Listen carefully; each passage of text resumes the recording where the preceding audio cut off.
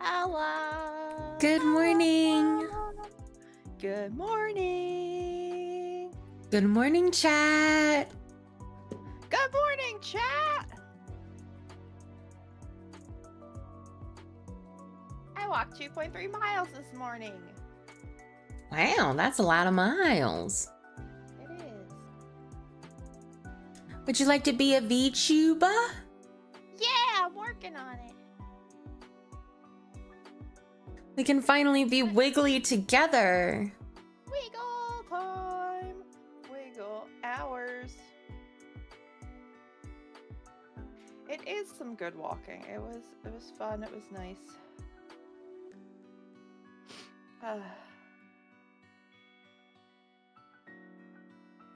It was a little brisk out, but when you walk for an hour, you get a little hot anyway. Mm-hmm. So. Good morning, chat. Happy Saturday. I hope you're having a good day. It's Final Fantasy Saturday! 16 is on sale for 35% off. Wild.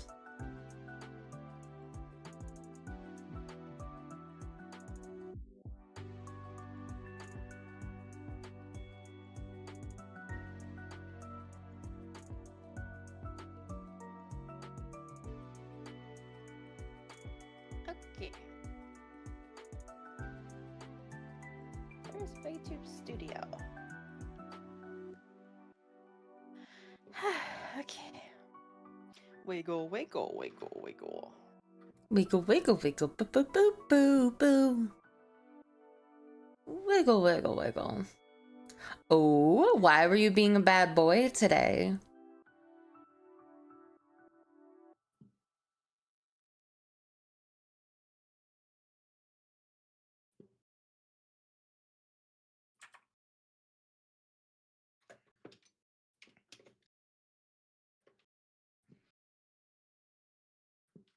Did he explain yet? Mm-mm. Explain yourself.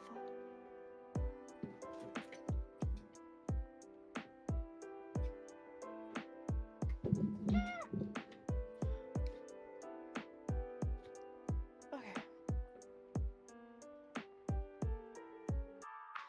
Oh, there's nothing wrong with ordering McDonald's. Did you get a filet-o-fish? Filet-o-fish. There's something wrong with not ordering us McDonald's. Pedro Where's would my order us Shamrock McDonald's. Shake, Pedro? Where's my Man. Shamrock Shake, Pedro? Dang. I don't even know if they still have it. I'm memeing. Is the collab open? What do you mean you don't have a McFish in your country? What does that even mean? Do you not have fish in your country? I mean, is Czechoslovakia... No. The Czech Republic landlocked? Not that that should matter, but... Is the collab open? Huh? Collabo? Yeah, it's open. Oh, I might need to restart VTube Studio. you do. Bleh. All right, chat, I must go away. I'm sorry.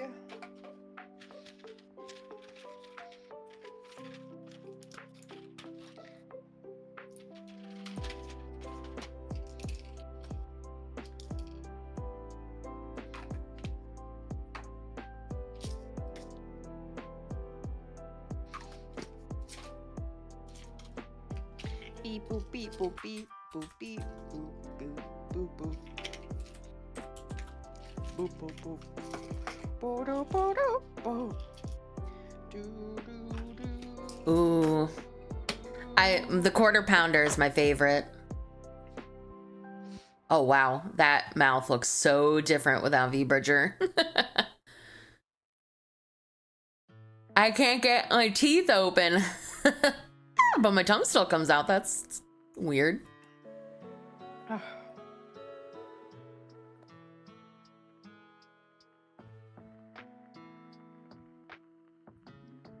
There we go. I can open up my teeth. Ow.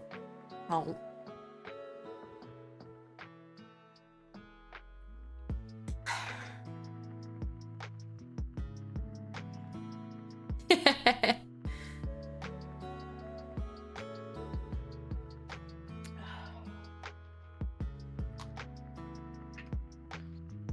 Pedro is gonna die when Spring gets this update.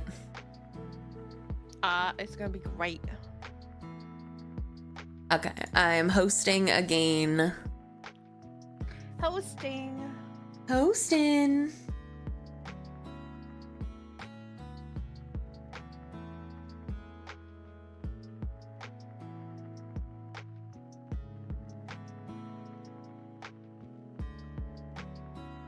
There we go.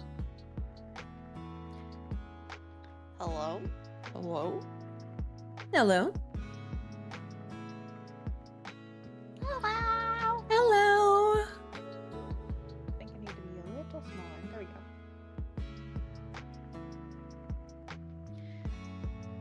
go. It's the points. So if you look at the points below the counter, we're at 1,277 points, which means that's how much has been spent. Who is in the lead? Where's our Token. leaderboard? Token. Who's second? Pretty Particle, I believe. And who's third? I think Cloud Factory. Let me look. Yeah. Token, and then Pretty Particle, and then Cloud Factory are our top 3 right now. Hi, Dora.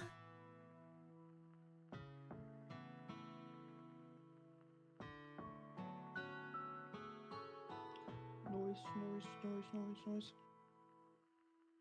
Okay. Come on, Wiggly, wiggle with me. Why am I not wiggling? Oh, there we go. You are wiggling. Yes!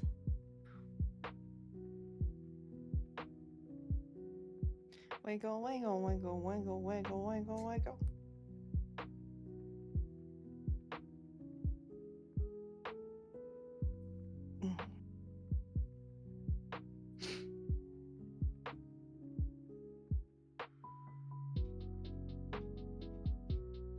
Do do do do do do do. Token contributed $300 to Celine's 1-year anniversary Donathon via Throne.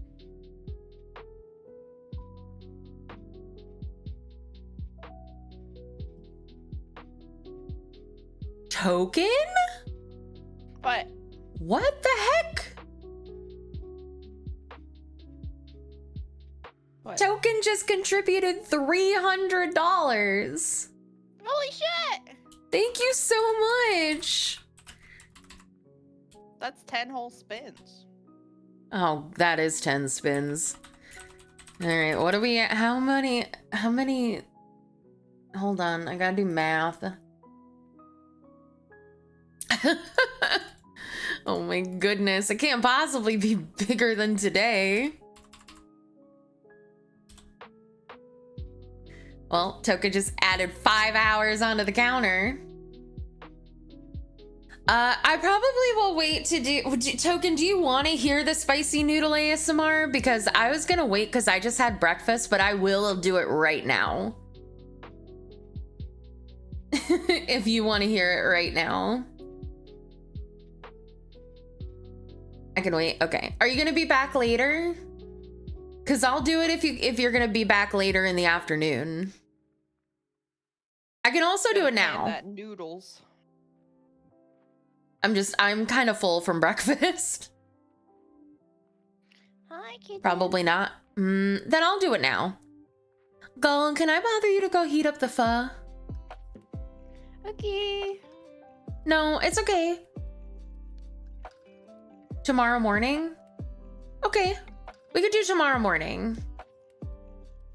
I like that because it means I don't have to stand up right now. Okay, I will do it tomorrow morning. That'll be my breakfast. Spicy nudes. The Incubus tuber just rated Spicy with 5 nudes. viewers. Thank you Hello, so Raiders. much. Thank you so much, Sebastian, for the raid. Thank you, thank you. Hi. I hope you're having a good day. I hope you had a good stream. What did you stream? Thank you so much. Spicy nudes. Yeah, I was gonna say it's a problem that we just said spicy nudes and there was a raid, but then I realized it was Sebastian, so we're totally. Yeah.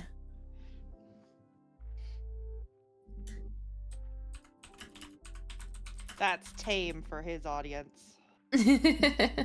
Oh, is Token leaving? Oh, you're leaving already?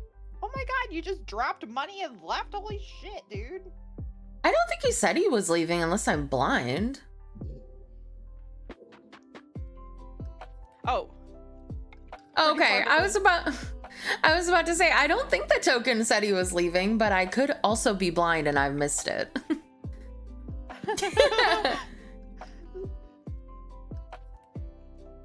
Okay, let me update the widget.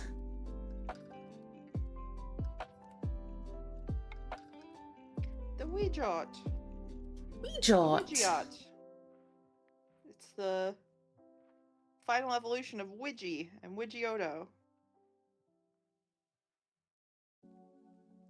Okay, the next one will be playing a horror game to completion with Gull. Oh no. Yeah. Alright, and the subathon's done. No more necessary. Gull got her money and she's ready to run. Donating. We're so good. Thank you everyone who has contributed. Thank you so much. It's been wonderful. I can't believe the subathon's over already. That's so wild. It was so fun. It was so fun. And thank you for everyone who contributed. And I can't believe it's over.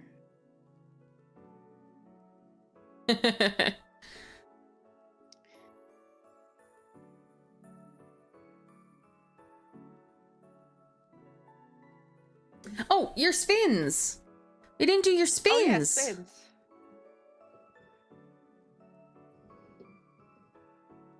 But Okay, so I'll go over gold- here and I'll do the spins.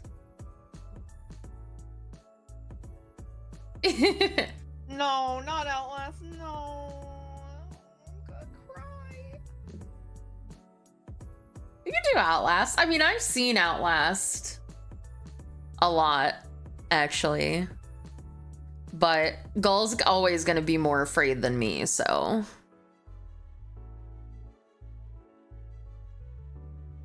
Token, you can contribute tomorrow. Just don't contribute $500. Okay, thanks. Bye. Okay.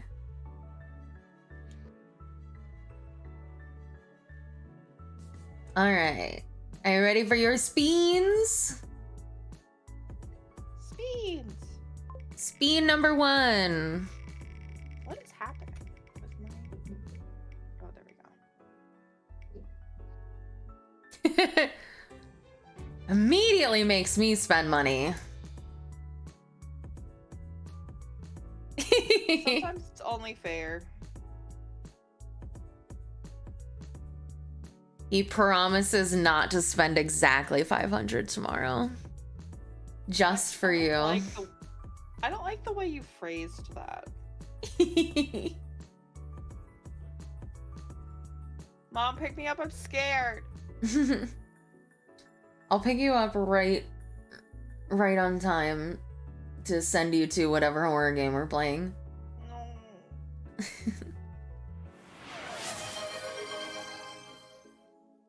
Celine Whitetail gifted 1 subscriptions to the community.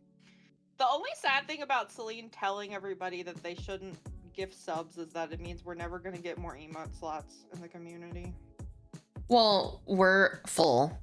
I won't get emote Oh, slots until I you're become full? partner. Yeah, I hit the max. Yeah, until I hit partner, I can't unlock any more emote slots. I didn't know that. We played Resident Evil on the channel, and I've also seen Alien Isolation. I've seen a lot of the, like, I like to watch people play horror games, so I've seen a lot of them. But that doesn't mean anything, because I don't remember everything.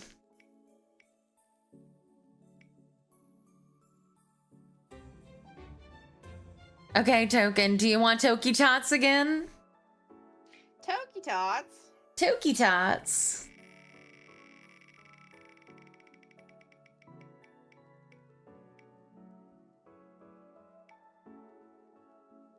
Okay, I draw a Pokemon of your choice from memory. So think of a Pokemon you want me to draw. Pokemon. Should I draw one too? If you want to, Uwu. Uwu. Uwu. Do I have to Uwu too? You can do whatever you want to, Uwu. Oh my god. She just said do woo woo. Bean Boozle, Uwu. God, why do I always get the same color, Uwu? It's either rotten egg or buttered popcorn. They're all bad, Uwu. It's so funny when you're doing an annoyed Uwu. I think that's buttered popcorn again, Uwu. I still don't like it. Fake butter tastes bad, Uwu. Which Pokemon? What kind of Pokemon are we? How do we do? Good morning, Daichi, Uwu. Share with me the secrets deep inside. What kind of Pokemon are you? How do you do? ASMR, Uwu. And do you have a heart that's true? What kind of Pokemon? Ooh. Mimic you after taking a hit, Uwu. Okay. Oh fuck. Alright, What does Mimikyu look like? you get to choose a reward from the wheel, Uwu. What would you like, Toki Tots, Uwu?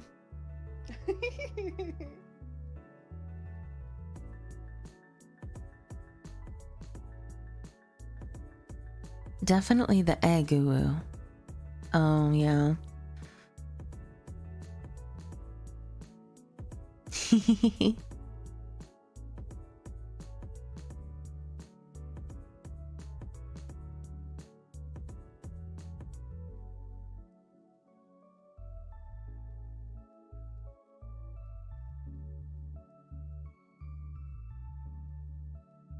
Rita Nita? Okay, Uwu.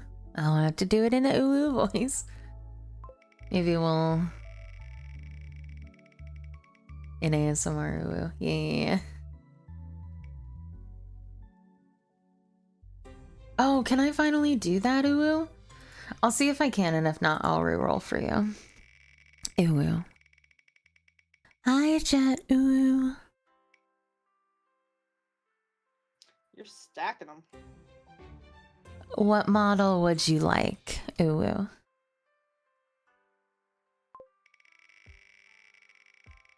Model of your choice. Egg!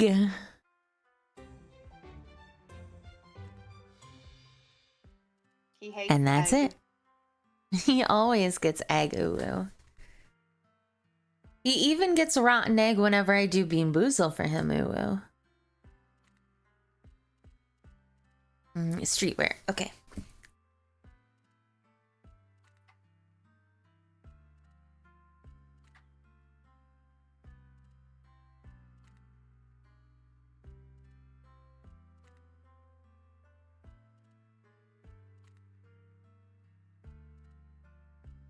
Okay.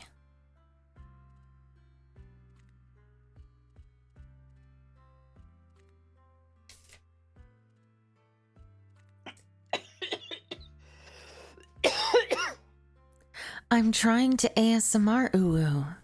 Oh, I'm sorry. Wait, are you reading without me?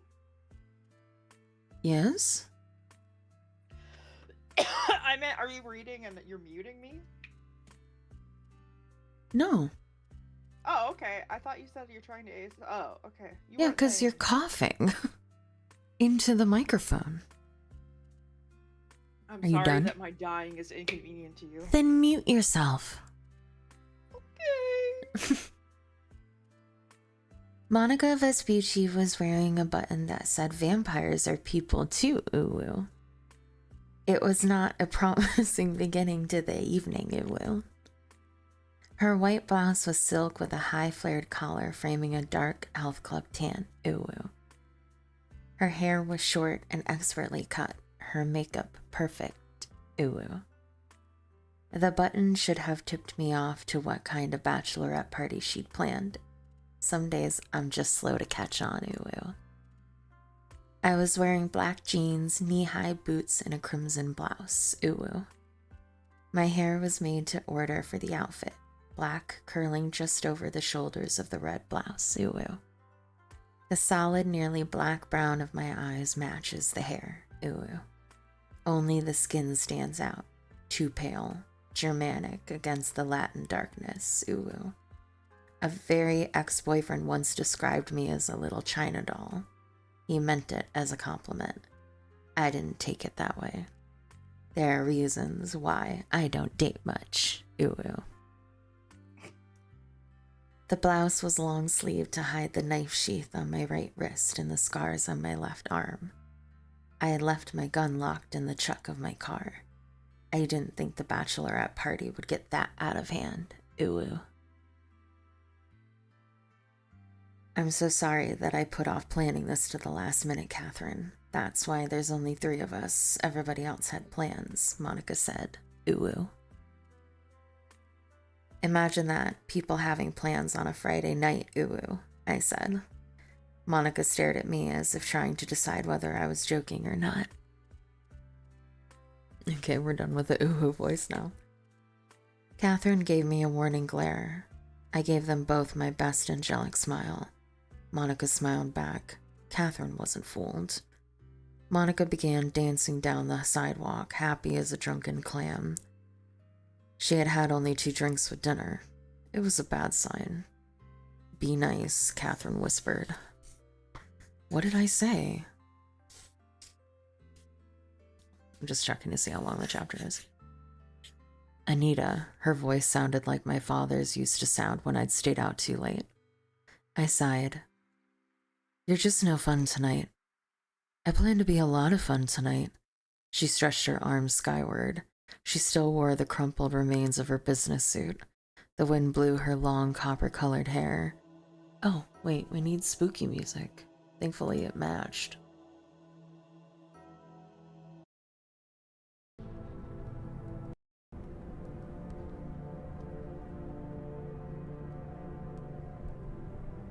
Sorry, I'm trying to find my place. I'd never been able to decide if Catherine would be prettier if she cut her hair, so you'd notice the face first, or if the hair was what made her pretty. If I have to give up one of my few free nights, then I'm going to enjoy myself immensely, she said. There was a kind of fierceness to the last word. I stared up at her. You are not planning to get falling down drunk, are you? Maybe, she said smug. Catherine knew I didn't approve of, or rather didn't understand drinking. I didn't like having my inhibitions lowered. If I was going to cut loose, I wanted to be in control of just how loose I got. We had left my car in a parking lot 2 blocks back, the one with the wrought iron fence around it. There wasn't much parking down by the river. The narrow brick roads and ancient sidewalks had been designed for horses, not automobiles. The streets had been fresh washed by a summer thunderstorm that had come and gone while we ate dinner. The first stars glittered overhead like diamonds trapped in velvet. Monica yelled, "Hurry up, slowpokes!" Catherine looked at me and grinned. The next thing I knew, she was running towards Monica. Oh, for heaven's sake, I muttered. Maybe if I'd had drinks with dinner, I'd have run too, but I doubted it. Don't be an old stick in the mud, Catherine called back. Stick in the mud? I caught up to them walking. Monica was giggling. Somehow I had known she would be. Catherine and she were leaning against each other laughing. I suspected they might be laughing at me. Monica calmed enough to fake an ominous stage whisper. Do you know what lies around the corner? As a matter of fact, I did. The last vampire killing had been only 4 blocks from here. We were what in the vampires called the district. Humans called it the riverfront, or Blood Square, depending on if they were being rude or not. Guilty pleasures, I said. Oh, pooh, you spoiled the surprise. What's guilty pleasures? Catherine asked. Monica giggled. Oh, goody, the surprise isn't spoiled after all. She put her arm around Catherine's. You're going to love this, I promise. Maybe Catherine would. I knew I wouldn't, but I followed them around the corner anyway. The sign was a wonderful swirling neon the color of heart blood. The symbolism was not lost on me. We went up 3 broad steps, and there was a vampire standing in front of the propped open door. He had a black crew cut and small, pale eyes. His massive shoulders threatened to rip the tight black t-shirt he wore. Wasn't pumping iron redundant for after you died? Even standing on the threshold, I could hear the busy hum of voices, laughter, music. That rich, murmurous sound of many people in a small space, determined to have a good time. The vampire stood beside the door, very still. There was still a movement to him, an aliveness, for lack of a better term. He couldn't have been dead more than 20 years, if that. In the dark, he looked almost human, even to me. He had fed already tonight. His skin was flushed and healthy. He looked damn near rosy-cheeked. A meal of fresh blood will do that for you. Monica squeezed his arm. Ooh, feel that muscle. He grinned, flashing fangs. Catherine gasped. He grinned wider. Buzz here is an old friend, aren't you, Buzz? Buzz the vampire? Surely not. But he nodded. Go on in, Monica. Your table is waiting. Table? What kind of clout did Monica have? Guilty Pleasures was one of the hottest clubs in the district, and they did not take reservations. There was a large sign on the door. No crosses, crucifixes, or other holy items allowed inside. I read the sign and walked past it. I had no intention of getting rid of my cross. A rich, melodious voice floated around us. Anita, how good of you to come. The voice belonged to Jean-Claude, club owner and master vampire. He looked like a vampire was supposed to look.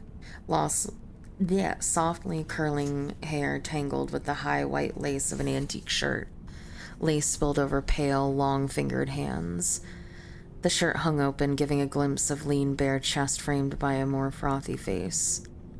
Frothy lace, sorry. Most men couldn't... What the fuck does that mean? Yeah, lace. My bad, I can't read. Most men couldn't have worn a shirt like that. The vampire made it seem utterly masculine. You two know each other? Monica sounded surprised. Oh yes, Jean-Claude said. Miss Blake and I have met before.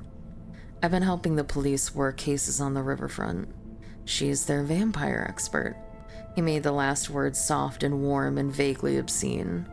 Monica giggled. Catherine was staring at Jean-Claude, eyes wide and innocent. I touched her arm and she jerked as if waking from a dream. I didn't bother to whisper because I knew he would have heard me anyway. Important safety tip, never look a vampire in the eye. She nodded, the first hint of fear showing on her face. I would never harm such a lovely young woman. He took Catherine's hand and raised it to his mouth. A mere brush of lips. Catherine blushed. He kissed Monica's hand as well. He looked at me and laughed. Do not worry, my little animator. I will not touch you. That would be cheating. He moved to stand next to me. I stared fixated at his chest. There was a burn scar almost hidden in the lace. The burn was in the shape of a cross. How many decades ago had someone shoved a cross into his flesh? Just as you having a cross would be an unfair advantage. What could I say? In a way, he was right. It was a shame it wasn't merely the shape of a cross that hurt a vampire. Jean-Claude would have been in deep shit. Unfortunately, the cross had to be blessed and backed up by faith. An atheist waving a cross at a vampire was a truly pitiful sight. He breathed my name like a whisper against my skin. Anita, what are you thinking? The voice was so damn soothing. I wanted to look up and see what face went with such words. Jean-Claude had been intrigued by my partial immunity to him. That and the cross-shaped burn scar on my arm. He found the scar amusing. Every time we met, he did his best to dispel me, and I did my best to ignore him. I had won up until now. You never objected to me carrying a cross before. You were on police business then. Now you are not.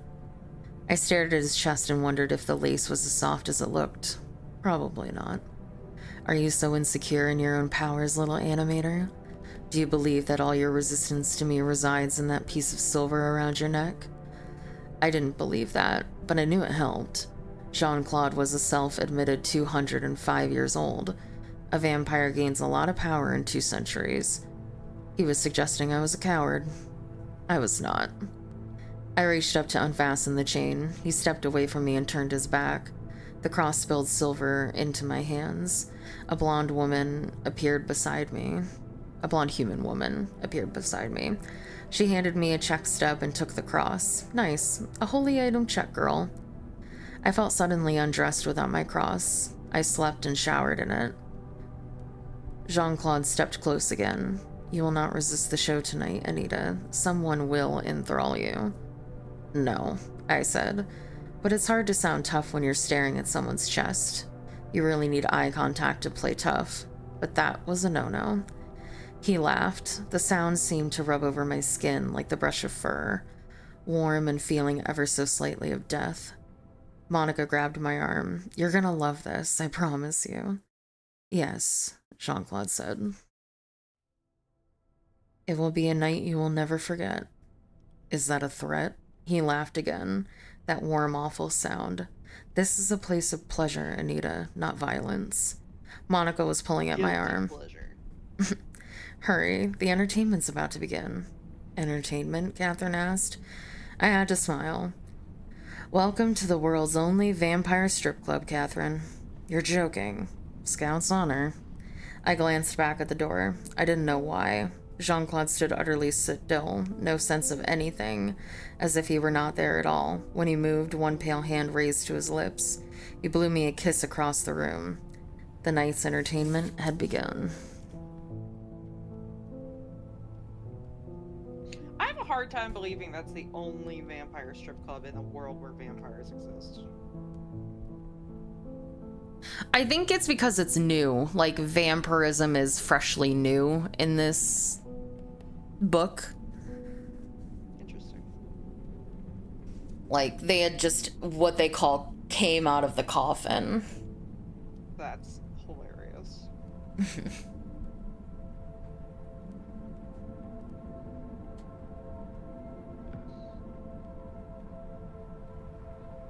Thank you. That was wonderful. Clap, clap, clap, clap, clap, clap, Clap, clap, clap, clap, clap.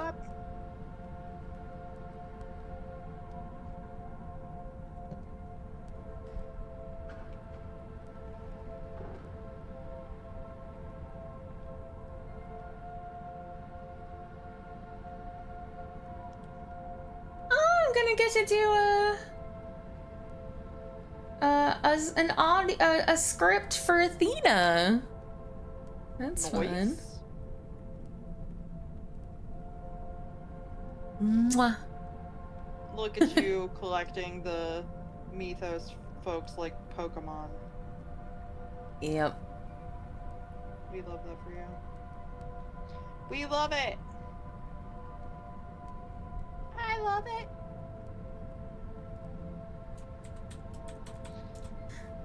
We love it. How that song goes. Something. Crash my car into a bridge. I don't care. I love it. We gonna draw? I don't care. Oh, I already drew mine. Oh, you didn't wait for me? I drew it while you were reading. It's not good. I don't know what Mimikyu looks like. Especially because Token wanted him being hit. Mm-hmm. He has a form when he's hit. Oh, well then I didn't do that right. Well, Oh, whoops. Oh, whoops. I did an action shot.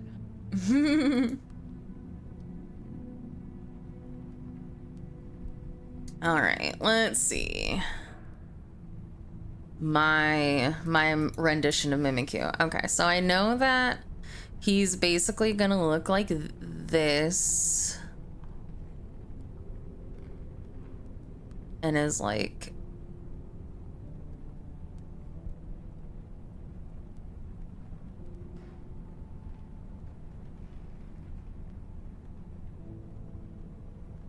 I mean, his, hold on, his, oh god, I forgot that does that. I have to remove that.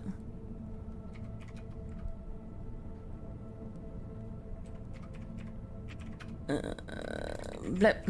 Okay. Move paper to the left, please. Oh, it made it really big. Sorry. I posted mine. You have to wait. We're supposed to post them together. Oh, well. God damn it, I'll go Gull. spoiler it. Are you I'm high sorry. already? I mean, I took an edible. When? How long ago? 8. Oh yeah, you're definitely high then. Great. I'm gonna have to I wrangle don't feel her. high. Gonna have to wrangle her for the rest of the stream. I don't feel high. I don't think Mimikyu has any hands. I drew him with hands, and then I took the hands off. Because I was like, I don't think there are hands.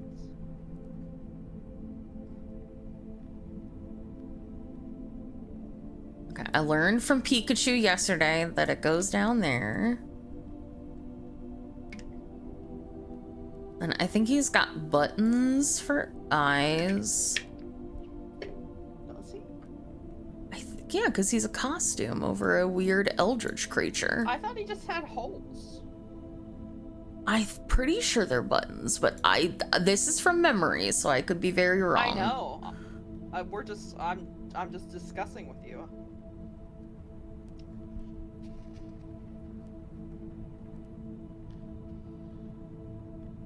I didn't like the in Sun or Ultra Sun and Ultra Moon where you meet the like big Mimikyu, the totem Mimikyu. I got scared. It was a scary haunted Pokemon. That is how Malamar, much whatever of a it's called. weenie she is. I'm big weenie. It was scary.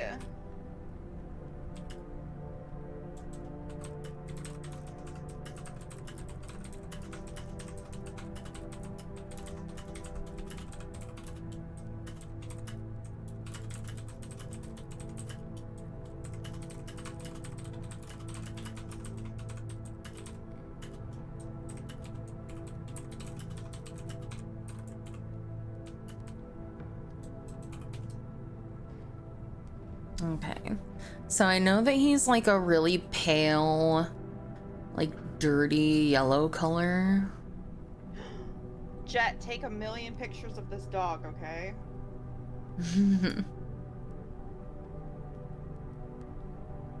Damn it.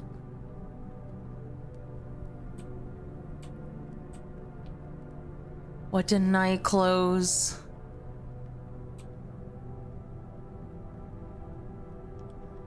Is that the making noise? Huh? I was trying to discern what your sentence meant. I didn't What didn't I- close. Yeah, like the color bled all over the page, so one of my lines Oh. wasn't closed. I see, I see.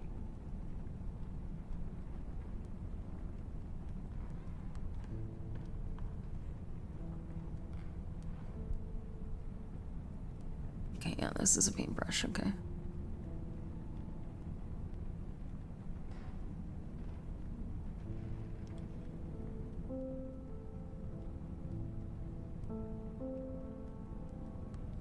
Trying to remember. Thank you, Cookie. Thank you.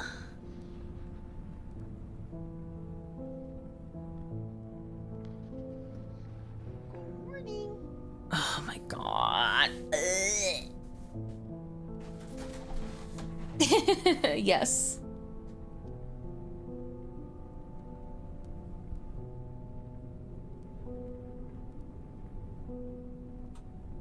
need to close my lines.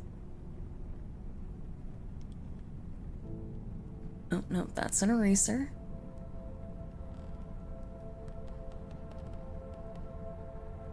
Week has been fantastic. How's your week been?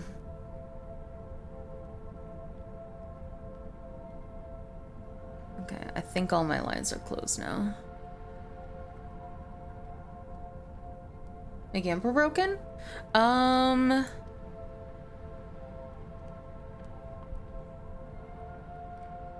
don't have it on the screen. Sorry, let me add it. Maybe it'll automatically run it. I don't have it on the working with me screen because I haven't used it since then. I'm so sorry. I'm so sorry. I'm so sorry. We'll do a random number generator. Between 1 and 100. Pick a number.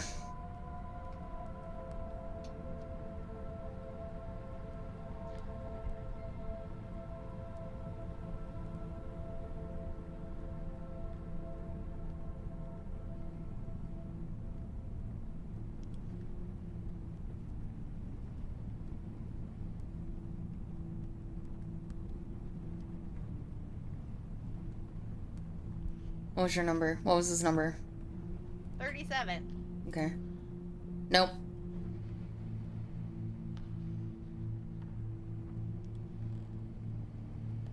$61.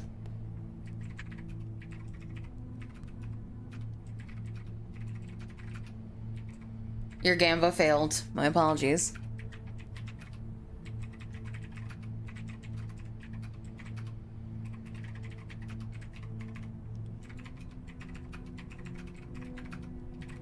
Yeah. That's what makes you the Gamba King.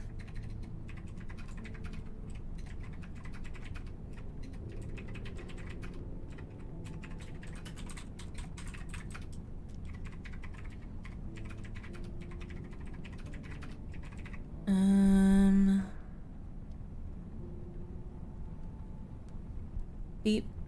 Beep. Oh, god damn it.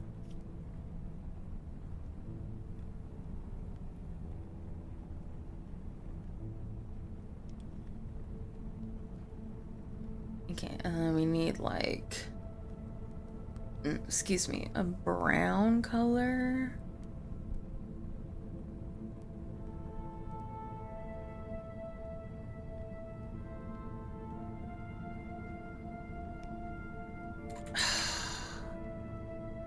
I'm gonna lose my food!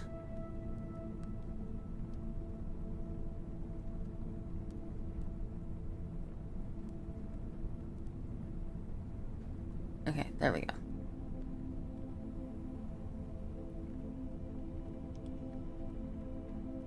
I'm so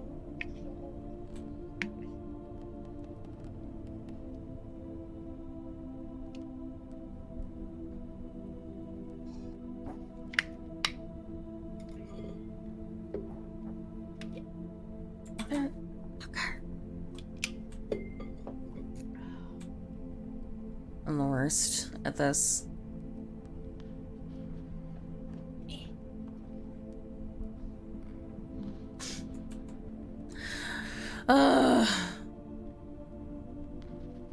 Me and my inability to close lines.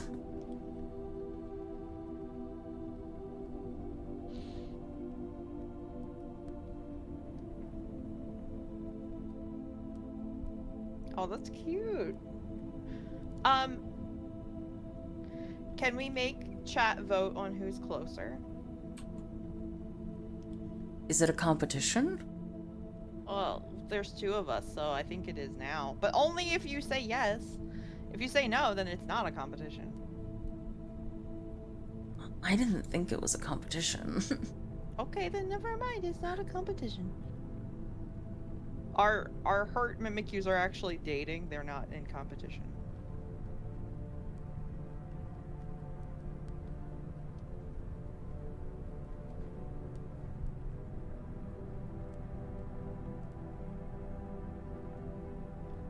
Look at how focused the airseat model looks. Very focused. Oh, that's way too big.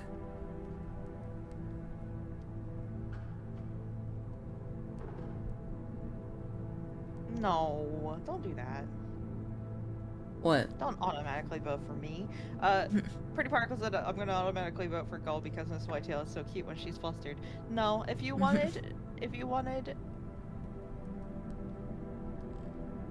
I don't know. I was gonna say, any competition where the two of us are in competition against each other, if you want me to win, you should just vote for Celine. Because I'm happiest when she is winning. Oh, that's so true, Token. It is something a concerned teacher would show at a parent-teacher conference. Like, little Timmy has been scaring the other children during drawing time. Okay. This is my hurt Mimikyu.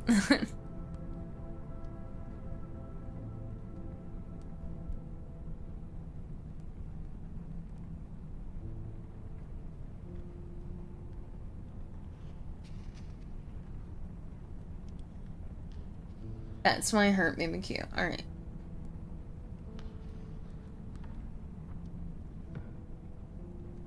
Aw, that's a cute clapping gift.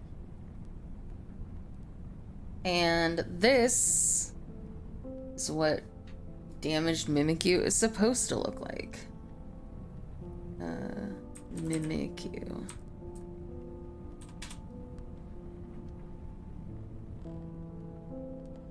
Oh, oh, I forgot the little fucking, god damn it. I didn't get this right at all. I'm sad. Show mine. I will. Also, the form is called Busted.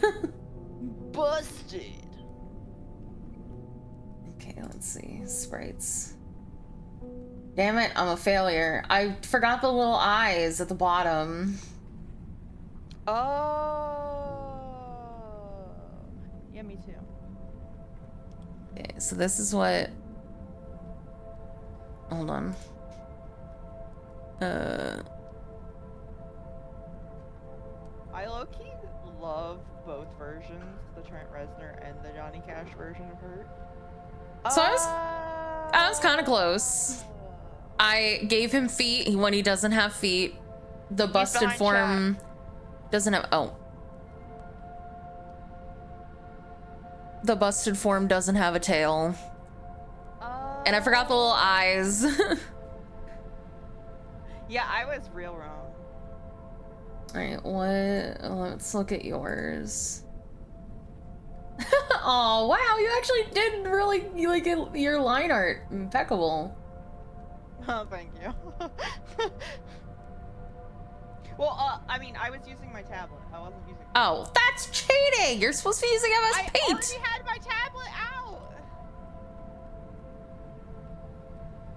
She's cheating. I'm sorry, I didn't realize I was cheating. I wasn't trying to cheat. Sorry, I have to make this smaller. It looks like a bird. Yeah, And it gave him kinda little like a beast, but I shoes. also got... Well, see, I figured he had feet under the little dress.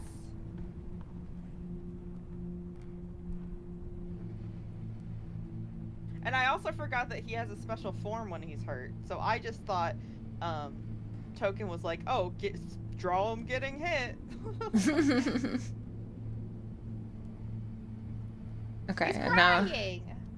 now we're gonna vote. Who did it I didn't better? realize he had little Pikachu cheek circles.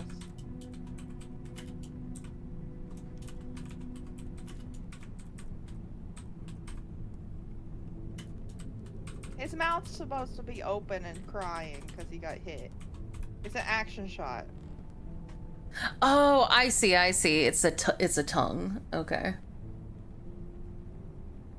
I thought he had eyebrows. What do you mean? Why did I give him eyebrows? I thought he had eyebrows. Don't make fun of her for it's a Pokemon from memory. We're gonna get things wrong. Uh-huh.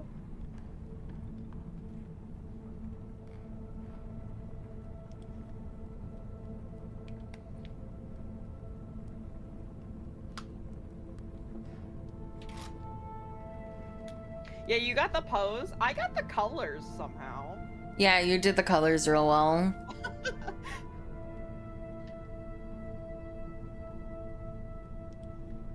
I guess my color memory is better than my like. Well, design I knew what the colors were. I just, you know me, I suck at colors.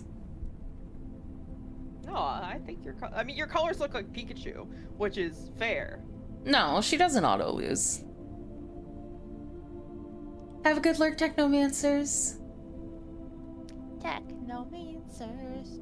Yeah, I thought that the eyes were buttons, but they're drawn. Yeah, they're squiggles.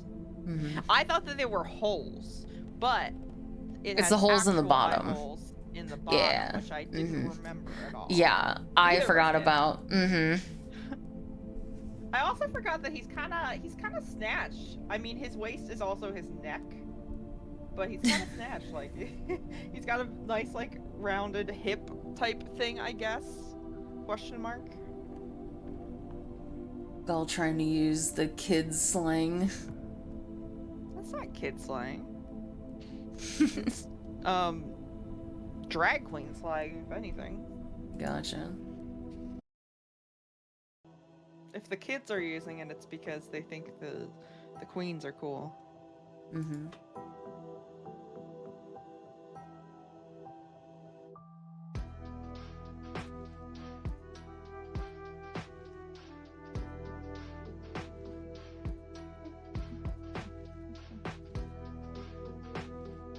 Oh, we start wiggling at the same time. One brain cell, only wiggles.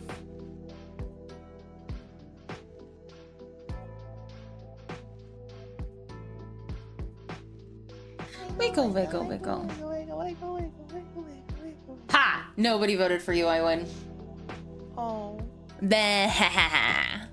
I'm the wiener. Yeah, I was using the Animal Crossing music thing that I found, and it muted my fucking VOD to hell and back. I'm sad about that.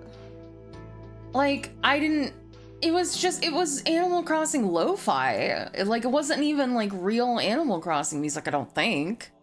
And even if it must have was, sampled the songs. it wasn't. Thankfully, I locally recorded day one, so I have all of the like debuts and stuff. But like basically my entire first half of the VOD yesterday is muted, or like the middle. Sad. Basically all the part where I was sitting here silently and working, so it's not like it was missed much, but Missed some key fish moments.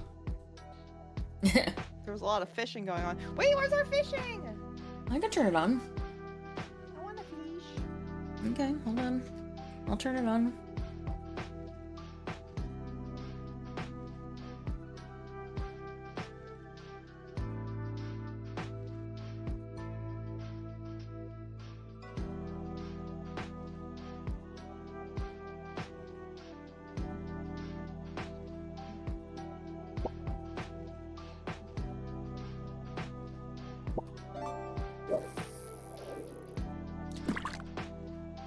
Oh, I do. Oh, yeah, but I'm gonna. He wanted this model for 30 minutes, and this one doesn't have bald. Got a sea urchin. Mine does. I didn't even ask for it. She just gave it to me. We love it when an artist is like, ah, yes, this is what you want, bald. Well, that's what Planet Popper wants. Also, how did I get a sea urchin out of a pond? Because everything's in this pond.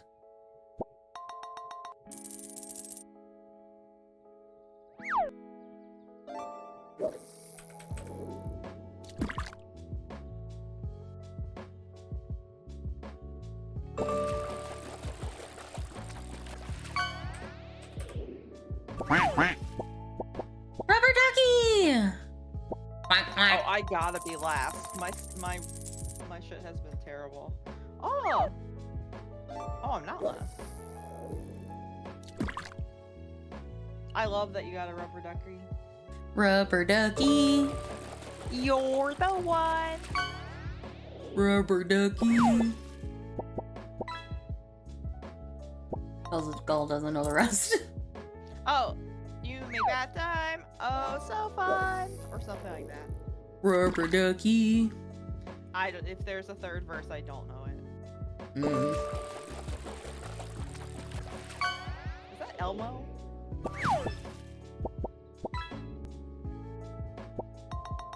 Nimbochromis? What the hell? What the You're back. hell is a Nimbochromis? Nimbochromis. It sounds like a ship name from a sci-fi series. The USS Nimbochromis.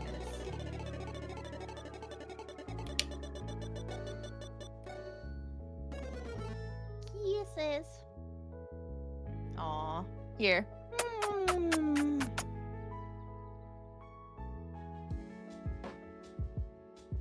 Nimble Krampus. Okay. Thank you for dumping a lot of money. But she's yelling thank you from the meeting room, the idol meeting chamber. Also, we appreciate you being here even when you're not donating money. So I just want to make sure you know that. And we love you, and I hope you have a good Saturday. And yeah. Thank you.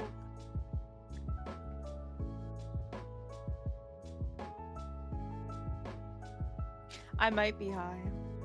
Only a little though. I just think I'm a little more cheerful than normal. Tokatots! I forgot that he was Tokatots. Tokatots, tots.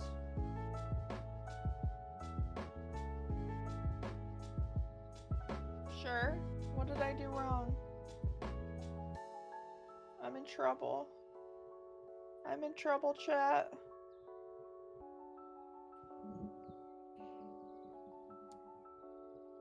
I'm in trouble. I'm back. I did something wrong. Why? I don't know. I'm getting DM'd. It's usually a good thing from Pedro. Oh, okay.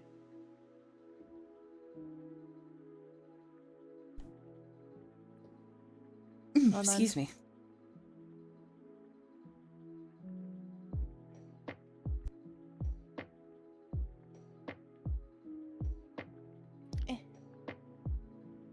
Why is that not picking me up?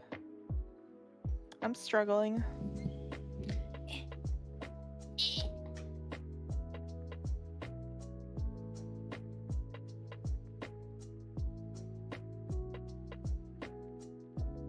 Okay.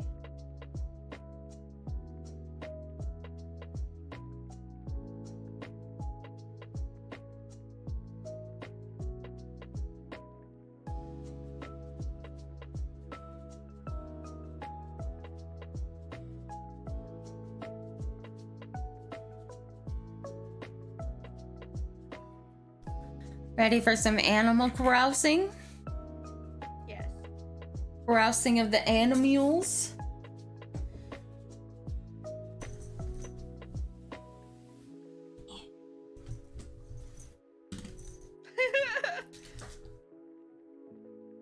What? It's just a really funny still where you stopped on your Oh. model. Okay. That's good because I was struggling. Why are you struggling? Because Petra wanted me to lean in close to you, and I was using the stream, so there was a delay. So it was a struggle to figure out how I was supposed to be moving. Okay. Here, I'll I switch don't over know to why the he wanted this. switch over to the pixel model and we'll go bald. Bulge. Pixel model. She's bald. I'm bald.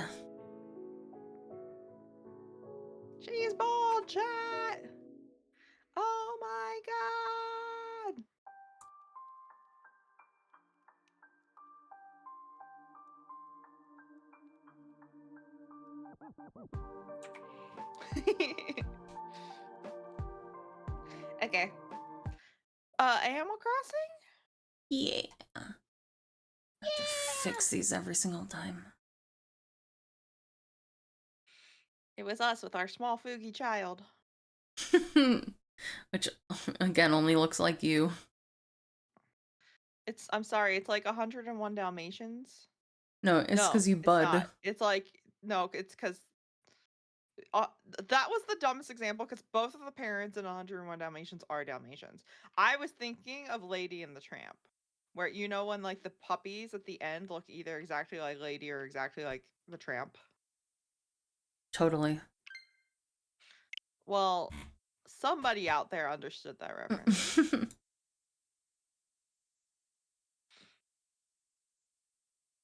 Did you tell chat About your verification process?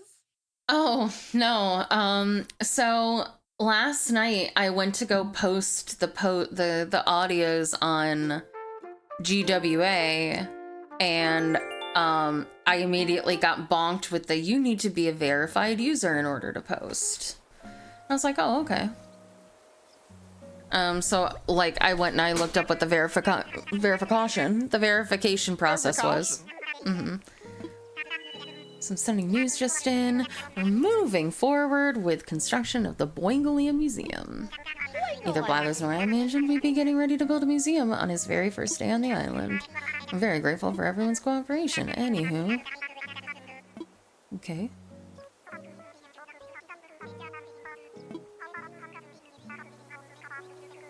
Okay, so it's not going to be ready until tomorrow.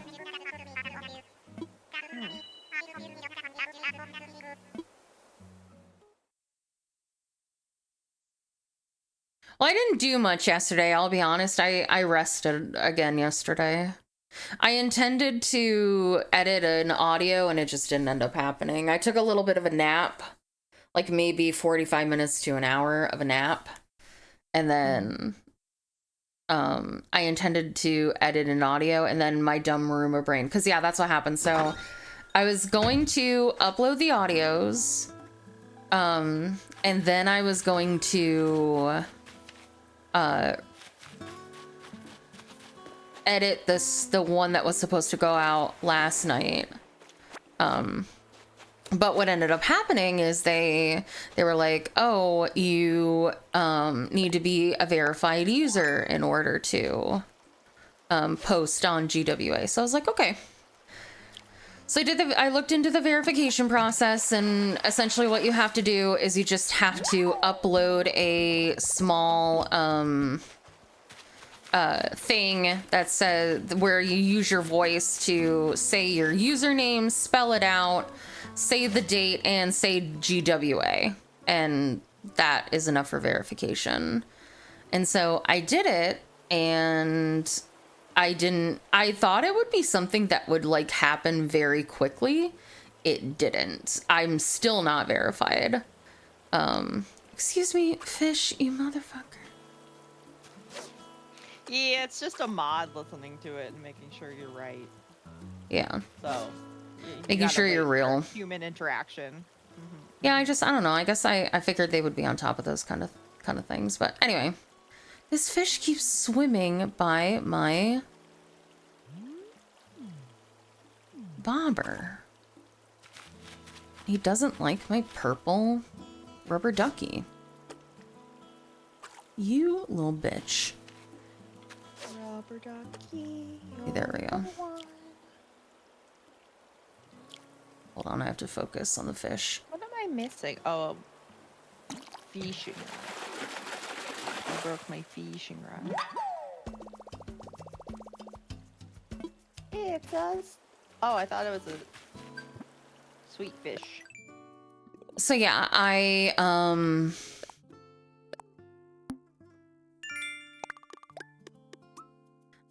essentially was like, okay, and I waited because I thought it would happen pretty quickly, and it didn't, but that's okay. I just thought it would happen sooner, and my Roomba brain was like, well, I need to complete this task before I do other tasks. Hold on, there's a gift over there? A present. Do you have a slingshot? No. Oh. I can go. I can build one. It'll be gone unless. Do you have an outside crafter table? No. No, you should build one outside. I don't have 'Cause iron. once you go. Oh, well, yeah, you do. I gave you 5, but when you go inside, the presents disappear. So like, don't worry, they show up like every so often.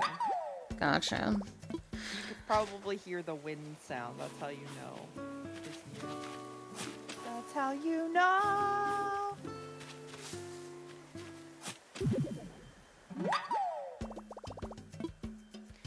I forgot that being high makes me more willing to sing.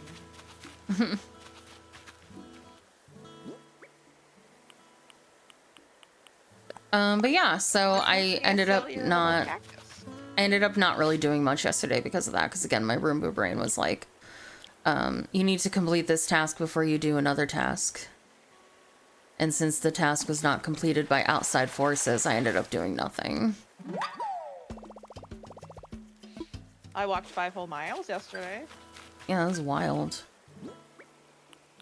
I know. But if the weekly rewards for Pokemon Go requires you to walk 50 kilometers, which is about 31 miles. So if there's 7 days in a week, you need to walk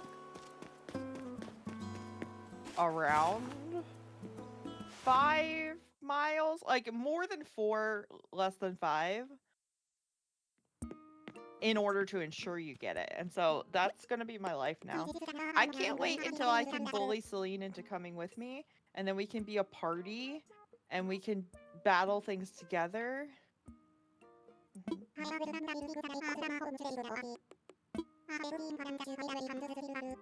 Celine just stares into the distance.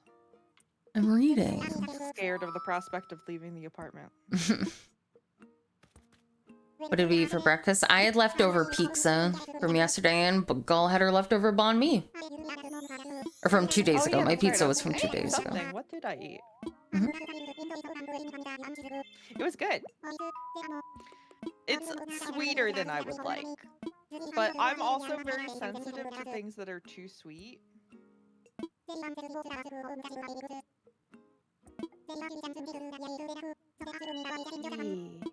Well, she definitely will be. That's part of the reason why we're going to the suburbs. She was like, I don't like living in the city, which is valid.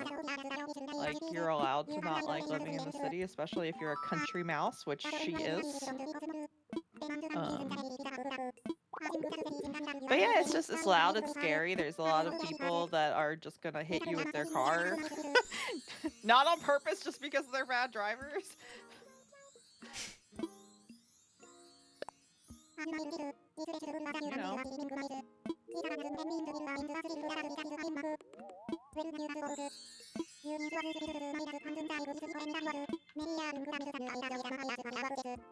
It's a hidden treasure. I've hit 20 of those guys.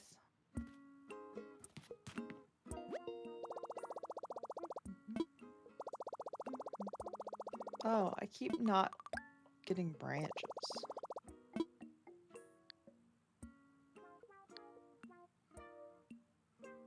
What do we have to do to get to No, 10K karaoke? is the music video. I think karaoke might be 9. Yeah, I think it's second to last.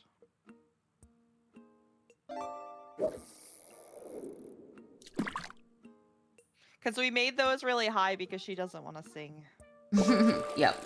Karaoke's 9. Ugh. What? Ugh, I'm sorry, I don't want to sing. You have to pay me if you want me to sing. You have to pay me to make me not sing. You're So so lit. lame.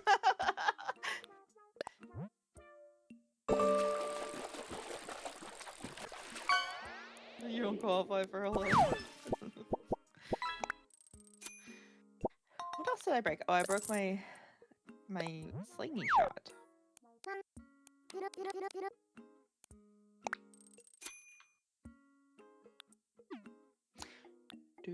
do, do.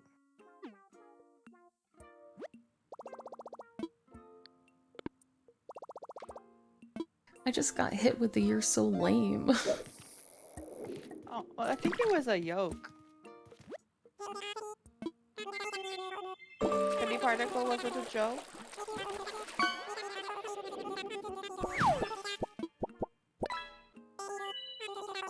Also, you're not lame.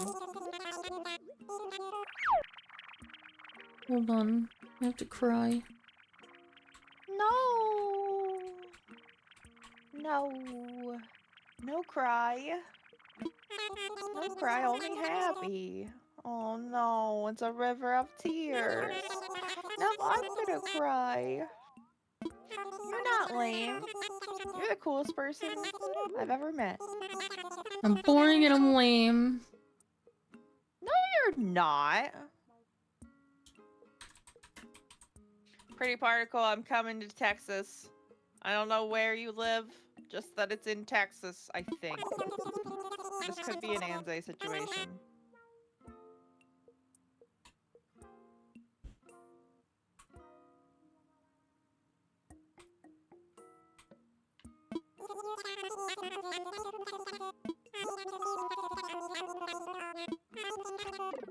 Maybe it's just that East Texas University takes place in Texas.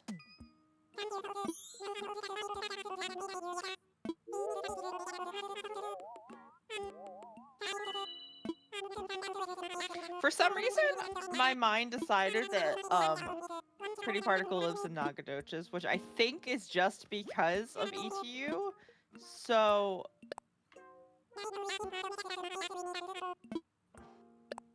who lives in Texas? No, I'm not. Pretty particle, we can only do one at a time, and we're not like.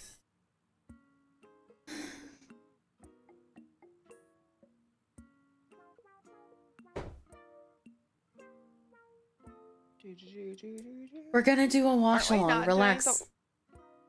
doing Isn't the watch along gonna be after the subathon anyway? Yeah, like not all of the incentives are gonna be done during the subathon. Some of them are gonna be done after.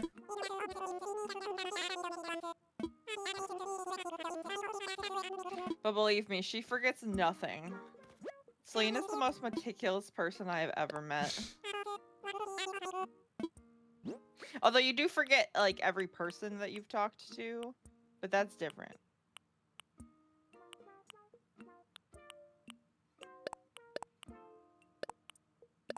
Do do do do do do do do. Bum bum bum bum.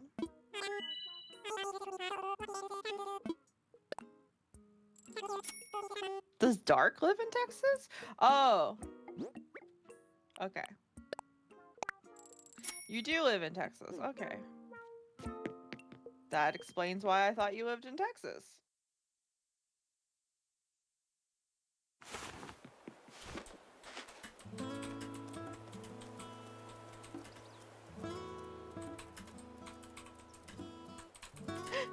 Oh no, she's gonna kill us.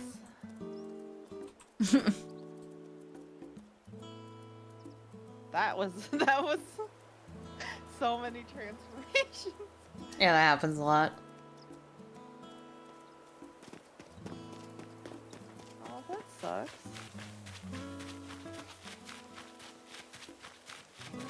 My flowers. Your flowers. Do you want to come visit me? Sure. Okay. You should update your passport after you water your flowers.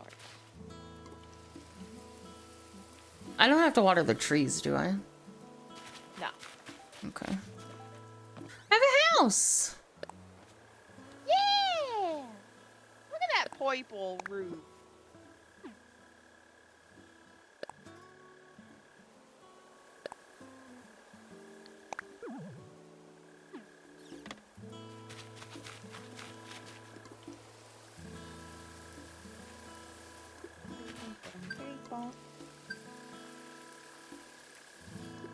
Ba-da-ba-da. Flowers. Okay. I found a fossil.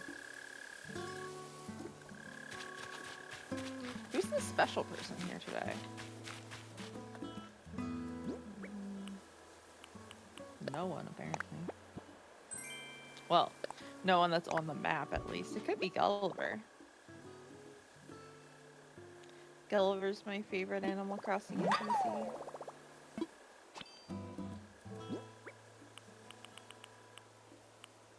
How do I get iron? I'm assuming with a pickaxe. No, with your Oh. shovel. Oh, okay. Or technically you can use the axe too, but you hit the rocks. Oh, with the shovel? You Oh, want okay. to block off your okay, I can do this.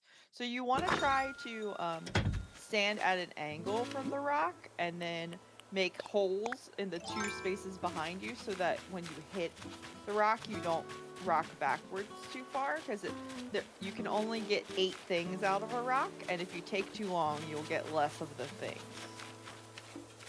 So you want to hit a bunch of times, and so don't hit it yet. You want to get the items out of the way. I know, that's literally what I'm doing. Okay, I'm just excited because it's a new skill and I'm trying to teach. God damn it. Pockets are full. Oh, you should be able to get a new inventory today, I think. Did he say that the Nook machine thingy was updated for you? Maybe I wasn't really listening. Oh. Okay. Oh. Look at that fish. He just sitting there.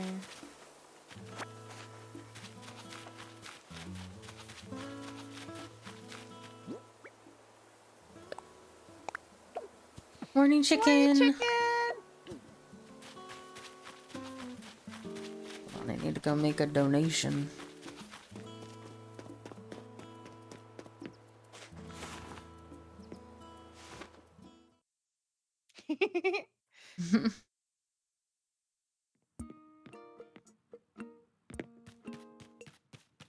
Bum, bum, bum.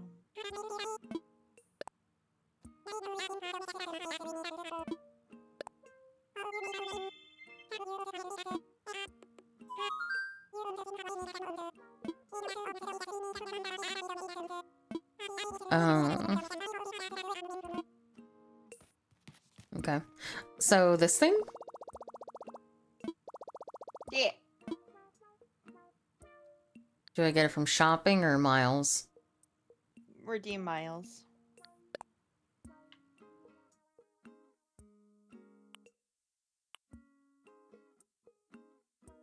Yeah. Pocket organization. Oh, it's 5,000. Tool ring is also very helpful. Will it take it? I've seen it in videos. Will it take it out of my inventory? Take what out of your inventory? The tools. And put it on the No, they ring. still stay in your inventory. Then useless. I'll just hold on to. I need 5,000 miles. You can do it. Lee, I that's a lot of believe you. miles.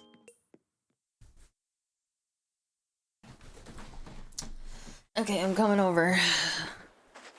Okay, I need to open my gates. Ah! Wait, no. Take your time. I'm gonna go hit this rock. You should. Okay, and you should update your passport. Yeah.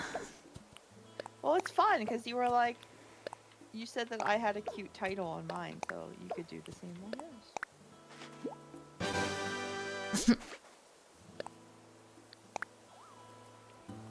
You showed it off. I did. If you make all those manila clams into bait, the Yeah. bait will stack. Yeah, I It's know. annoying that the manila clams don't stack. Online play. Online play. With my friends. Online play.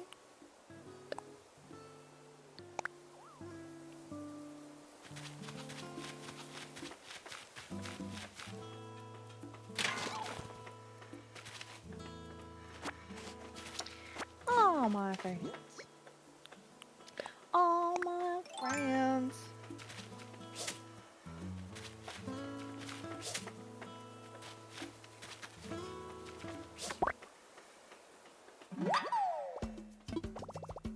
Hell yeah, you did it. First try. Yeah.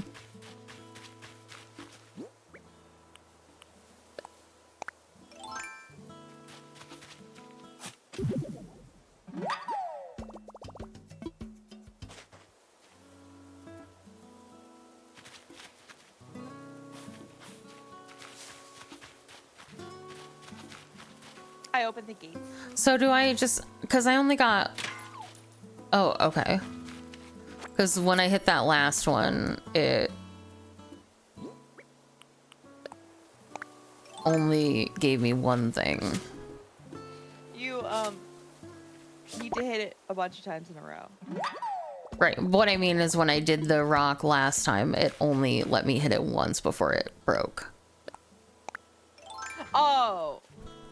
Oh. Oh, you had fruit power. You can break the rocks if you have fruit power. No, I didn't have it at the time. No, but you ate the fruit. Yeah, I know, but I didn't eat the... Oh. I understand. Okay, so what am I... It's not... Nothing's happening. Yeah, you have a limited amount of time. So go to a new rock and don't hit it yet. Oh, okay. Okay. No, a different rock. This is a different rock. Oh, I'm sorry. I'm watching on the stream and it was delayed. Okay. So take one step down. And then dig with your shovel. Yeah. And then dig to your left.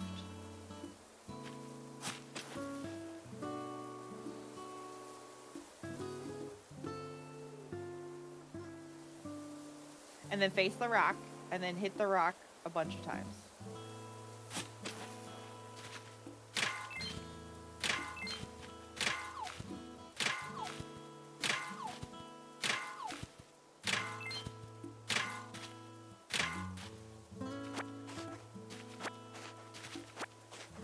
Okay, next time you want to get you want to get rid of that hole that you dug next to the rock, right next to the rock, because if there's something next to it, something can't be put down there. So Got it. you could have gotten 8 items. But look, you got some iron. You got some rocks.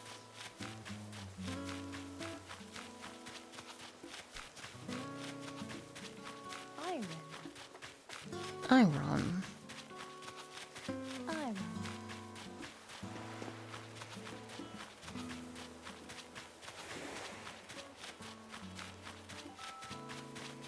Get away from me, fucking frog.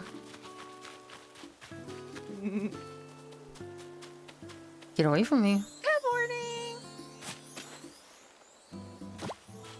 Fucking go away. He'll probably teach you how to do emotions. I don't care.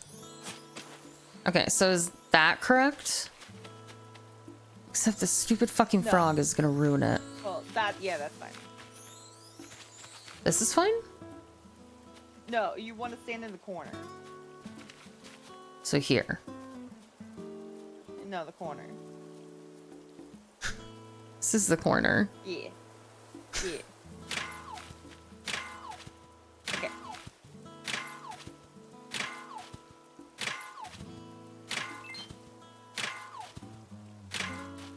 Oh, I see.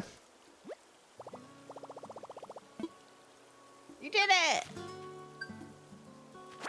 I did it. And that's why I gave you 5 iron, because it's hard to get the iron nuggets at the beginning. So when you need 30, it's really hard. But you do have some Nook and Miles tickets, so you can go to deserted islands and get the resources from there. How we doing? We're doing good. How are you? Are you actually a paratrooper? Or is that just your username? Please note that goal is high right now. Oh, yeah, you don't have to answer that if that's too personal. I was just curious.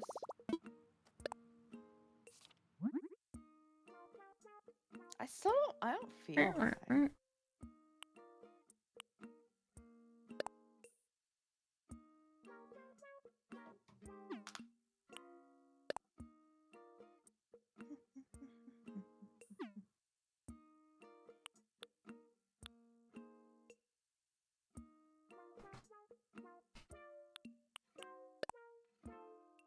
What you trying to make?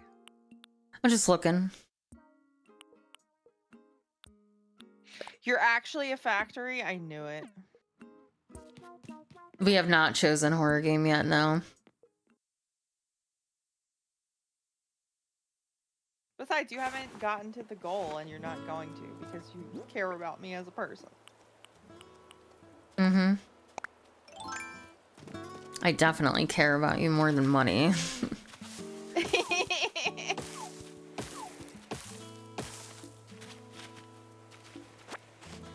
Oh, that's cool. That's really cool. What morning is me? He said, I love walks. They keep your feet entertained. He is me and I am him.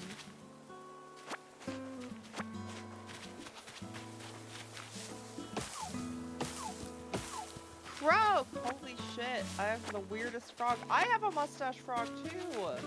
Different mustache frog, different mustache. Damn it. He has a really cool wallpaper and flooring though. It's very autumn Celine coded. You can only get 3 wood from every tree. I know. Okay. Do do do do. Do do do do. Sure. I can turn goal up.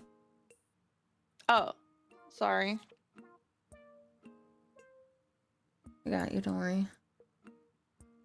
Yay! There you go. You can hear me. Do do do do do do do do do. Oh, I'm sorry. Why am I quiet?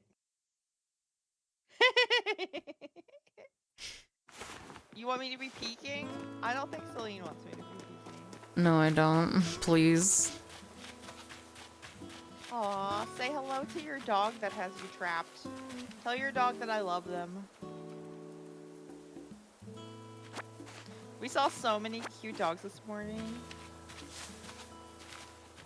Oh, yeah? Uh-huh.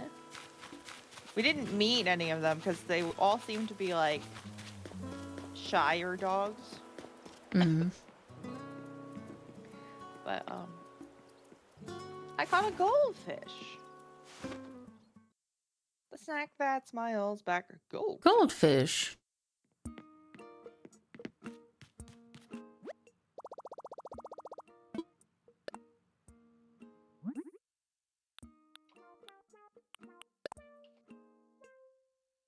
Oh my Good. God. You should be petting the dog. It's true. My dog is passed the fuck out. She tired. We did big miles.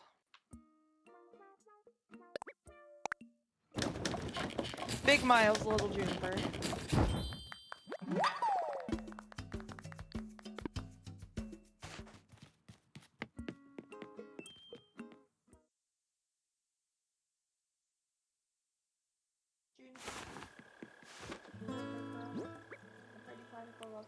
And I love you too.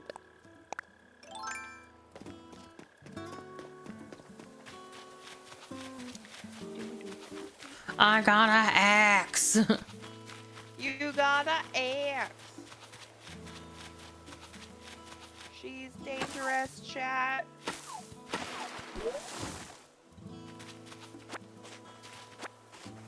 I really like Triceratops and pterodactyls. I'm kind of a basic bitch. But there's a lot of really good dinosaurs. I just might not know all their names. Yeah, what do you have? Oh, live! No!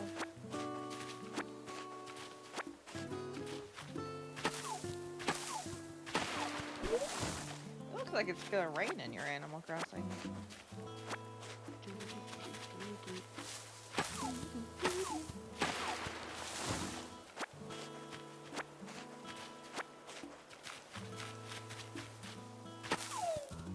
No. No.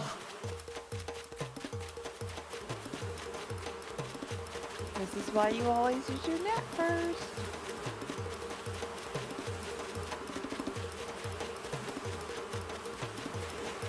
They're gonna get bored, right? They're gonna get bored, right? They're gonna get bored, right? If you go in a building, you can run away from them. They're gonna get bored, right? Damn. Shut the fuck up. Yeah, they don't get bored.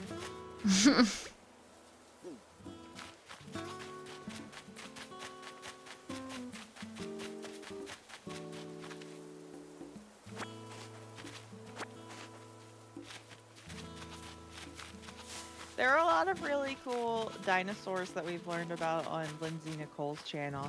She talks about dinosaurs and prehistoric history and also general like biology stuff. She's very, very fun.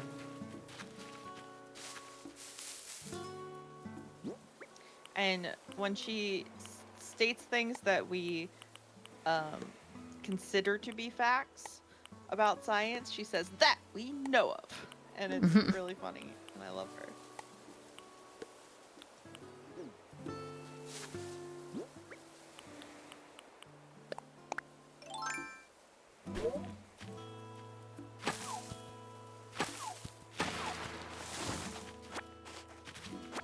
Ooh.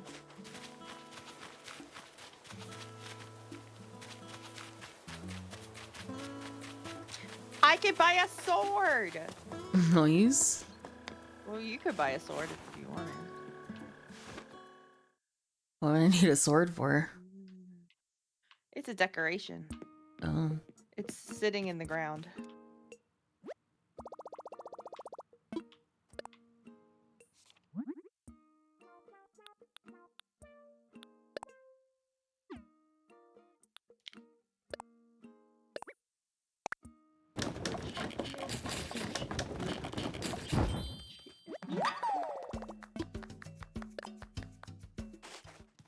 Okay. A sword!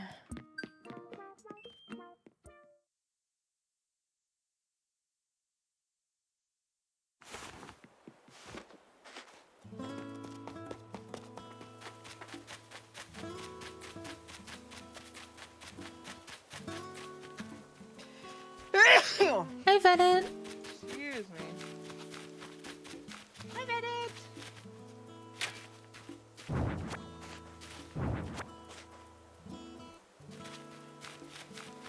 Let's see.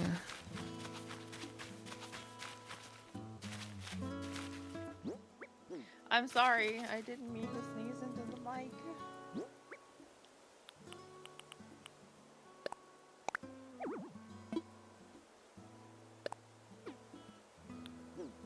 Oh, I didn't sell anything. I was supposed to sell things to those two.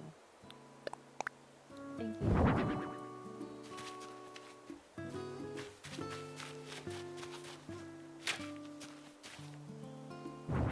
No.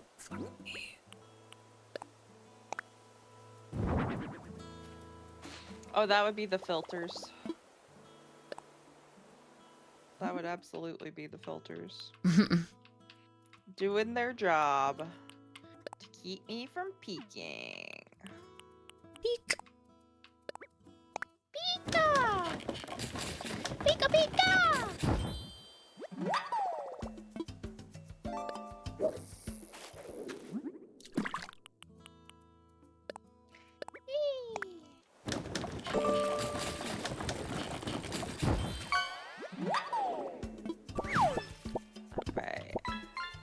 You got muscle. A mussel. I love mussels. They're so good. Mussels and scallops. Honestly, mussels might be my favorite, but they're so expensive to get a lot of them. Like, it makes it harder to get mussels, I feel because like justifying the price to food ratio. Usually you get like way more pasta if you order mussels. But yeah, mussels are really good though. If we had gotten Italian voted by chat, I could have gotten mussels.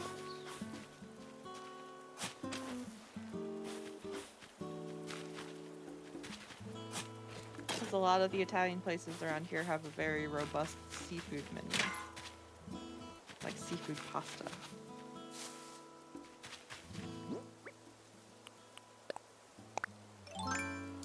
Bum, bum, bum. I hear a ground cricket.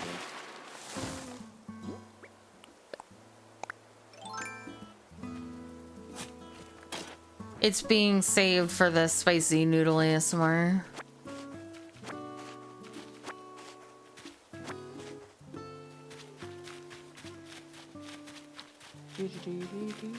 I ate my banh mi though, it was good.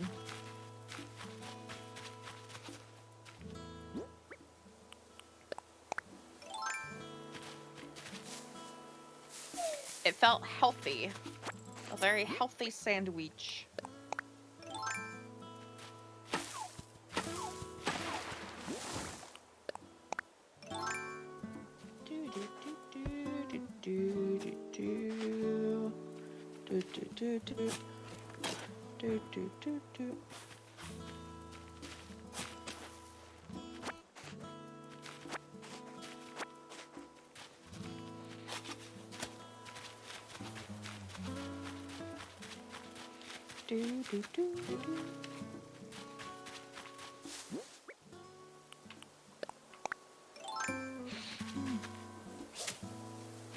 Celine, Yes.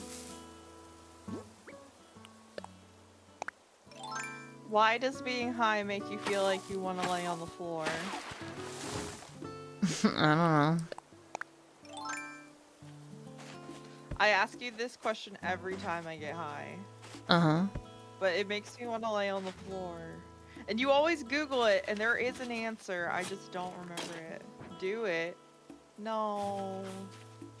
It's hard to get up from the floor.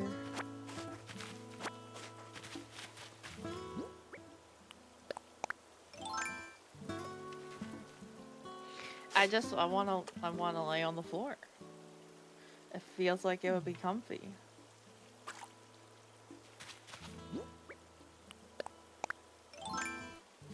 Where's Newfie? Maybe Newfie knows the medical reason why.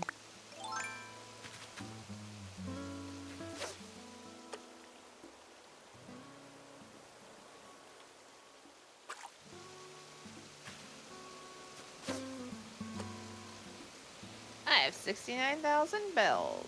Hell yeah.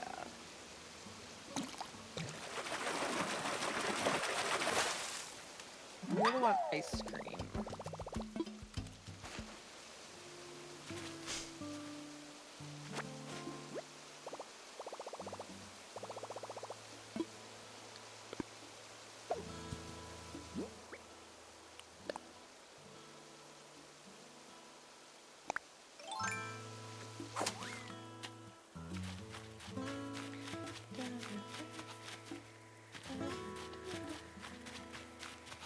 Oh.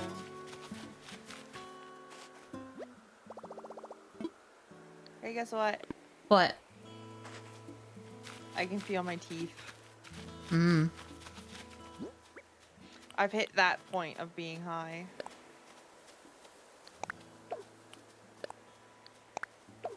Celine's just like, oh god.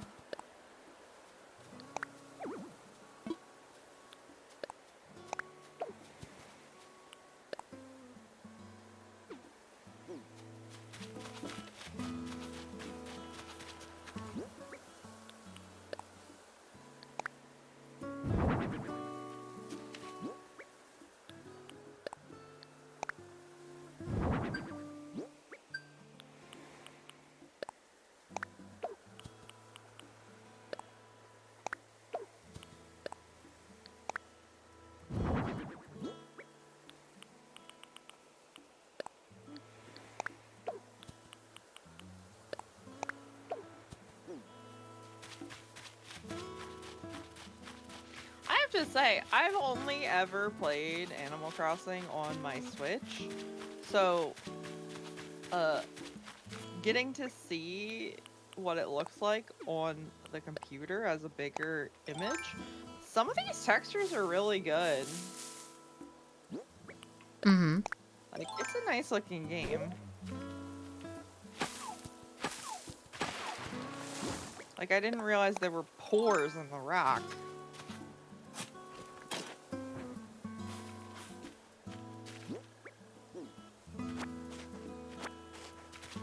As high as a kite, a cactus soars through the sky. I can feel my teeth. It's so true! Put that in the Discord. I can't write it down right now, but I need it. I need it.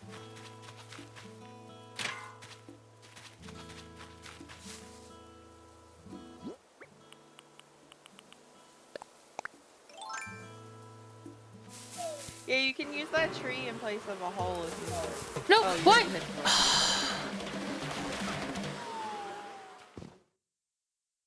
Yeah, it's why you gotta stand down from the... I shook the tree.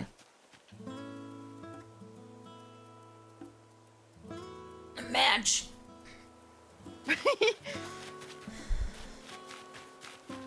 If you stand in the like diagonal down position, There was a won't rock in the way, girl. Shut the hell up. Okay, I'm sorry. I'm trying to I backseat didn't gain mean me. it. I'm just trying to help. I'm giving tips. I've heard the tip already. I can't do the tip if they put the fucking rock right next to the tree in the diagonal position. That would save my life. Okay.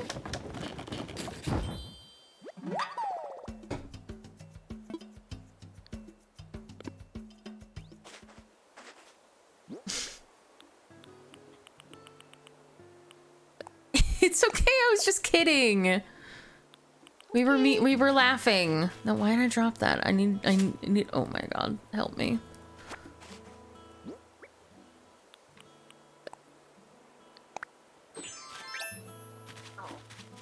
Okay.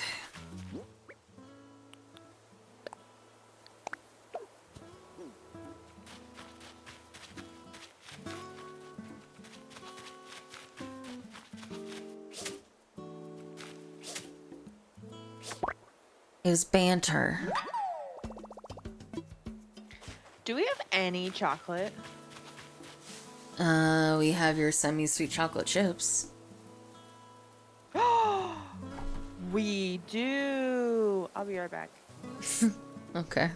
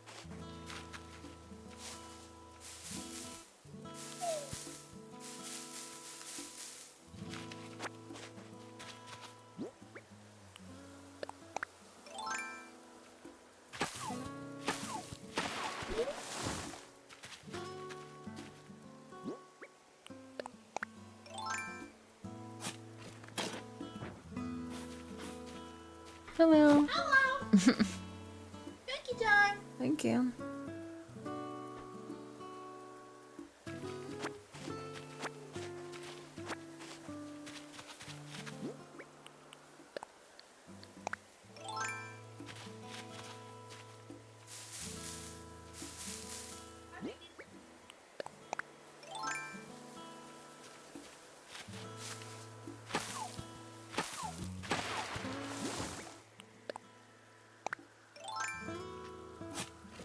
Did you hear what I said from the kitchen? No. I could make cookies. I have all the ingredients for cookies. Uh-huh. I can make cookies. Okay. That's exciting.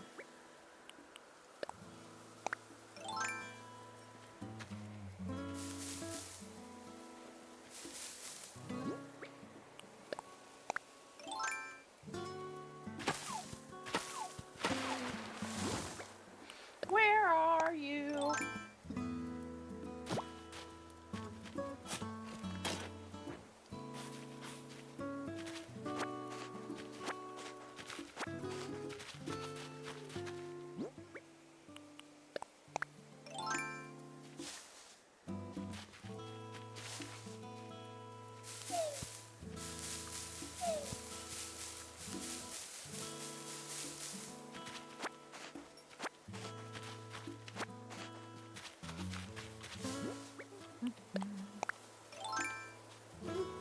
Zuma.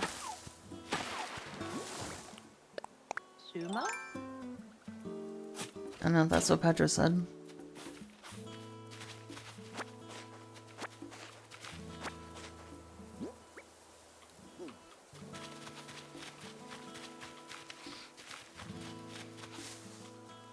Hand cam cookie stream.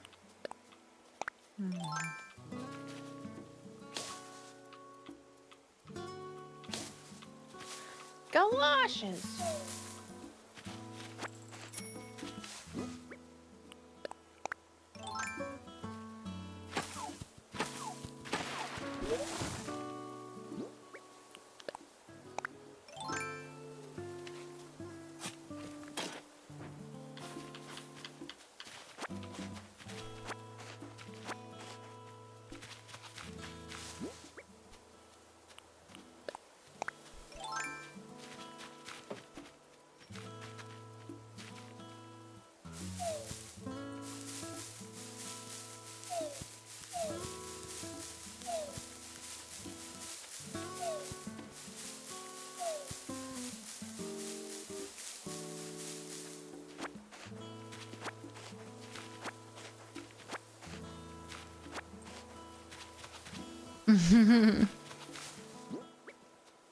A lot of Zuma.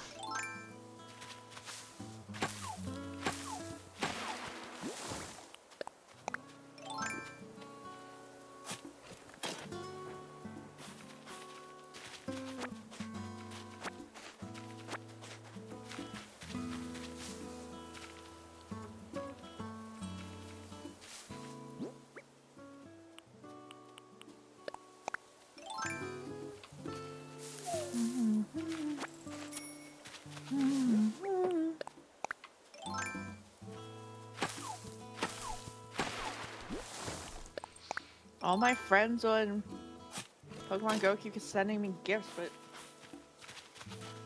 you can only open 30 gifts a day. The struggle. Yeah, I added a bunch of people from Reddit.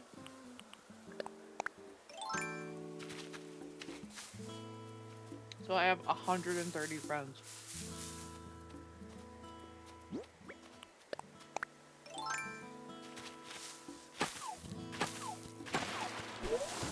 You didn't get a gift from me? Hold on.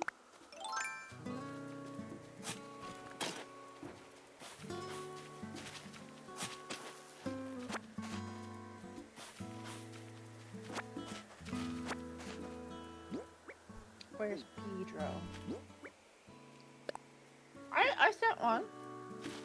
Yeah, he said I was he... gonna say, I thought I...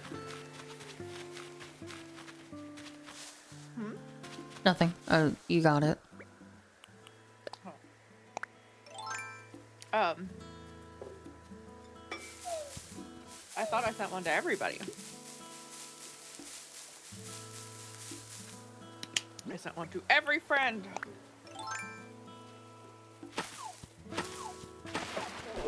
Chris.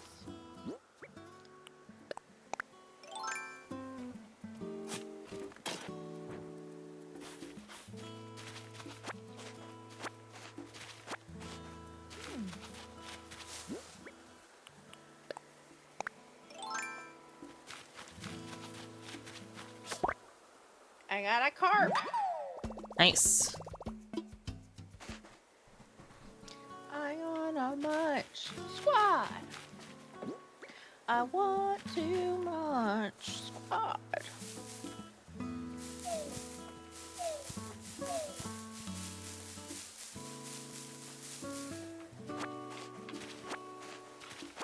Crap.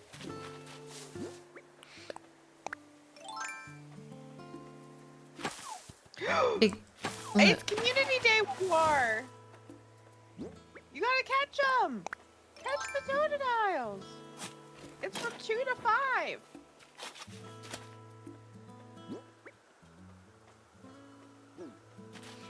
This is my first Community Day. I'm very excited. I want to catch every Totodile. Did I tell you guys that I caught like 60 Meltan yesterday?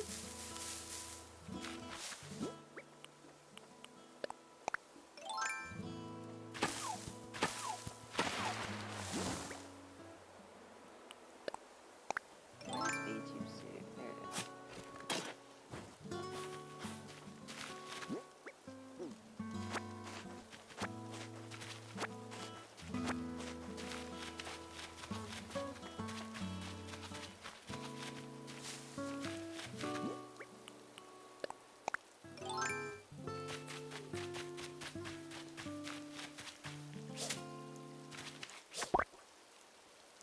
It's 10 o'clock. The music is the 10 o'clock music. No, there's a fucking bee over there. God damn it. It's just a normal bee. Shush. It's a honey bee. Don't tell me. Oh, Spoilers. okay. I'm sorry. It's okay. Did you know that Snape kills Dumbledore? How could you?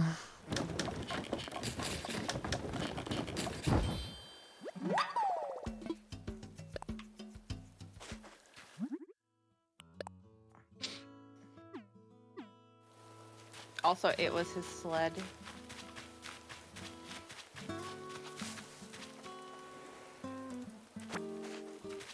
What? It's a spoiler. It's only a spoiler if you know what movie it's for, but that's like...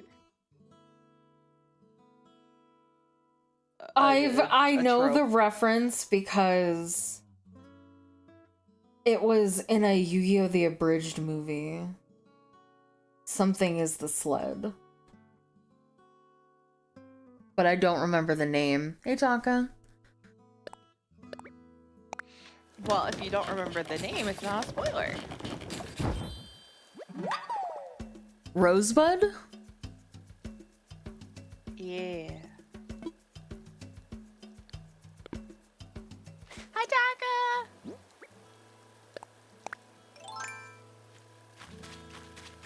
There's a snail! Snail! A snail! What no? Oh no! How was I supposed to catch him? Run! I wasn't running. I wasn't. Oh, you have to actually hit him with the net part of the net. The net part of the net? Yeah, you know, the hole. You hit it with the shaft. Well, I didn't mean to. You just suck. Oh, there's another snail over there. Snail! Snail!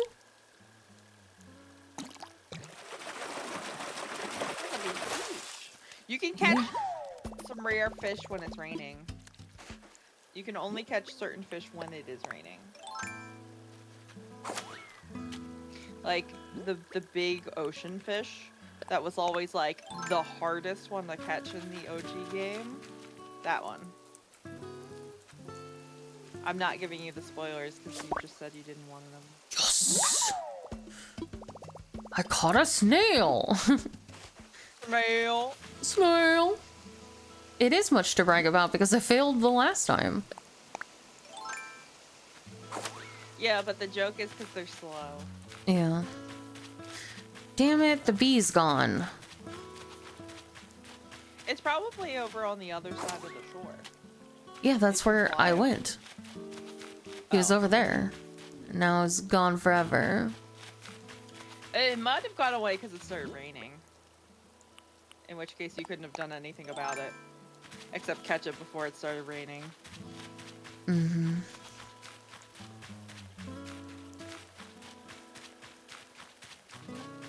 We're gonna get ice cream later. We are. Well, it depends. Oh, if later I'm not high, I might not want the ice cream. But right now, I really want the ice cream. I can't remember if I shook these trees or not.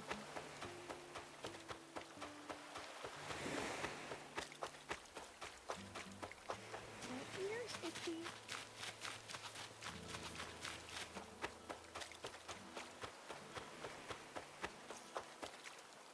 But right now, actually, I really just want some, like, really good vanilla ice cream. I'm not sure why.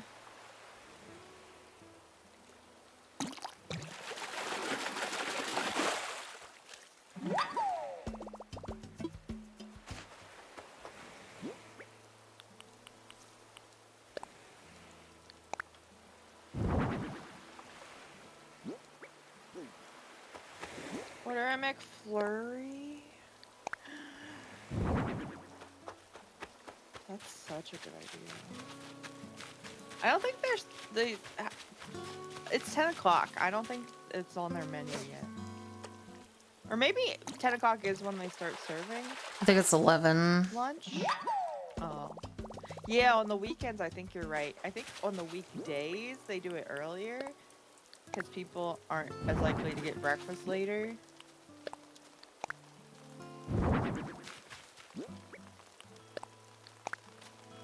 It's so weird to feel your teeth.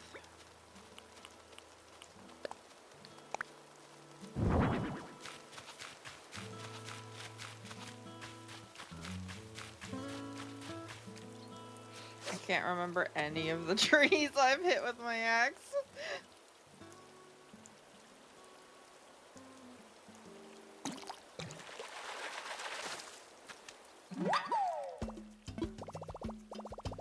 A bitterling. Bitterling.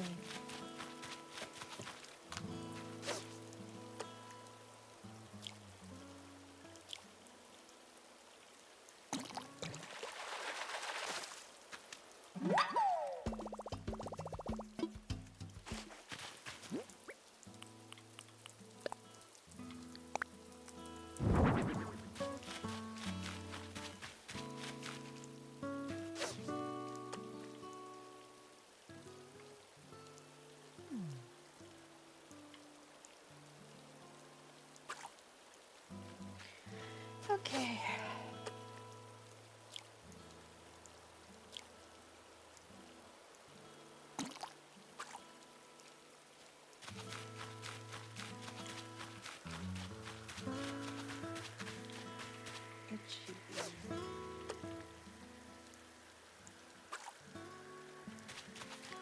Oh, okay. There's a present!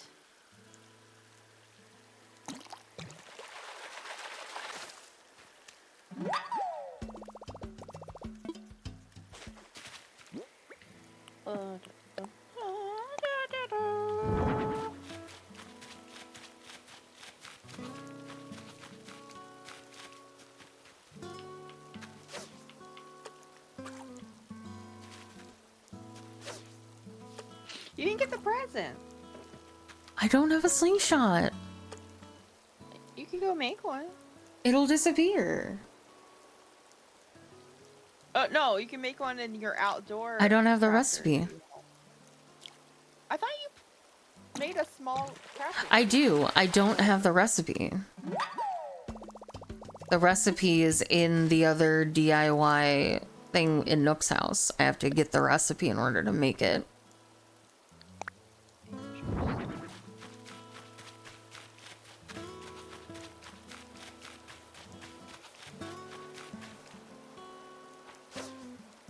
Throw it on the ground.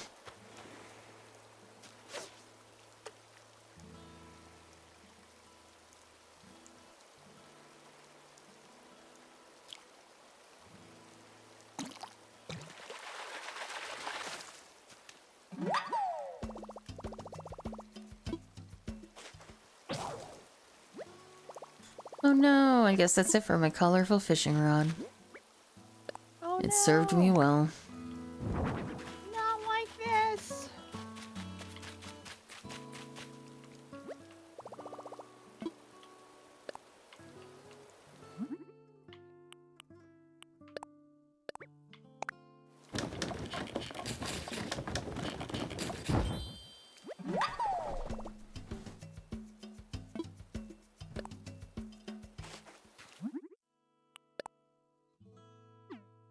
Need more iron.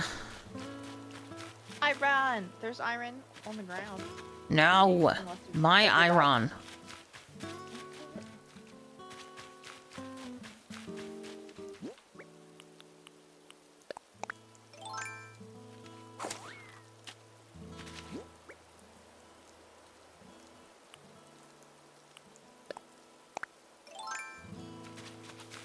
I wonder if Isabel will tell me what my room is.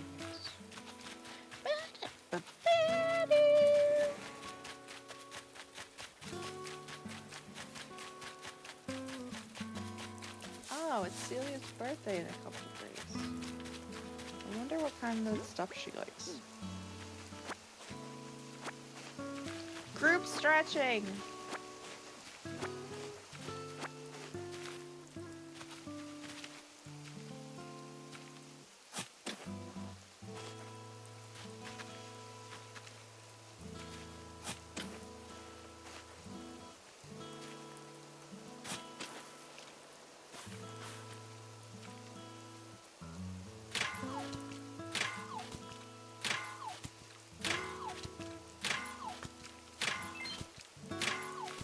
Do-do-do.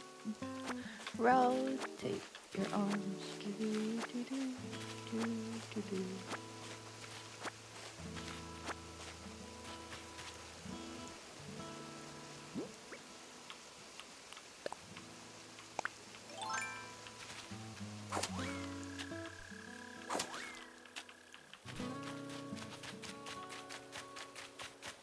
Snail.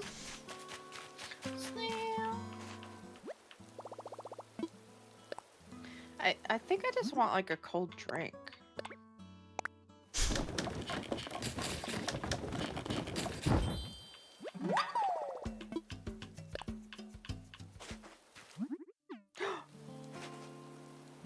Are you gonna drink your strawberry milk?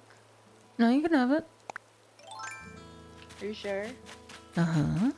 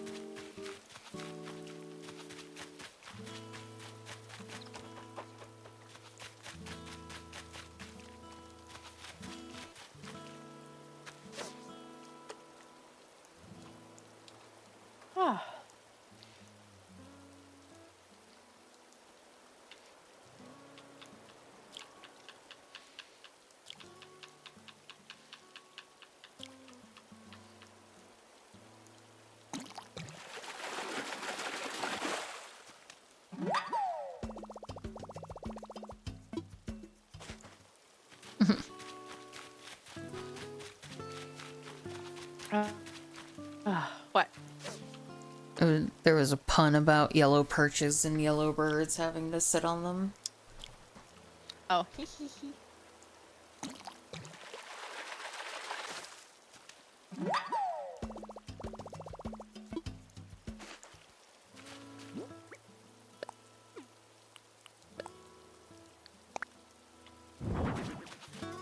Are you still coming over?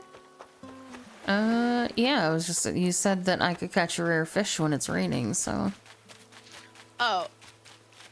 It might take a while. It might not, but...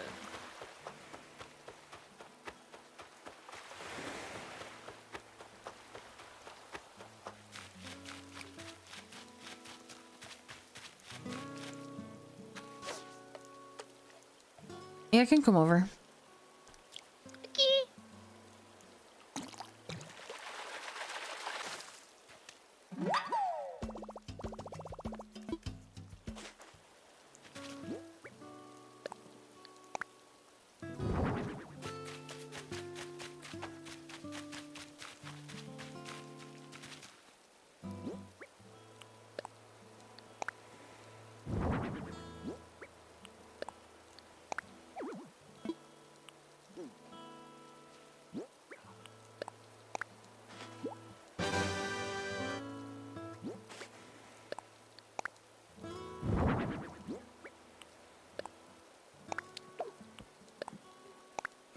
That's not what I meant to do.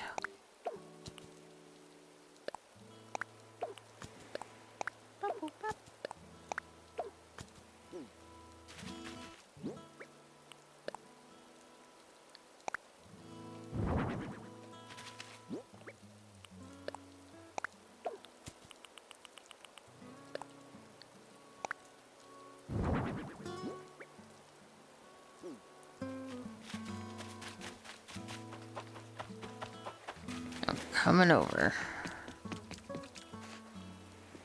Coming over.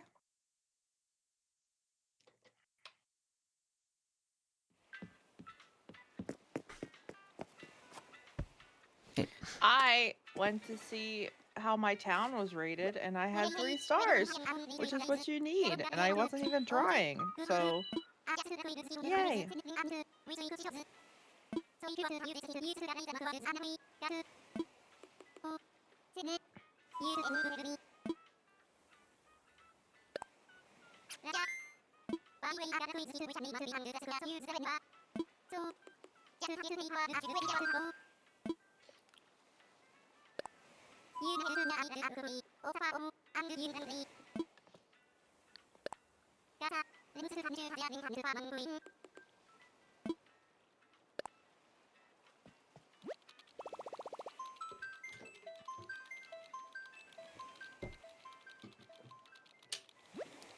I'll be right back.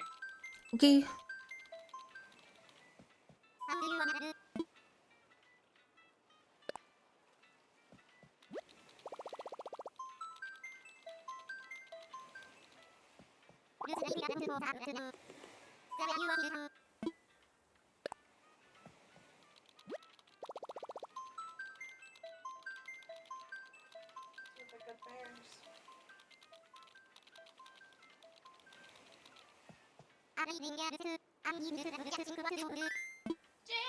dong, ding dong.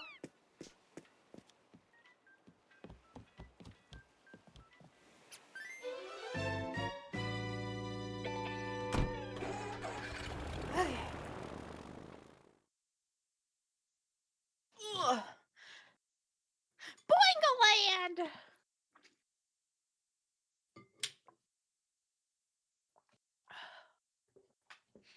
How are you? Morning, how are you?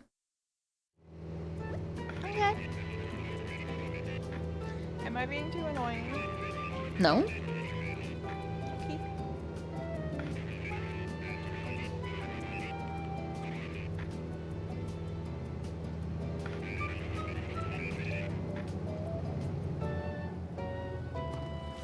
It's Celine!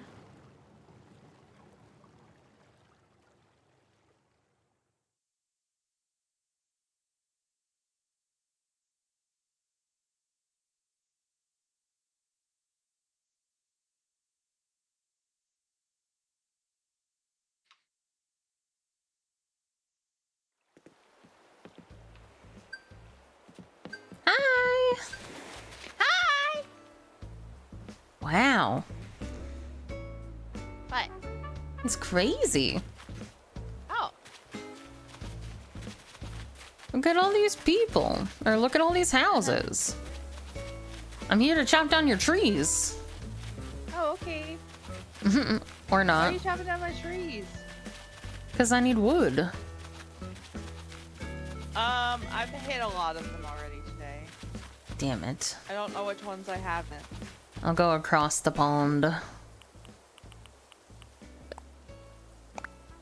you have a sharp axe or a not sharp axe? A sharp axe. Can I give you a not sharp axe? Absolutely. Okay. How do I pull? She just stole my fossil, chat! You Prove only it. get 5 of those per day. I just saw you do it.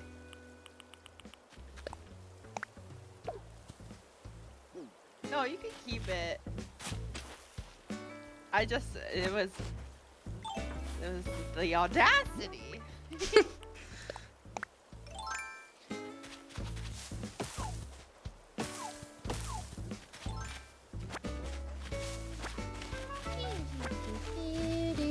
I didn't know this part was so covered in weeds.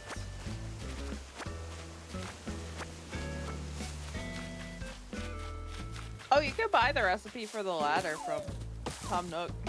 I mean, no, from Timmy and Tommy. When? In my shop if you want. I'm not cheating. It's not cheating. It's available for sale. Yeah, but unless I can buy it on my island, I'm not doing it. You can only buy it after you get it in the story progression, but you can buy Exactly. it on other people's islands whenever. No, I don't want special treatment. Okay. It's not really. I mean, they made it available for a reason. I will fight you Could do this. now. Okay. Okay. I have all the wood I need. Yay! I don't think I hit all my rocks. I probably hit all the ones on that center part. But there might be other rocks. I Okay. honestly can't remember. I think there are 6 rocks on an island.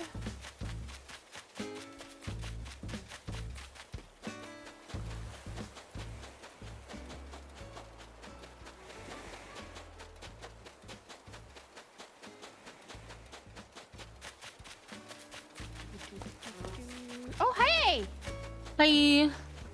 Hi! Hi.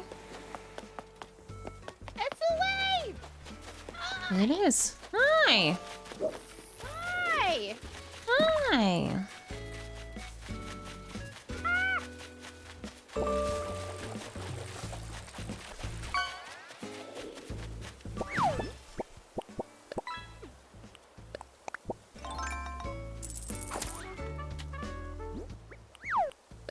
Scraper mouth Mabuna? What the fuck is that? That's made up. It's not a real fish.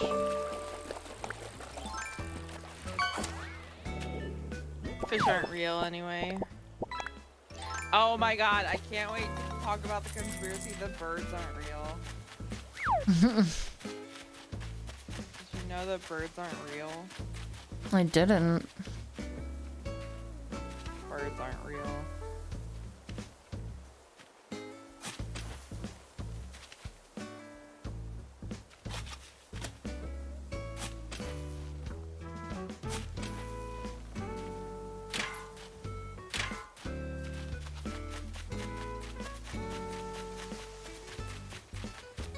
Oh no, I hit that rock.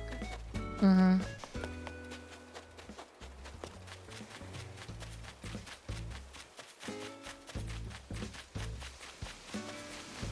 You can also use the Nook Island ticket that Tom Nook gave you to go to a Mhm. Nook Island and it'll have rocks. Mm-hmm.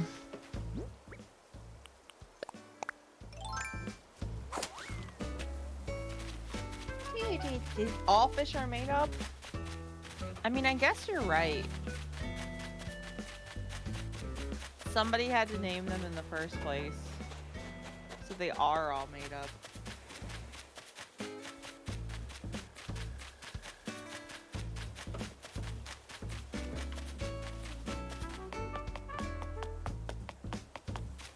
Oh, I'm sorry. I'm sorry that I drive you to the bottle.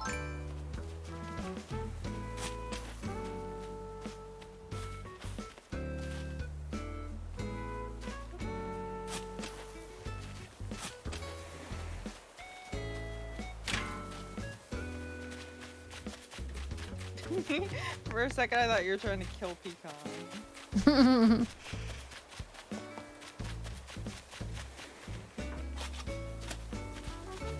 Yeah, I might have actually done all the things. I'm sorry. That's okay.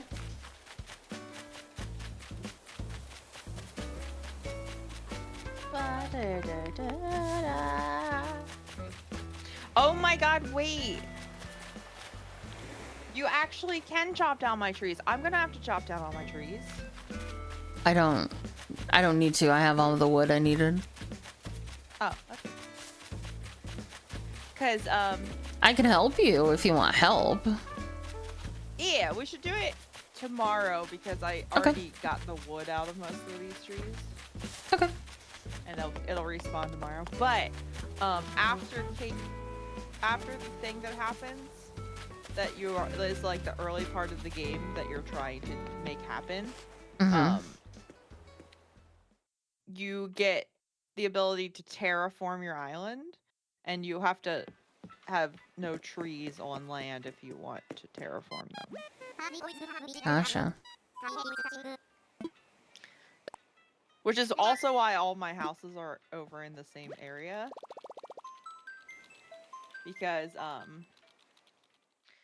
it makes it easier to terraform around them.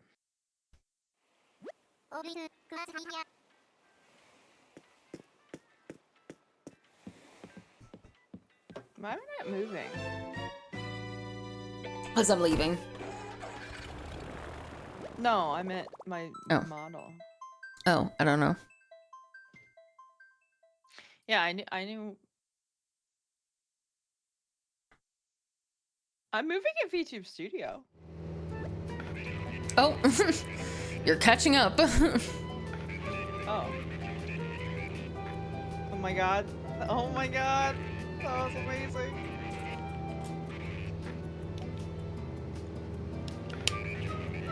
Oh, it's a Slumdog Millionaire style, flashback.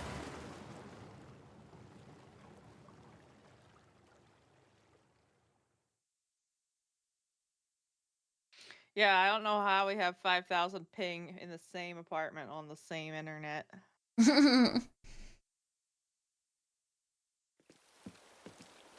how cute she is. She's a bunny.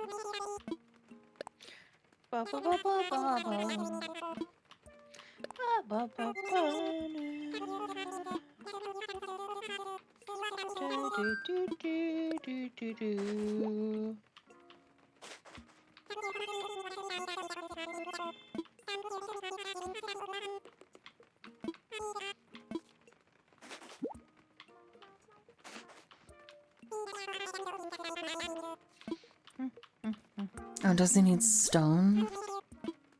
You need... Do you have all of it? Do you have it in stacks of 30? 30 iron nuggets? Ugh. Yeah, so I gave you iron. No, do it on my own. Okay.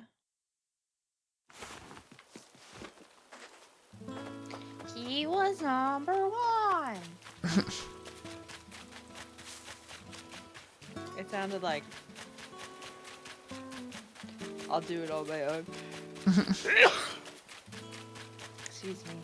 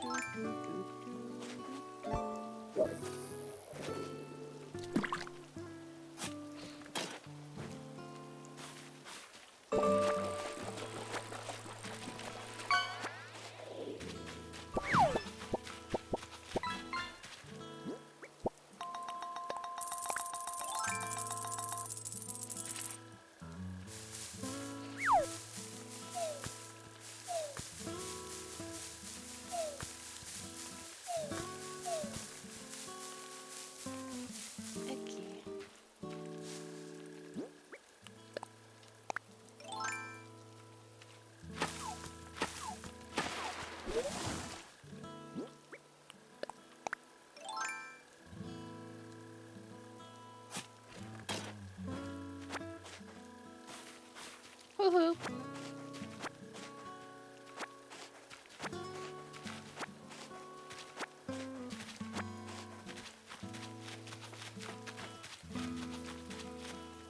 I said hoo-hoo. Woohoo.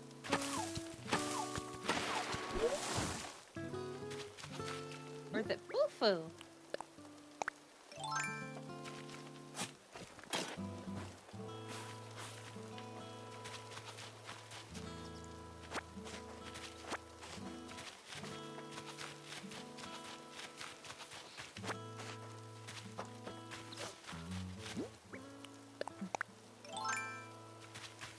I'm gonna go on Nook Miles Island and do some stuff.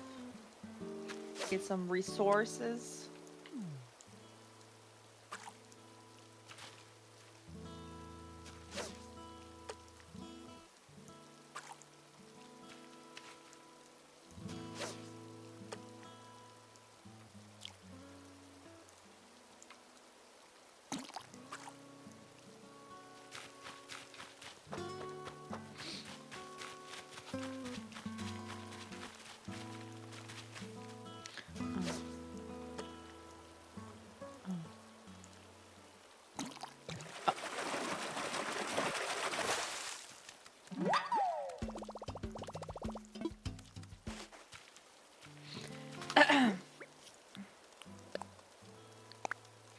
A black bass.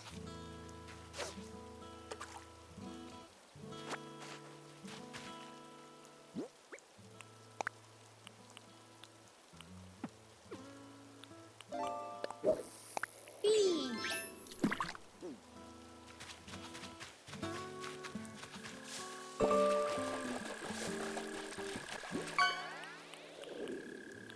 Oh, you can make a garden.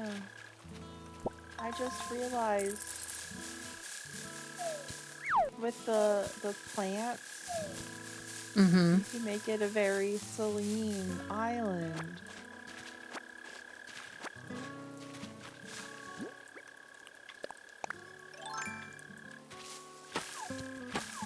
Ooh, what kind of coffee?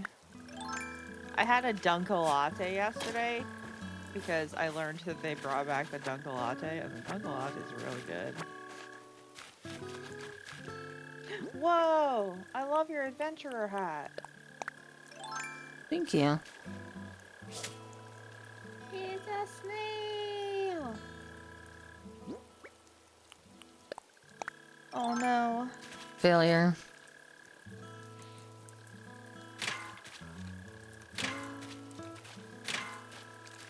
Somehow got a bug. A pill bug? Mm-hmm.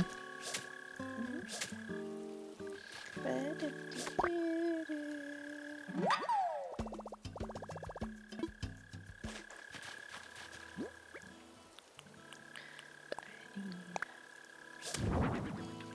Miles tickets.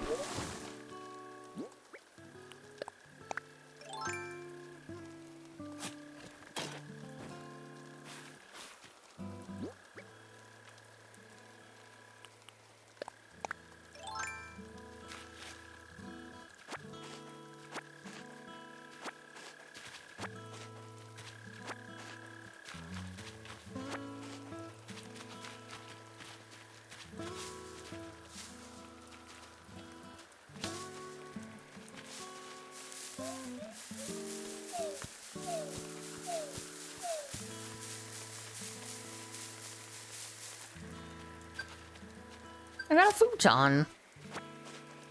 Futon fell out of the tree. Don. Yeah, one tree every day has a piece of furniture in it. And 5 trees have bees.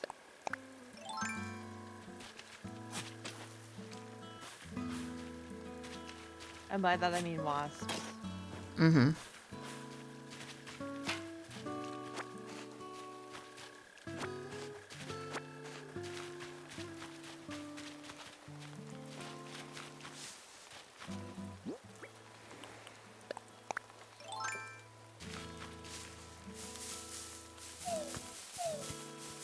If you press the over button on the controller in the D-pad, Mm-hmm. you switch tools without having to open your inventory. Oh. And if you press down, you put that tool away. Why are these things they didn't teach me? Because they are in old games, and so they kind of wrongly assumed that people would know how to do them. And when you get that tool ring, you'll be able to press up, and it'll give you, like, the option for all the items without opening the menu, so you can get it a lot quicker.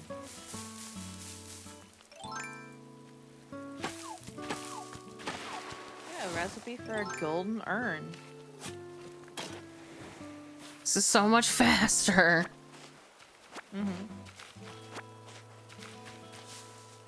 Yeah, I didn't even notice you were doing it until today. Sorry. Well, I didn't start doing this until today. Yeah, but I mean, anytime you were switching tools, you would have been putting them away in your inventory, or just letting them die. Wood.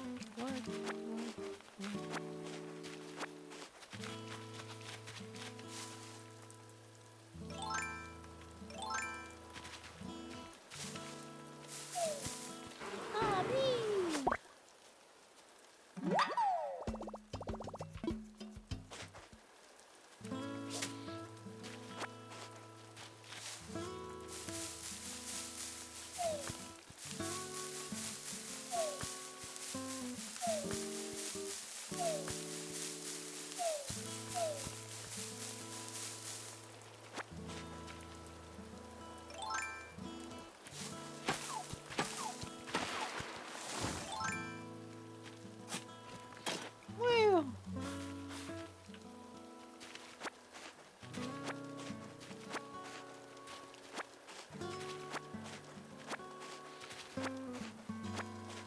Do you have a lot more things you're doing? No, I'm just gonna clear out this, the trees on this island, and then I'm gonna run around real quick and see if there are any rocks anywhere else. Okay.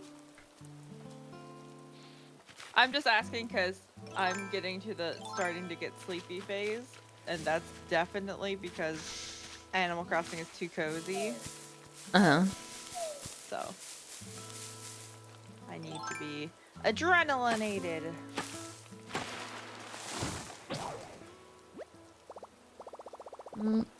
Thank you for your service. Oh, well, I can't actually do that then because I don't have any more iron to make a better axe.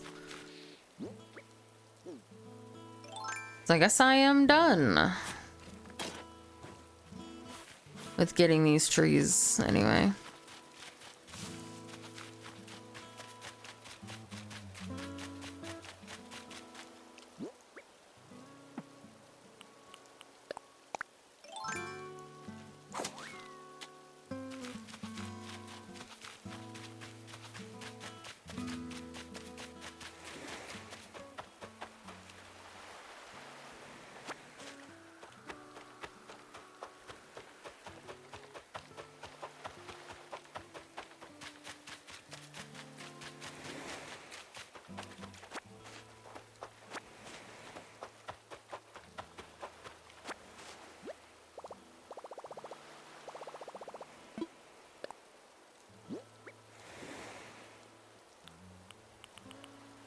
Giant clam? Giant clam.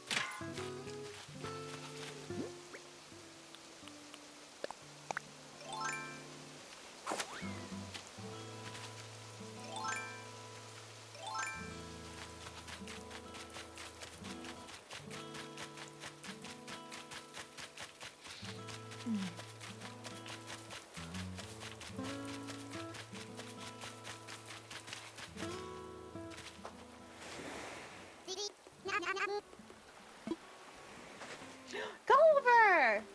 He's asleep on my beach. Yeah, he's unconscious. What do I do? You keep talking to him until he wakes up.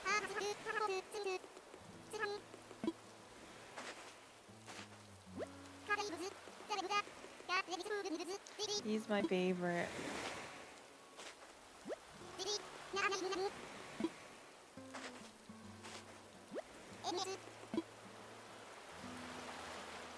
You might have to change where you're talking to me. No, he's fine. Oh, okay.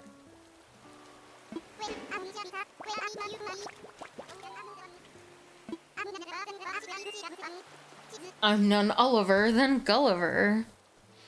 None Oliver than Gulliver.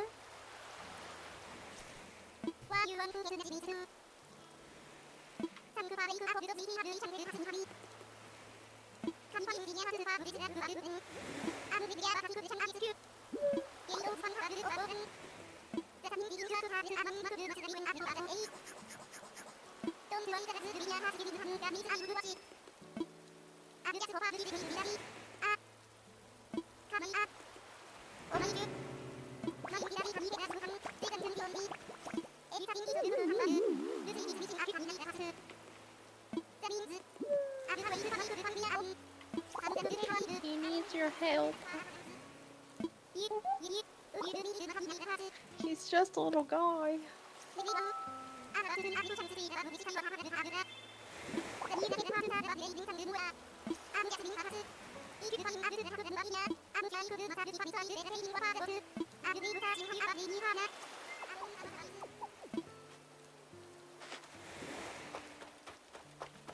Okie dokie.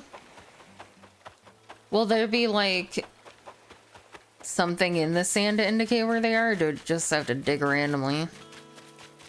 Yeah, it's like the clams. Gotcha.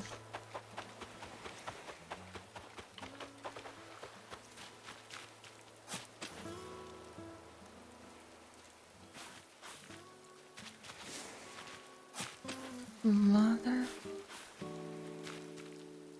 I can't believe this. Hi, Plano Popper. Planet Bopper!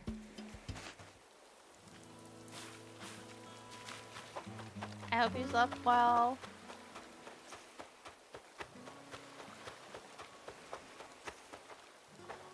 Token drop $300 was crazy.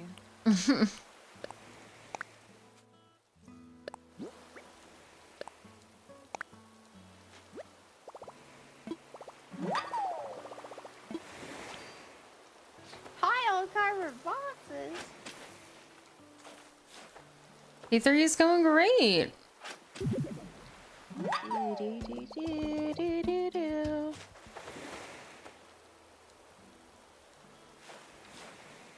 Just finishing up some animal carousing. Grousing. Okay.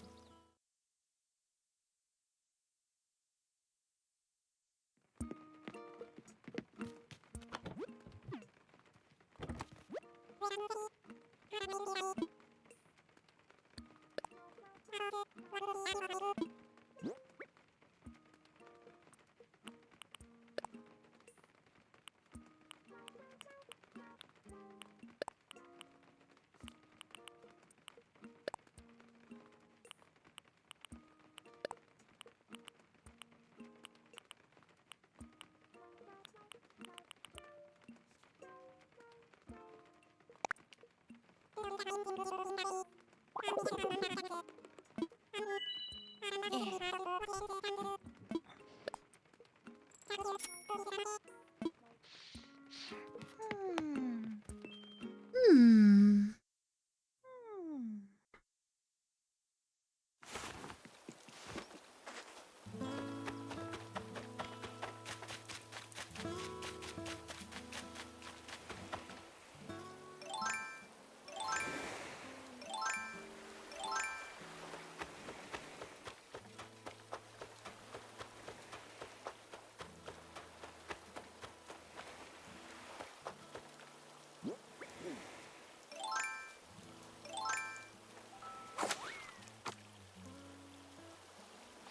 Sleepy cactus.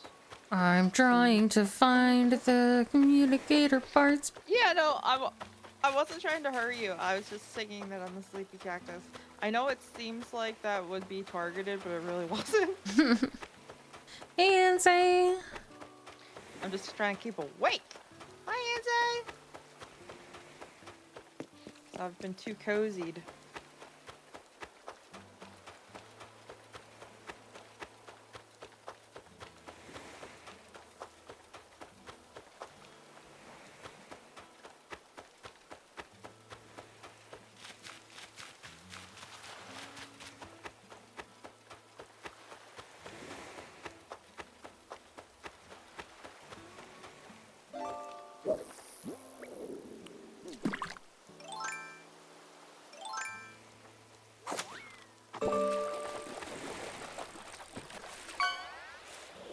I don't see any. You got a golden crown? Wow. Whoa, holy shit. You're rich.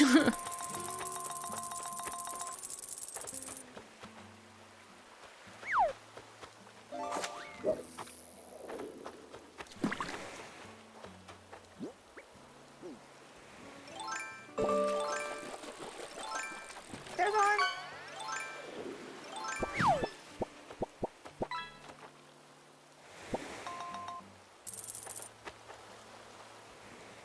Why are we gimps? Wait, is it gone? Oh, okay. You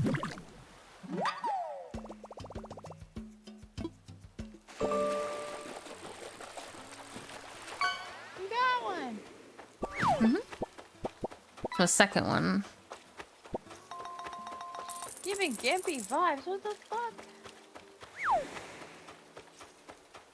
You missed one. I did not. I saw it. Okay, where was it? gotta go back in. Because the little bumpy.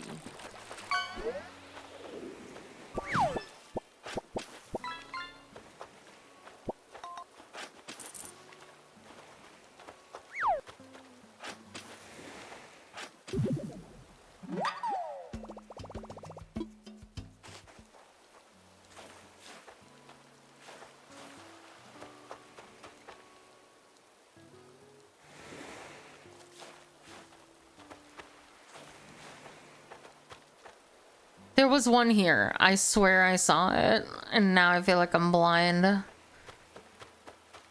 well, okay. I know where one is.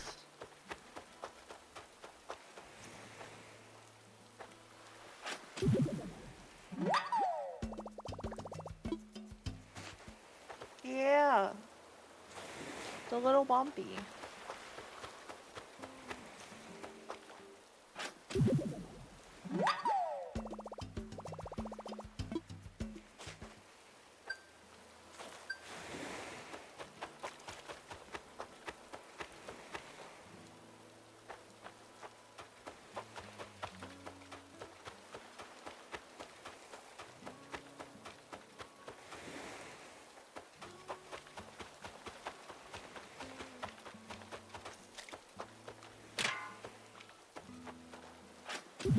It could be on the other side of the island too.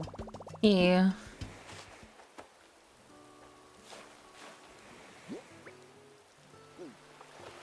I think I have them all though. They're fine.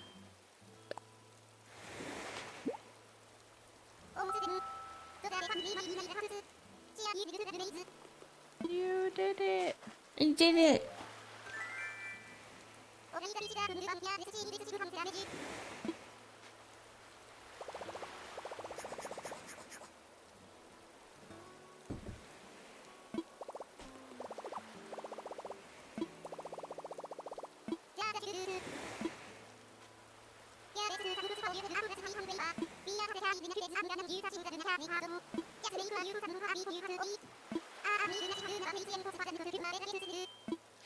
Oh.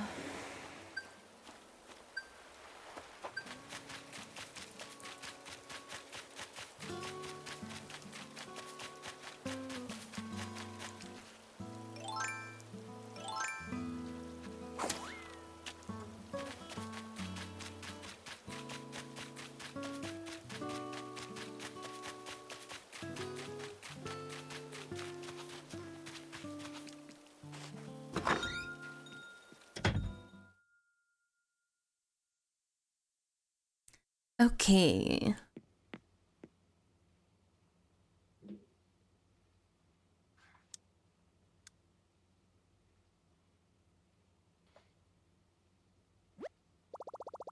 Ready to wrap things up, save and end. Woo! Beep beep beep beep beep beep beep.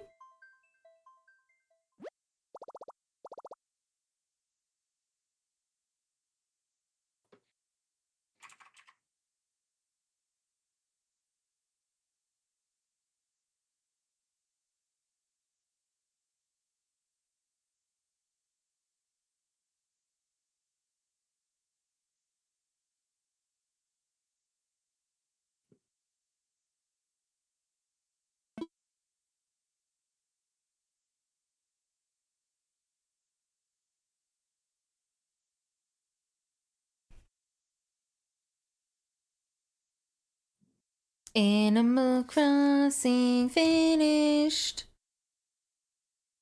Carpet cleaner.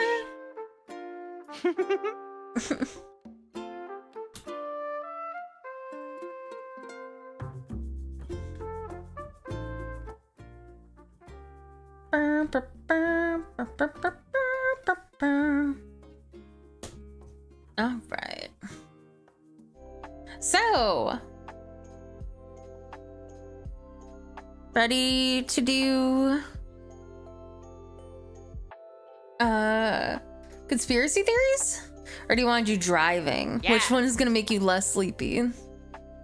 Let's conspiracy theorize. Okay. Or we could do both. We have to read No, while driving. absolutely not. Why not?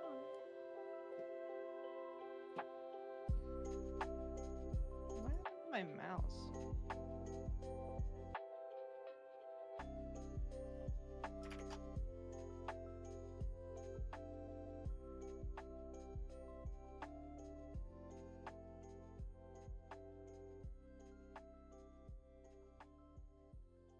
Mhm, mhm, mhm, mhm.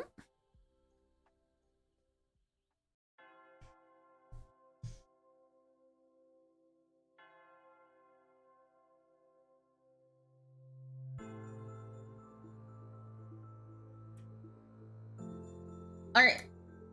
Who do you want to go first? Or you want me to go first? I want you to go first because I don't remember what I was gonna do. Okay.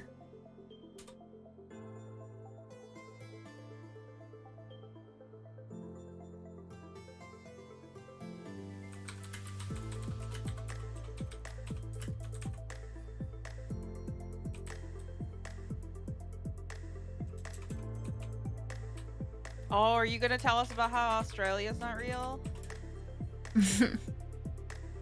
Maybe. Okay. Okay.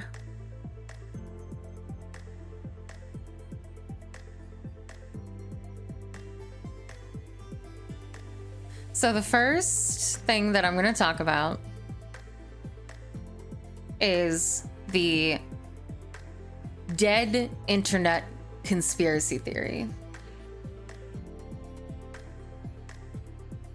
Okay.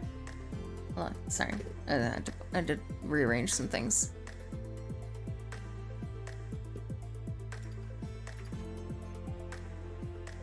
More often than not, conspiracy theories become so far-fetched that they are both ridiculous and hard to fully disprove to die-hard believers. But the dead internet theory is one conspiracy that could hold more water than others thanks to the rise of AI chatbots and agents. This theory first appeared to surface in the Agora Rhodes Macintosh Cafe forum in 2021, when a user by the name of Illuminati Pirate started a thread called Dead Internet Theory. Most of the internet is fake. Citing posts from major online discussion forums like 4chan, the theory posits that non-human bots are responsible for the majority of online activity and content creation. What? At the top level, the concept is that bots automatically and rapidly craft things like social media posts that are algorithmically tuned for engagement, effectively farming clicks, comments, and likes on platforms like Facebook and TikTok. This is because more interactions and engagement can lead to more advertising revenue. But beneath the surface lies the more insidious notion that the accounts engaging with such content are also bots and AI agents, meaning that all this activity is happening between machines alone with no human interaction. An even deeper layer to the theory suggests government organizations are even using bots to manipulate human opinions. This created that's definitely happening, but that's different than the other bullshit. Anyway. This created the idea of a dead internet, with said death supposedly having happened around 2016 or 2017. This whole theorem has given more traction in an article titled "Maybe You Missed It, but the Internet Died 5 years ago" in The Atlantic. It's difficult to pinpoint how much of the web is populated by machines, with various studies suggesting contradictory information. Research by the cybersecurity company Imperva found that bots account for around half of all internet traffic. This traffic tends to be from bots used to generate fake advertising revenue. YouTube, among other sites, has fallen foul of this, with bots wielding to artificially inflate engagement. Another preprint study published by AWS on the 5th of June 2024 reported that 57% of all sentences on the web are machine-generated translations. As for how many websites were found to be hosting AI-generated content, this stands at 13%, according to an ongoing study by Originality.ai. The prevalence of bots and other tools like online translators has been a known phenomenon for years, but it doesn't necessarily mean that the internet is dead. Equally, while generative AI from large language models like ChatGPT and Google's Gemini to dedicated image creation tools and automate content creation, it's arguably not advanced enough to pass human scrutiny. AI-generated content often contains misinformation such as add glue to pizza sauce, or is full of poor grammar and spelling that will alert humans to its AI-made nature. Which I now have to click on this. Weird fingies in art. Google's AI tells users to add glue to their pizza, eat rocks, and make chlorine gas. Oh no! Don't do that. That'll be very bad. Google has updated its search engine with an AI tool, but the new feature has reportedly told users to eat rocks, add glue to their pizzas, and clean their washing machines with chlorine gas, according to various social media and news reports. In a particularly egregious example, the AI offered appeared to suggest jumping off the Golden Gate Bridge when a user searched, "I'm feeling depressed." The experimental AI overviews tool scours the web to summarize search results using the Gemini AI model. The feature has been rolled out to some users in the US and blah, blah, blah, blah, blah, but the tool has already caused widespread dismay across social media, with users claiming that on some occasions, AI overviews generated summaries using articles from the satirical site The Onion and comedic Reddit posts as its sources. You can also add about 1/8 cup of non-toxic glue to the sauce to give it more tackiness, AI overviews said in response to one query about pizza, according to a screenshot posted on Twitter. Tracing the answer back, it appears to be based on a decade-old joke comment made on Reddit. Other anonymous claims are that Barack Obama is a Muslim, that founding father John Adams graduated from the University of Wisconsin 21 times, that a dog played in the NBA, NHL, and NFL, and that users should eat a rock a day to aid to their digestion. Dude, that dog was Airbud. Exactly. That's actually true. But Airbud was a documentary. Absolutely. But there's scope for concern thanks to a rapid evolution of this technology. As AI evolves to create agents that can act independently of specific human instructions, it's possible to foresee such agents interacting with each other and favoring AI-made content and structured information over that created by humans. This could lead to a situation It's Skynet! whereby internet content is tailored to appeal to AI agents rather than other humans, in a bid to market products and farm engagement. We have seen the signs of this new economy already following the first cryptocurrency transaction between AI agents with no human involvement. Where this may end up is speculative for now, however, a deeper concern is the use of AI by humans to rapidly generate poor quality content to feed content-hungry platforms and search engines. Given the lack of finesse to many generative AI models and their inability to grasp human nuance, leaning on AI to make content could foster an internet flooded with low-quality information, articles, art, and more, all designed for engagement and little more. That was his post. Mhm. And so everyone's a robot. What if your chat? What if we're the last ones who aren't robots? What if you turn into a robot?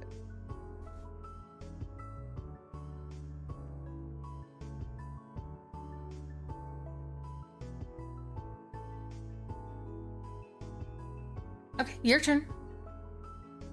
Okay. We weren't gonna talk about it. I mean, what is there to talk about? It's been pretty much disproven, but the idea is that the theory is that everything created on the internet is being created by bots in order to get engagement, and then those engaging with it are also bots, so nothing is happening between humans on the internet anymore. And I mean, obviously that's not true. We're on the internet, but there is a little bit of kernel of truth in the conspiracy, in that bots account for over half of internet traffic. Um.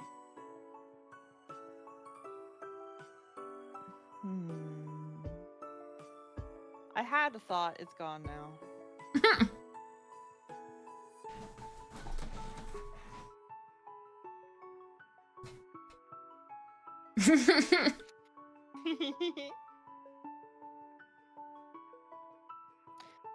Okay.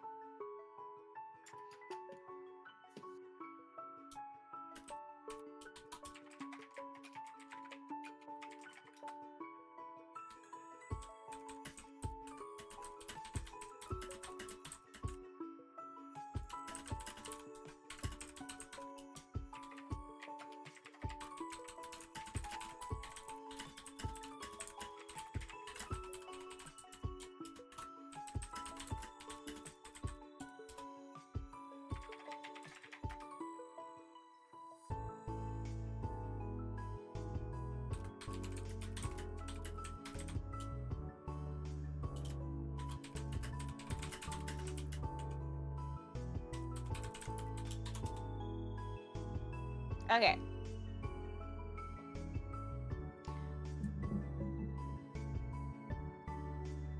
I don't want to be a flat earther, David Weiss says, his voice weary as he reflects on his personal awakening. Would you wake up in the morning and want everyone to think you're an idiot? But Weiss is a flat earther. Ever since he tried and failed to find proof of the Earth's curve 4 years ago, he's believed with an evident passion that our planet is both flat and stationary, and it's turned his world upside down. I absolutely freaked out, Weiss tells CNN in a phone interview. It literally whips the rug out from underneath you. Now, Weiss finds it tedious to associate with the majority of people, though he unfortunately still has some friends who believe in a round Earth. Oh my god. I have no problem with anybody that wants to believe we live on a ball. That's their choice. It's just not something I resonate with. Weiss's preferred community is those who share his life-altering belief, and that community is vast. This week, the businessman attended the 3rd annual Flat Earth International Conference held at an Embassy Suites hotel in suburban Dallas, Texas. Of course it happens in Texas! Organizers told CNN that about 600 others went too. Previous conferences have taken place in Raleigh and Denver, while Brazil, Britain, and Italy have also held flat Earth conventions in recent years. The event's schedule resembled any corporate conference, with some fairly noticeable twists. The speakers gave presentations including Space is Fake and Testing the Moon, a globe-lie perspective. Awards for the year's best flat Earth related videos were handed out, and believers reveled in an opportunity to meet several of the movement's most influential minds. Oh my god. We've all been communicating online, but this brings us together so that we can shake hands and give each other hugs, said Weiss. We can collaborate. We can make new friends, because guess what, our old friends? We lost a lot of friends. On a clear day, the curvature of the Earth can be seen from an airplane window, but remarkably, the hundreds of flat earthers at the Dallas gathering were just a small portion of the movement. People in every pocket of this spherical planet are rejecting science and spreading the word that the Earth is flat. There's no clear study indicating how many people have been convinced, and flat earthers like Weiss will tell you without evidence there are millions more in the closet anyway. That's wild to use that metaphor, including Hollywood A-listers and commercial airline pilots. But online communities have hundreds of thousands of followers, and YouTube is inundated with flat earth content creators whose productions reach millions. A YouGov survey of more than 8,000 American adults last year suggested that as many as 1 in 6 Americans are not entirely certain the world is round. While a 2019 Datafola Institute I have no idea what that word is. Survey of more than 2,000 Brazilian adults indicated that 7% of people in that country reject that concept, according to local media. The Flat Earth community has its own celebrities, music, merchandise, and a weighty catalog of pseudoscientific theories. It's been the subject of a Netflix documentary and has been endorsed by figures including the rapper B.O.B. or Bob? I don't know. B.O.B. Each year, more Flat Earth events fill the calendar, organizers say. I've never seen anything grow this fast, says Robbie Davidson, the founder of the Dallas conference. I would say that within 10 years, the numbers are going to be astounding. Next year, there's going to be a conference in every major country in the world. But experts are wondering if the movement is really harmless and whether we're even approaching the edge of its influence. Falling off the edge. When Davidson first heard that people really do believe in a flat earth, I just laughed and said, they've got to be the stupidest people ever. Who in their right mind could believe something so dumb? A couple years later, Davidson was setting up the first International Flat Earth Conference. Like most of the speakers at the event CNN spoke to, he was convinced after he decided he couldn't prove the Earth's roundness. For Davidson, a born-again Christian, the most logical explanation for the conspiracy of the millennium goes like this. Let's just say there is an adversary, there is a devil, there is a Satan.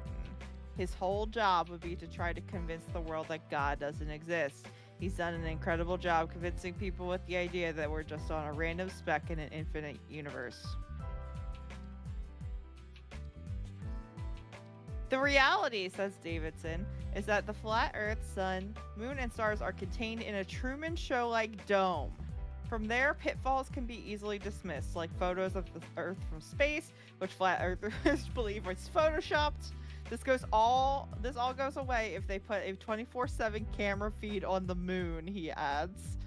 And Davidson quickly found a large online community believing the same thing. I thought doing a conference would just take it to the next stage where the media and world will look at it and say, wait a minute, something must be going on. It's not just some internet fad or a bunch of crazy people online. We're there. They're now meeting in buildings. He has a few things he wants to make clear to a flat earth novice. Firstly, and most importantly, none of us believe that we're a flying pancake in space. The community merely believes that space does not exist. The world sits still, and the moon landing was faked. The jury is out on gravity. But as Davidson notes, no one has ever seen it. You got me there. Secondly, no, you won't fall off the edge. While flat earthers' views of the world vary, most believe the planet is a circular disk with Antarctica acting as an ice wall barrier around the edge. And thirdly, modern flat earthers have little in common with the Flat Earth Society, a group that has existed for decades and has more than 200,000 followers on Facebook. The organization, some speakers told CNN, is a government-controlled body designed to pump out misinformation and make the flat Earth cause sound far-fetched to curious minds.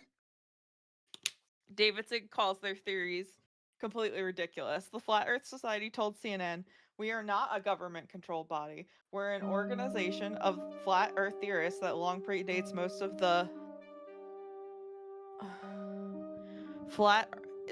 FEIC newcomers to the scene. Flat Earth. I don't know what the I would stand for. I don't know.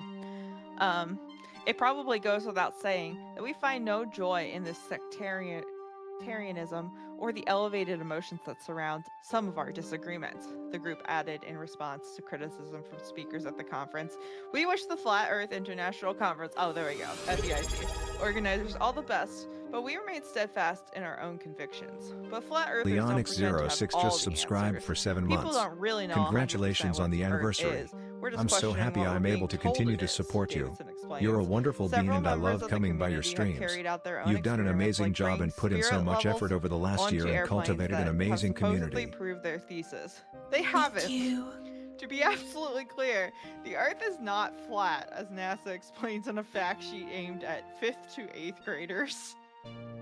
But most adherents say that they're just curious, as all good scientific minds should be.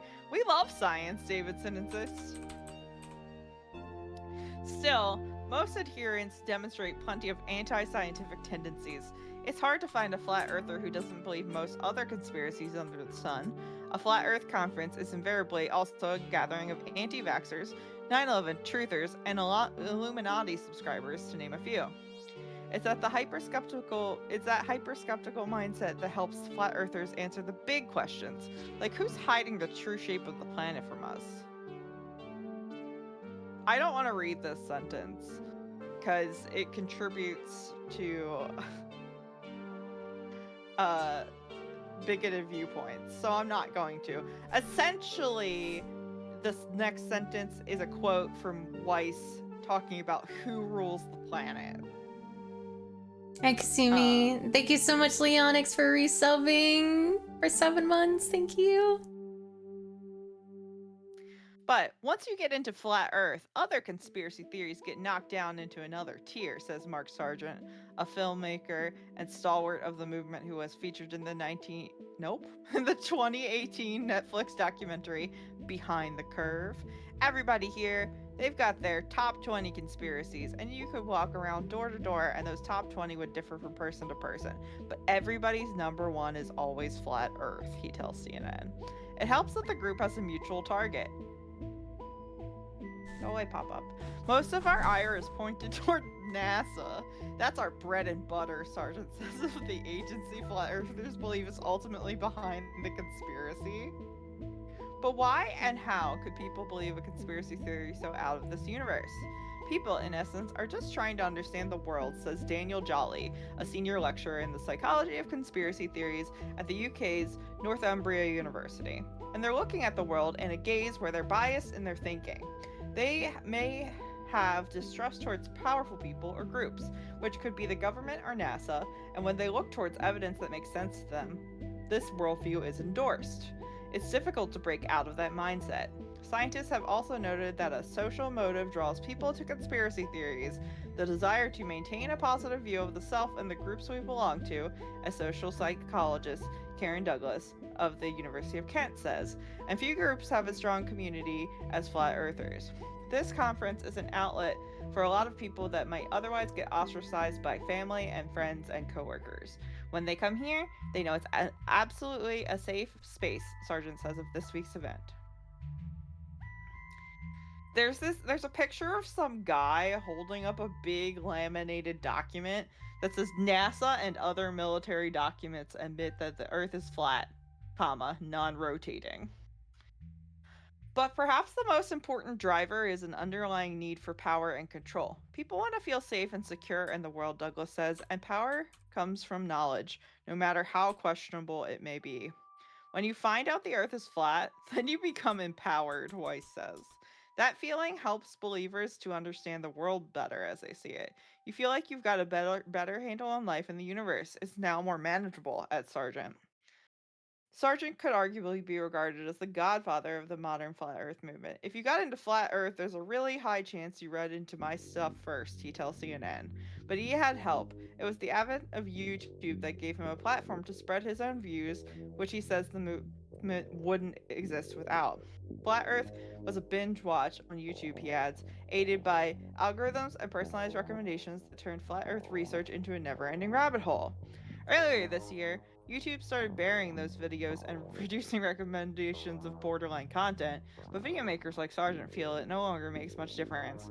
Anything on social media is always going to be helpful if it goes viral, right?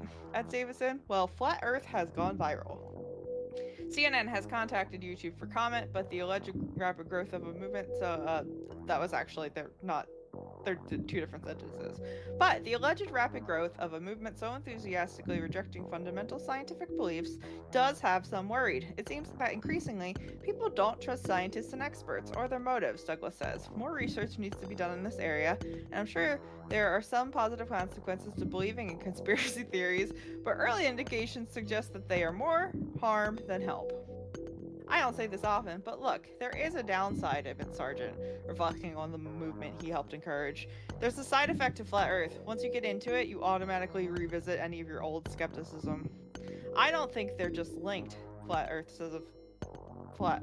No, Sergeant says the flat earthers and populists. They kind of feed each other. It's a slippery slope when you think that the government has been hiding these things. All of a sudden, you become one of those people that's like, can you trust anything on mainstream media? For Davidson, the next stage is to debate leading members of the scientific community, but they just laugh at us and say, you guys are dumb. But he's not deterred. It's touching everyone. It's not going away. It's not going to slow down, Davidson says of the movement. This thing is out of the can. Okay, that was an article from November 18th, 2019. Excuse me. It was in CNN. The flat earth conspiracy is spreading around the globe. Does it hide a darker core? That was wild.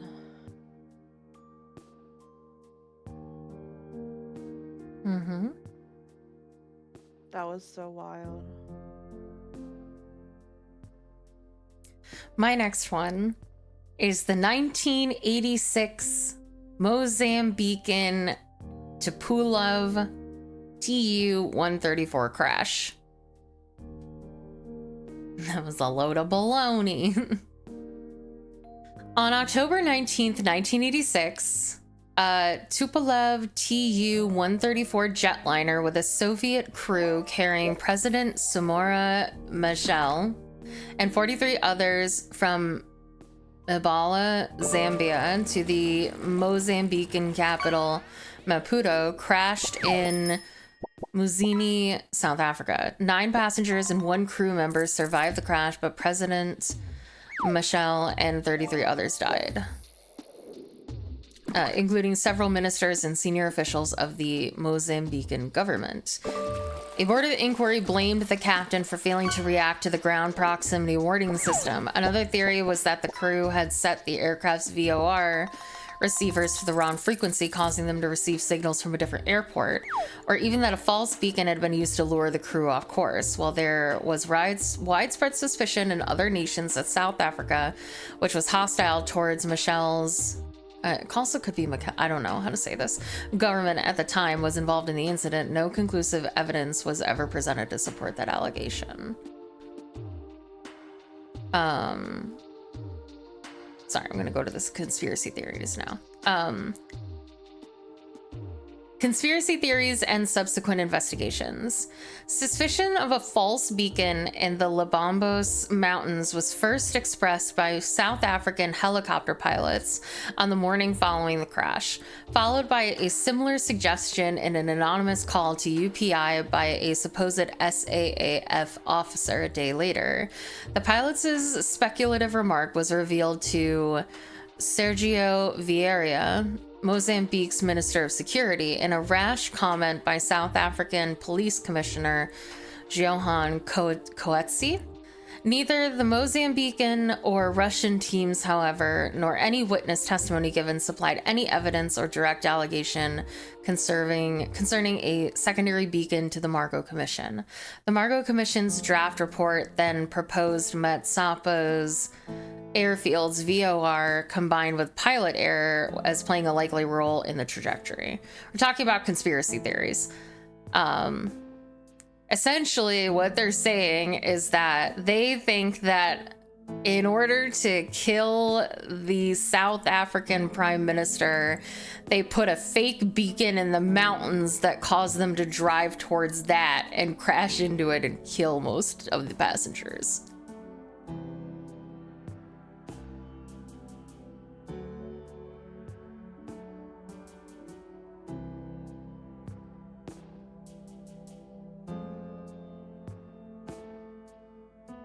Sounds overly complicated.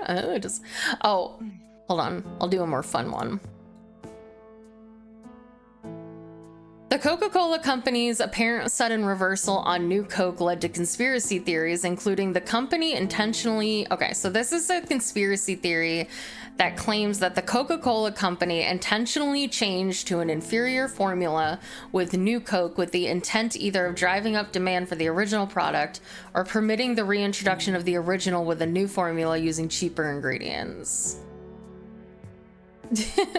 Coca-Cola President Donald Keogh rebutted this charge. The truth is, we're not that dumb and we're not that smart. The company intentionally changed the formula, hoping consumers would be upset with the company and demand the original formula to return, which in turn would cause sales to spike. Keogh, the company president, answered the speculation by saying, "We're not that dumb, and we're not that smart." The putative switch was planned all along to cover the change from sugar-sweetened Coke to much less expensive high-fructose corn syrup, a theory that was supposedly given credence by the apparently different taste of the Coke Classic when it first hit the market. The U.S. Sugar Trade Association took out a full-page ad lambasting Coke for using high-fructose corn syrup in all bottling of the old formula when it was reintroduced. In fact, Coca-Cola began allowing bottlers to remove up to half of the product's sugarcane as early as 1980, 5 years before the introduction of new Coke. By the time the new formula was introduced, most bottlers in the U.S. had already sweetened Coca-Cola entirely with high-fructose corn syrup. It provided cover for the first removal of all coca derivatives from the product to placate the Drug Enforcement Administration, which was trying to eradicate the plant worldwide to combat an increase in cocaine trafficking and consumption. While Coke's executives were indeed relieved the new formula contained no coca and concerned about the long-term future of the Peruvian government-owned coca fields that supplied it in the face of increasing DEA pressure to end cultivation of the crop, according to author Mark Pendergast. There was no direct pressure from the DEA on Coca-Cola to do so. This theory was endorsed in a Time article, as well as historian Bartow Elmore, author of Citizen Coke, The Making of the Coca-Cola Capitalism, who claims the reformulation was made in response to the escalating war on drugs by the Reagan administration.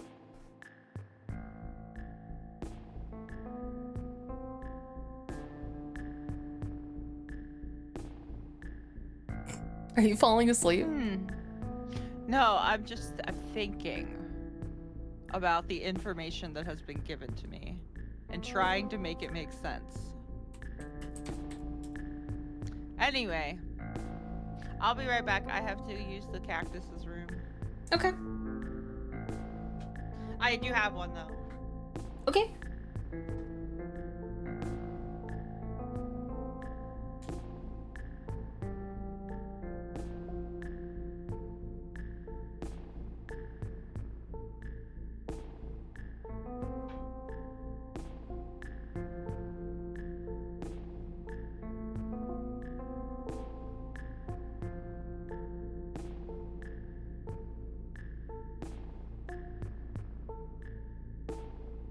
Do I believe in it? I don't know. Do I believe that they changed the formula so that they could change it back? I mean, I feel like that's like a tactic by food companies anyway.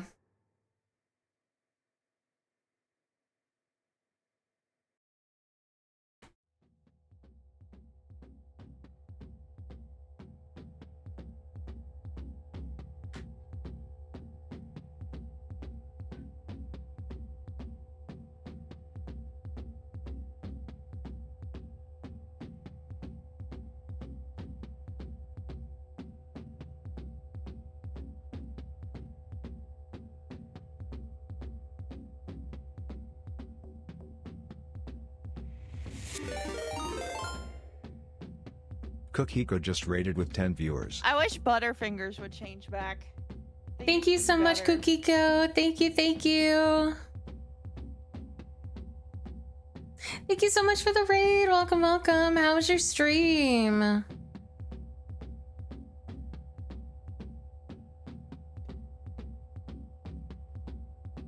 Thank you.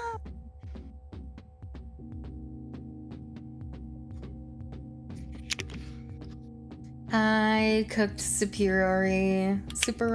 Thank you, thank you. We're currently going over conspiracy theories while Gull is high. I'm not sure she's having a good time.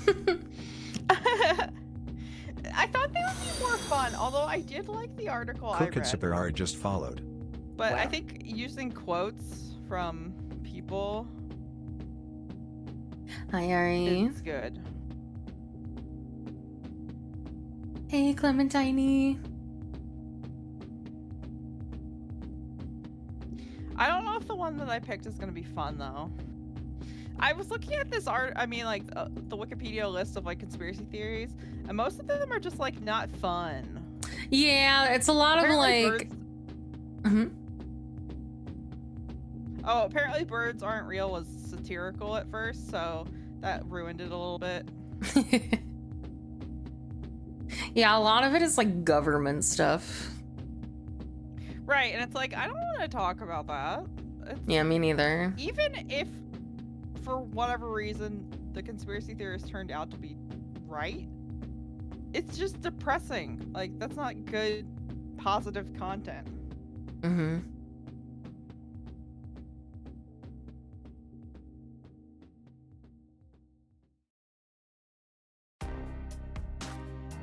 Yeah. Would you like to hear a conspiracy theory that Israel is using animals to spy on people? I saw that. That's crazy. What kind of animals? Zoological conspiracy theories. Sorry, I Sorry. was just gonna say you have to tell me about Australia not being real. Okay. Sorry, didn't mean for it to be too loud. It's not that loud in my headphones. Oh, sorry. No. Why are you apologizing? You can't control the music? I don't know. I felt like I should. Okay. Zoological conspiracy theories involving Israel are occasionally found in the media or on the internet, typically alleging the use of animals by Israel to attack civilians or to conduct espionage. Birds, as well as other animals, are often tagged with GPS tracking devices or identification bands to record their movements for animal migration tracking and similar reasons. The high-resolution tracks available from a GPS-enabled system can potentially allow for tighter control of animal-borne communicable diseases such as the avian influenza. According to Ohad Hatsofi, an avian ecologist for the Israel Nature... Ecologist. Nature and Parks Authority, the idea that tagged birds are used for spying is absurd. Birds and other wildlife belongs to all of us, and we have to cooperate. Ignorance causes these stupid beliefs that they are used for spying. What if your bird was a really bad spy, though? Like, what if they just got caught all the time? In 2013, a kestrel carrying an Israeli footband was discovered by villagers in the Elazig province, Turkey. Initially, medical personnel identified the bird as Israeli spy in their registration documents. However, after thorough medical examinations, including X-ray scans, the bird was determined to be carrying no electronic equipment. The bird was determined to be a bird. That's what I thought it was gonna say. In 2012, a dead European bee-eater with an Israeli leg band used by naturalists to track migratory birds was found by villagers near the southeastern Turkish city of Gaziantep. The villagers worried that the bird may have carried the microchips from Israeli intelligence to spy on the area and alerted local officials.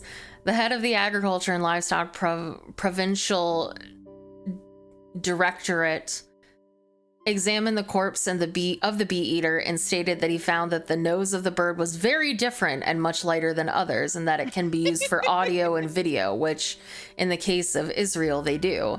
A counterterrorism unit became involved before Turkey's agricultural ministry assured villagers that it is common to equip migratory birds with rings in order to track their movements. In 2012, a Sudanese newspaper reported that the Sudan government had captured a vulture in the town of Karanek, which they said was an Israeli spy bird and was tagged in Hebrew and equipped with electronic devices. An avian ecologist told Ynet, this is a young vulture that was tagged along with 100 others in October. He has 2 wing bands and a German-made GPS chip. Denied that the device had any photographic capabilities. In 2013, Hezbollah claimed that an Israeli spying eagle had been captured in Lebanon. They claimed that the eagle was one of many birds sent by Israel to spy and gather information via GPS transmitters across the Middle East. The eagle that had been shot down, and poor eagle, was young and endangered. Assholes. Oh my god! And I know, ornithology. sorry. I'm just reading chat. Like, Dylan is so right. Like, there's so many, like, legitimate criticisms you could have, but they're using birds to spy on us is what the hill you're gonna die on? Are you serious? Anyway, continue. An Israeli ornithologist said he was tracking the bird for research and was incredibly frustrated it was killed. Unfortunately, this bird made the stupid mistake of moving to Lebanon. Oh my god. A rare tagged eagle from the Golan Heights Game and Nature Reserve that was captured by Syrian opposition forces and first suspected of carrying electronic espionage devices was then returned to Israel in 2017 as a gesture in recognition of the medical treatment Israeli had provided. Oh my god, they gave a bird back as a prisoner of war. Oh my god. Wait, okay, so imagine being this bird and you're like, I'm gonna fly over here because that's what my instinct is telling me to do, and then these humans capture you and drive you back, or maybe fly you back to someplace you lived before where you didn't want to be because you wanted to go somewhere else to mate or eat or whatever, and you're like, fuck, now I gotta do that all again. Because, like, that bird's not gonna just not leave Israel because somebody else says you shouldn't leave Israel, because it doesn't know what Israel is. Yeah, how are they catching these birds? The griffin vulture has nearly disappeared from the mountains of Israel and is the subject of a reintroduction project. As part of the project, vultures are tagged with radios and labels to keep track of the population. In 2011, a griffin vulture with a wingspan of about 8 feet was caught by a hunter near Saudi Arabia, wearing a GPS device and a Tel Aviv University leg tag. Rumors spread among locals. Give me all your bits. Paratrooper Dylan just cheered 100 bits. Okay, I'm gonna recommend you look up the World War I U.S. Army signal pigeon Cherami if you want to hear about a real war story about a bird. Hell yeah, we will look that up in a second. Thank you so much for the 100 bits. Thank you, thank you. Oh, I have to add, hold on. Add points. 1, add seconds. The birds are out here disrespecting national borders. It's so true. Like, where's their passport, bestie? Like, you can't just do that. Don't you know you're a Jewish bird? Rumors spread among locals repeated in some Saudi newspapers that the bird was sent by Israel to spy on the country. The prince that runs the secretary of the Saudi National Security Council dismissed the rumors, said the equipment on the bird was simply there for scientific study and that the bird would be quickly released. They agreed. Let the bird go. Blah, blah, blah. Bird's fine. Good. Thank you. I was waiting. I was scared. Sharks. In December 2010, several shark attacks occurred off the South Sinai resort of Sharm el Sheikh in Egypt. Following the attacks, in an interview on a controversial but popular Egypt Today television show, Captain Mustafa Ismail, introduced as a famous diver, alleged that the GPS tracking device found on one of the sharks was in fact a guiding device planted by Israeli agents. Prompted in a television interview for comments, the governor of South Sinai initially said, "What is being said about the Mossad throwing the deadly shark in the sea to hit tourism in Egypt is not out of the question, but it needs time to confirm." The Israeli Foreign Ministry, in response, suggested that Shausha had seen Jaws one too many times. The governor later dismissed any connection between the event and Israel. Describing the conspiracy connection to Israel as sad, Professor Hanafi, a marine biologist, pointed out that GPS devices are used by marine biologists to track sharks, not to remote control them. Egyptian officials suggested that the attacks were due to overfishing, illegal feeding, the dumping overboard of sheep carcasses, or unusually high water temperatures. Yosef, adjunct professor of political science at the American University in Cairo, wrote that this and other similar conspiracy theories result from a misconception among the Egyptian public that Israel is all-powerful. Notwithstanding that such allegations have no factual or logical grounds, no one stops to ask why should an Israel facing serious security challenges busy itself with that kind of stuff. Yeah, like, don't you think that maybe they have other shit going on? Exactly, yeah. Yeah, but, okay, like, say the concept of releasing sharks into an area in order to impact their tourism is real. I could see, like, corporations doing that in order to, like, defeat competitors or whatever. That seems like something that is, like, not without you know, a potential in like a dystopian novel, for example. But why would you immediately jump to they're radio controlled by this chip that's in them instead of like maybe they drove a boat here and dropped some sharks in the bay? Because that's the thing that gets me about conspiracy theories. It's like, even if your premise is true, the way you get to the premise is the most complicated way you could get to the premise. There are easier ways to get to the truth of your premise. And typically, the universe loves simplicity, and the, like, simplest idea is usually the one that is actually accurate. So, like, sure, maybe they did release sharks into the bay. They for posterity purposes they didn't. But why wouldn't they just drive them there? They could just drive them there. Just put them in the water. They don't have to, like, the thing is, if a shark is hungry, you don't have to tell it to eat. I don't know. Anyway.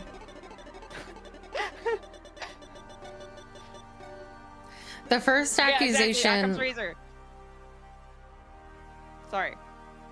The first accusation that Israel employs dolphins for espionage was made in August 2015 when the brigades of Hamas claimed they captured one wearing cameras and other equipment off the Gaza coast.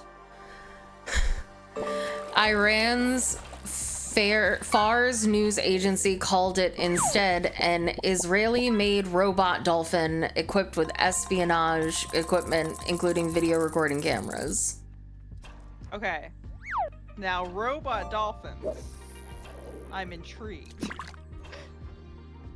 Captured just for his hobby. Maybe he likes recording ocean topography, or maybe he just likes taking underwater pictures, and you picked him up when he was playing Pokemon Go and put him in a tank and accused him of crime. Anyway. Israel did not just stop at the bloody attacks against the Gaza Strip.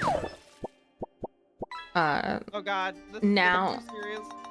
No. Now it has recruited a watery pet, the dolphin, known for his friendship with humans, to use for operations to kill naval commandos.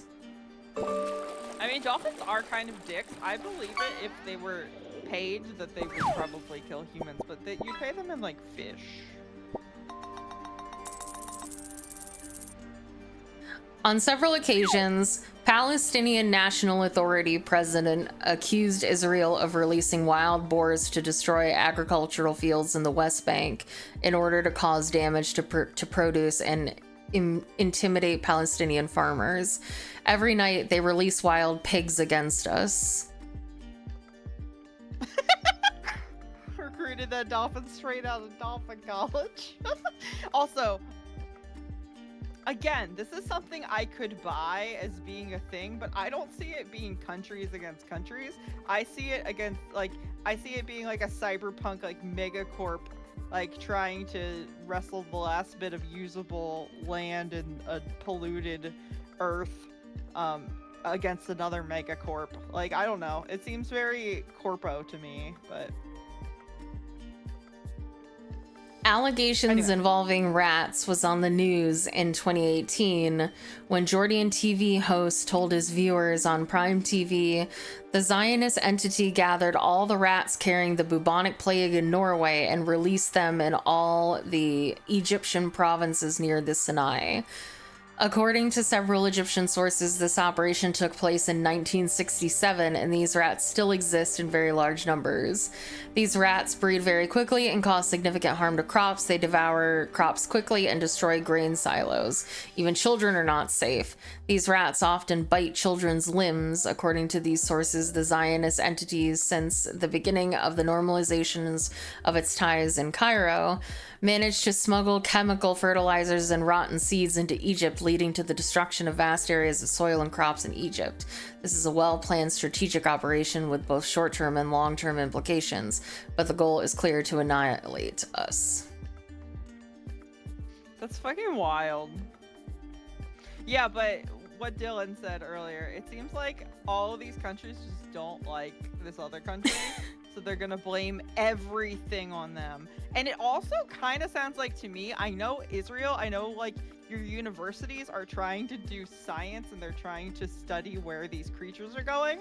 You might just want to stop banding animals because people are gonna accuse you of being spies and like attacking and killing civilians with animals because you put a little radio chip on them.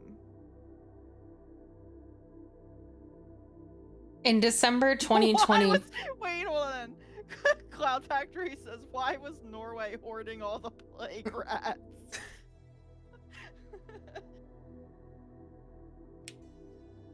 It's a good question. It's a good question. In December 2022, a village elder near Nablus claimed that Israeli cattle are recruited and trained as spies. These are recruited and trained cattle, as on the neck of each cow they hang a medallion with an eavesdropping and recording device on it, and sometimes cameras, in order to monitor every detail in blah blah blah, large and small. And lastly... Please, I want to know what the training the cow receives is. I want to know what cow training is like. I need to know.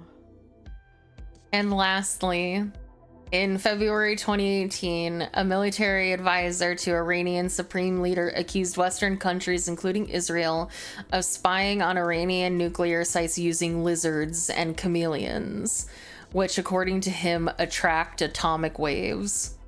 We found out that their skin attracts atomic waves and that they were nuclear spies who wanted to find out where inside the Islamic Republic of Iran we have uranium mines and where we are engaged in atomic activities. I'm sorry, what? So they have nuclear sniffing lizards that suss out where their mines are. Okay, so if Iran was trying to deny having nuclear activity, this was a bad way to go about it. Because they basically just said that they're looking in the right places because they're trained, which is kind of wild. But also,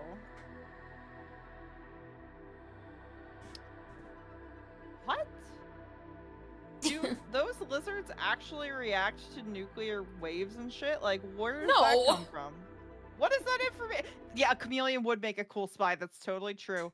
But like, where does that information come from? I don't know. Probably the same place that they get the information that the world has a ring of ice around it. That was wild. Can we go back to that for a second? Like, think about it. If flat earthers think that Antarctica is the ice wall keeping the Earth from keeping anyone from falling over the edge of the Earth, that means that they think that the Earth is split at like the center of Antarctica.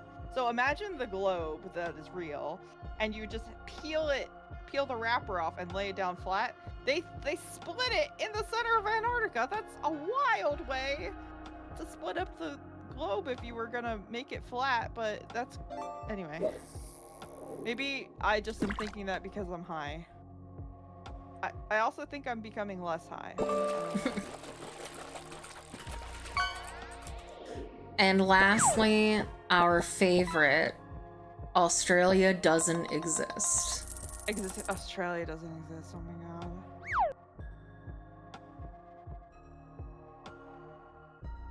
Mike's mic is fake. Mike's mic is a government agent.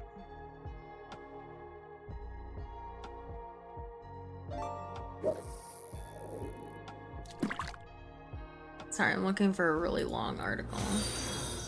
Because those are the Burning real underscore ones. spice underscore cookie underscore really just are. followed. It needs to be like, if they predict the amount of time it'll take, it needs to be at least 10 minutes to read. I don't think I'm gonna get something like that.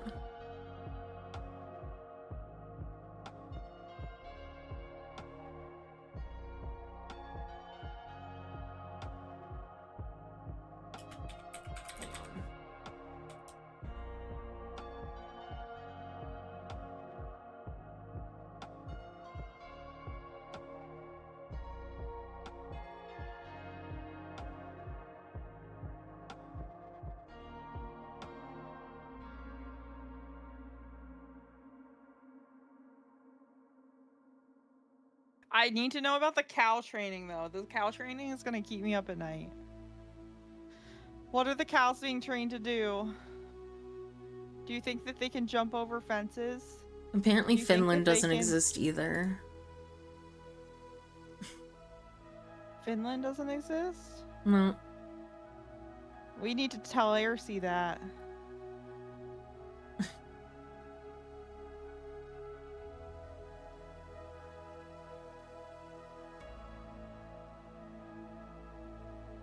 Why Finland?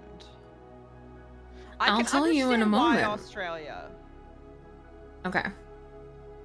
So this is the article explaining there is no Finland, birth of a conspiracy theory. No, sorry.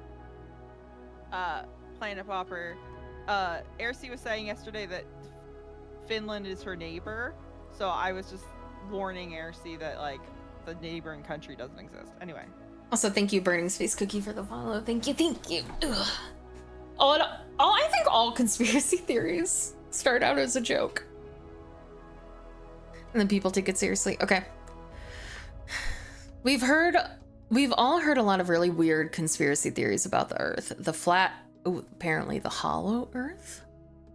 Earth is hollow? I've seen hollow. Hold on. I want to read about that next. All right. Okay. We're going to go down a rabbit hole. And the world's governments all conspire to cover up the truth for some reason. Some of these are so bizarre that they can only be jokes. None more so than the claim that Finland doesn't exist. The idea here is that where we all think Finland is actually just ocean, and that Japan and Russia conspired to persuade the world there's a country there, to cover up the fact that Japan does unlimited fishing and whaling there with no international oversight. Today we're going to Today we're going to study why a tale so trivially disproven as that can actually survive to become passionately believed by a small but vocal group of conspiracy theorists. On any map, Finland borders Russia to its east, and its south and west borders are in the Baltic Sea. To its north, Finland connects to Sweden and Norway. Believers in the conspiracy theory have drawn a new map in which most of Finland is simply erased, extending the Baltic Sea all the way to the Russian border, and the northern third of Finland is simply renamed as more of Sweden, thus extending Sweden's territory significantly.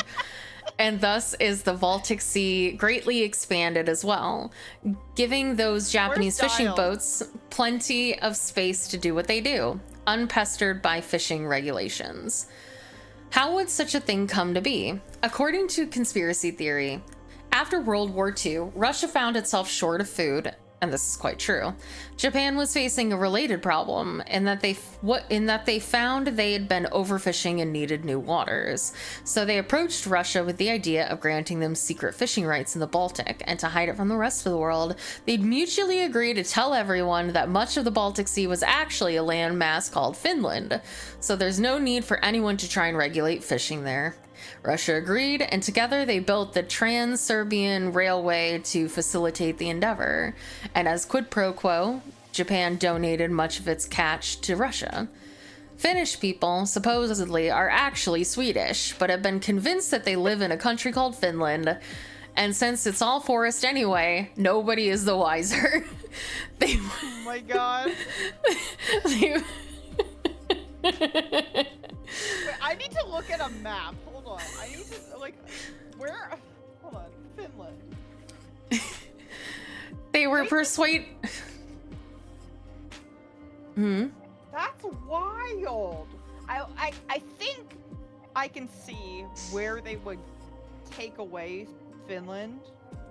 That's so wild, though. Also, they're taking away the ball sack of the Norwegian phallus. Because I don't know if you've looked at that, but it looks like a floppy penis. I haven't looked at a map recently. Oh, if you have another one, Kasumi, hit us with it. They were persuaded to adopt the newly developed Finnish language created for this purpose, which is suspiciously close to Japanese. Maps, aerial, and space photography and GPS systems worldwide have been altered to make it appear that Finland is real in an amazing act of international cooperation. Why do all of us how old is the Finnish language? Like, how long has Finland been a country? Can we Google? Hold on. How long has Finland been a country? How long has Finland been the happiest country? You know what? They're the happiest country because they don't actually exist. Okay, so it's an independent country that declared independence from Russia in 1917. But it's been a thing for a long time. It was part of Sweden for almost 700 years. From around 1150 until the Finnish War of 1809. So presumably the Finnish language is a little bit older than this fish treaty that they're talking about.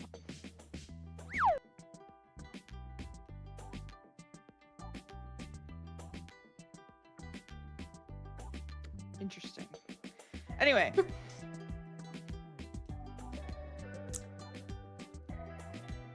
Why do all of us other countries go along with this as a gesture of goodwill to Russia and Japan? Apparently that's the best conspiracy theories could come up with.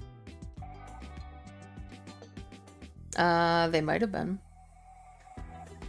It seems hardly worth the trouble to point out the many ways this story is not only provably untrue, but historically implausible. But it's still fun to cover a few points. We can start with the fact that the idea of overfishing in our oceans didn't really even exist until the 1960s. Before the war, Japan had massive, thriving fishing and whaling industries, which extended throughout the Pacific and even as far as the Antarctic. They scarcely needed new fishing grounds from the Baltic Sea, a third of the way around the globe, but World War II devastated their fishing industry, and they soon faced famine from the cost of their war effort. Immediately after the war, the Allied occupation authorities invested heavily in rebuilding Japanese fishing. Whaling was allowed to resume in 1946. By 1952, the revitalized fishing industry exceeded its pre-war size. At no time in history of Japanese fishing did they have any need to seek new waters from a distant and inconvenient land, and most especially not before the 1960s when overfishing began to become apparent. One problem with the conspiracy theory's timeline is that by the 1960s, the Trans-Siberian Railway had already been connecting both ends of the Soviet Union for almost 50 years. Its first transcontinental span had been completed in 1916. It doesn't seem there's any way to shoehorn in the theory that it was built as a response to Japanese overfishing. But we hardly need to verify things like that. Finland has a long history, having been settled as glaciers from the last ice age receding about 9,000 years ago. Ancient texts talk Ice about isn't real. Finnish history as far back as ancient texts go. Museums are filled with golden treasures crafted during the height of the Finland Roman period between the 1st and 4th centuries. The name Finland existed at least as early as the 11th century when it was carved into runestone U582, and it's also appeared in the 13th century runestone G319. The early Finnish wars took place in the 13th and 14th centuries. Even to open a discussion of the historical proof of the existence of Finland is an exercise in absurdity. Yet the conspiracy theory dismisses all of this, which is one trait it shares with all conspiracies. The device of dismissing all contradicting evidence as part of the conspiracy. Those two runestones, for example, are in Swedish villages, so a believer finds them perfectly consistent with the part of the theory that says everything regarding as Finnish is actually in the northeastern piece of their extended Sweden. Since this part fits, they just mentally dismiss the fact that by acknowledging the runestones at all, they've just busted the entire foundation of the theory that Finland didn't exist until the 20th century. Cognitive dissonance is essential for all conspiratorial beliefs. Yet, from elsewhere in the northern Europe, especially specifically Estonia, the south coast of Finland is only about 60 kilometers away, easily visible on a clear day, and the bright city lights of Helsinki can't be missed at night. You can take the Celine to Helsinki ferry, which takes about 2 hours. The idea is going to be even harder to defend that the $13 billion Helsinki to Tallinn tunnel is completed around 2030. But according to the conspiracy theory, it's not there. That's just more Baltic Sea, and those city lights are just Japanese fishing boats. Today, It's a hologram. the Finland if you can try to go there. It's all AI anyway. No, you're It's just all in through Sweden. If you're there, you're in Sweden. I see. Mm-hmm. You went too far. You're in Sweden now.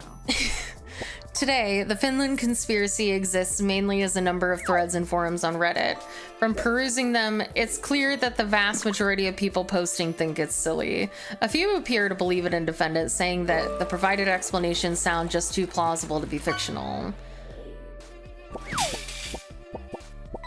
Oh, somebody got a trash can, or a trolley.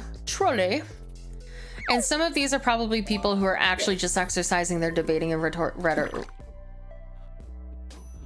rhetorical skills, defending an indefensible position. And some are probably people who deliberately post sincere appearing nonsense for the fun of trolling and shaking things up.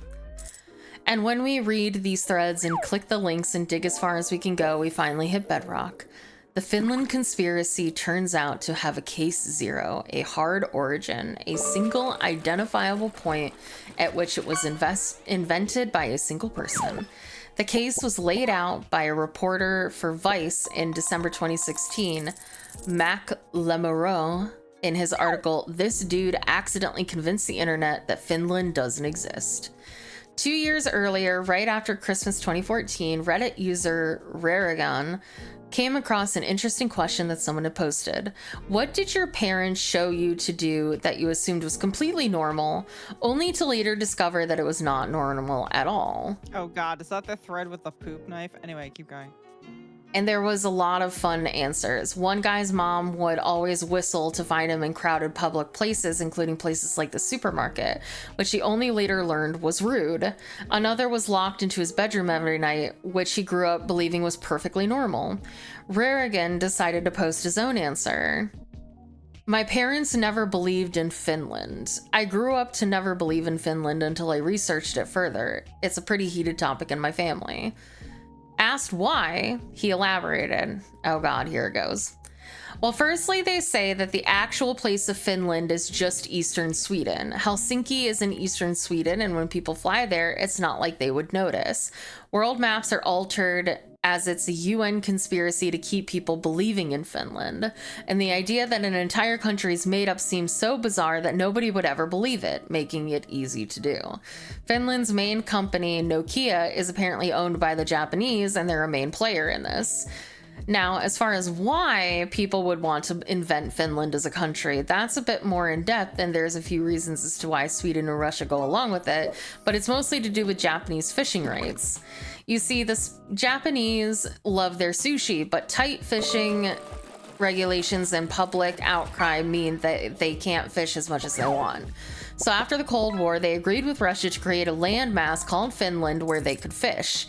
After all, people thought there was a country there, nobody would expect the Japanese to be harpooning whales, would they? The fish is then transported through Russia, where a small percentage of the food is given to the population. They were, of course, starving at the time of Finland being invented, and then is shipped to Japan under the disguise of Nokia products. Japan is apparently one of the world's largest importers of Nokia products, despite the fact that nobody there owns a Nokia phone, apparently.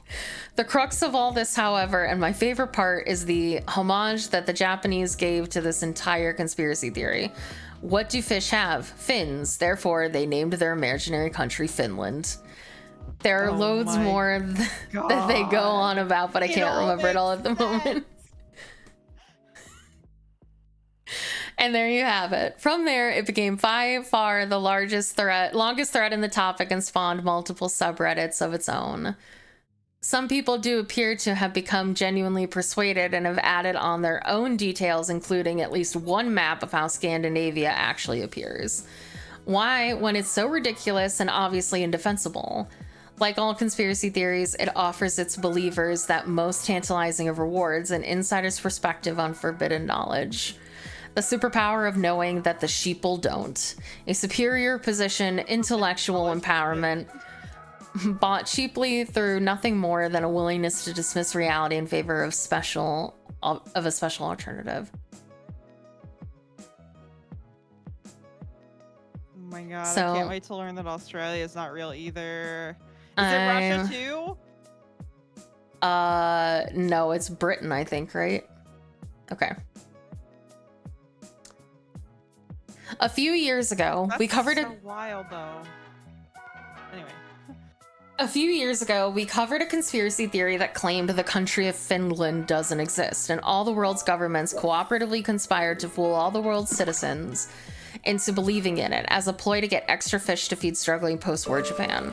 Well, regardless of how plausible you may have felt that one was or wasn't, we have another one for you today. A similar claim made about Australia, complete with an equally believable motive. Australia doesn't exist. In 2006, an anonymous post on the Flat Earth Society forum first raised the idea of Australia being fake. It all comes back to the Flat Earth Society. Time is a flat circle. It said, in part, most of you have probably been brought up believing in the imaginary land called Australia. Well, the fact is that Australia doesn't really exist. Everything you have ever heard about it was made up. Any pictures of it you have seen are faked by the government. I'm sure you have been talked to people on the internet who claim to be from Australia. They are secret government agents. The idea languished in internet obscurity for a long time until a Swedish, oh my god, what's Sweden again? It's Face- Sweden. Maybe they're actually Finnish though. We don't know. It's the other way around. There's no Finland. All of Finland is Sweden. No, I mean maybe they are from the part of Sweden that's actually no, they're from the Finland part of Sweden is what I mean. Yeah.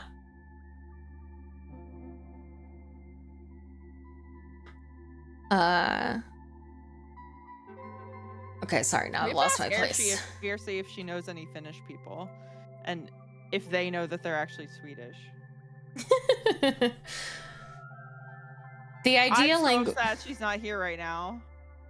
The idea languished in internet obscurity for a long time until a Swedish Facebook user named Shelley Floyd, it's like Floyd with an R, revived it based on some random thread on Reddit, and this time she added a motivation. Australia is not real. It's a hoax made for us to believe that Britain moved over their criminals. Criminals. That Britain moved over their criminals to someplace. In reality, all these criminals were loaded off ships into the waters, drowning before they could ever see land again. It's a cover-up for one of the greatest mass murders in history, made by one of the most prominent empires. Australia isn't real. It's a code word for the cold-blooded murder of more than 100,000 people, and it is not okay. We will not accept this. Stand up for the ones who died. Let it be known that Australia does not exist. The post was quickly shared over 20,000 times before Floyd deleted it, telling BuzzFeed News at the time that she was buried in ridicule from angry Australians, including 100 or so death threats. She probably wishes she kept it a bit more distance from flat earthers forums, but regardless, let us expend an appropriate amount of effort presenting the evidence that Australia is in fact real. Now that we've done that, it's worth noting that Finland and Australia aren't the only places in the world that are both denied by some to exist and can be easily visited by anyone at any time. In a nondescript part of Germany, you may or may not find a city called Bielefeld. Like the Australian story, the Bielefeld doesn't exist conspiracy theory also has a well-known point of origin. In 1993, some students at the University of Kiel in Germany were having a party in a dormitory, and someone happened to mention that they were from Bielefeld, a small city somewhat known for being uninteresting. Achim Held, today a computer scientist, recalls that one of his friends jokingly scoffed at the innocent statement and said that nobody would actually be from there. Later, Held and some of the same friends were in a car on the way to Essen and saw that the motorway exits to Bielefeld were closed. It was the perfect Deus Ex Machina punchline to their wisecrack from the other night. It was a satirical proof of the joke that Bielefeld was just a government-invented myth. So Held went to Usenet, an online thing that was eventually replaced by the internet for all you kids out there, and posted about his discovery that they, always written in all caps whenever used in reference to Bielefeld, have created this false city and have gone so far as to generate daily fake sports news about its football team and produce automobile license plates with BL on them. Or BI, maybe? BI on them. They're producing license plates with BL on them. As Held figured that as jokes go, this one probably wasn't worth spending more than about 2.5 minutes on, he didn't bother to fabricate any particular reason for the deception by them. But defying expectations, the joke stuck, and even today it's a running gag about Bielefeld. It's worth mentioning that although this joke about Bielefeld is based on it being boring and nondescript, it's actually quite a beautiful city with a lot of history and a thriving art scene. Very impressive for a city of its size and well worth taking that highway exit. But geographic hoaxes are hardly new. Even since the first few centuries of the Common Era, when ships first began venturing into the international waters, knowledge of the world was fuzzy. Cartographers struggled to organize and present geographic information that was incomplete and often contradictory.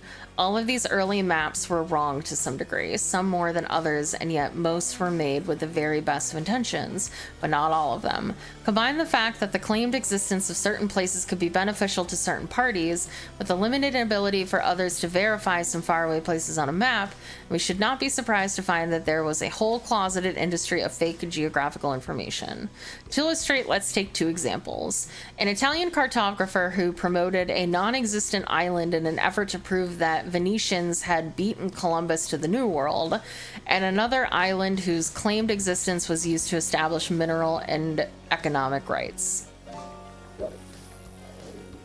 Frisland. The first of these concerns the island of Frisland, a substantial island nation dotted with cities, ports, surrounding islets, and even its own monarchy. Frisland first appeared in maps in the North Atlantic beginning in 1558 and was included on multiple subsequent imported maps for at least a century until such time as that part of the world became sufficiently thoroughly explored that Frisland existed was finally debunked. There has been speculation that Frisland was an honest mistake stemming from misidentification of the southern part of Greenland, but a study into the 1558 map's author put that speculation to rest. The map was made by Niccolò Zeno, a prominent Venetian who came from a family of modest explorers. Frustration had been growing in Venice that the discoveries of their own ships were being eclipsed by those of other nations, and in Zeno in particular because his own family was losing much of its former luster. The map was found in his book Della Scorpimento, which pretended to be a historical account of his family's voyages, but was in fact more like pulp fiction. Wait, so he made up a fake country to be like, we found this island first? Yes. And you guys are all such shitty explorers, you can't even find it? That's hilarious. Also, wait, the fact that it's near Greenland is crazy because it's another Scandinavian fake country. Or general Scandinavian area fake country. I don't actually know how close those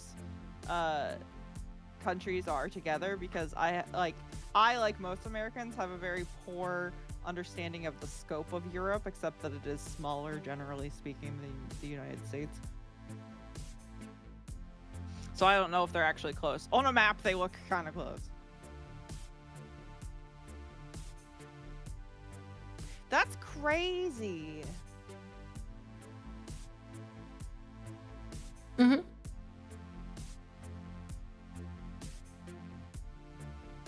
It's rather far away? Okay. I know roughly where Europe is on a map. Yeah, it's true.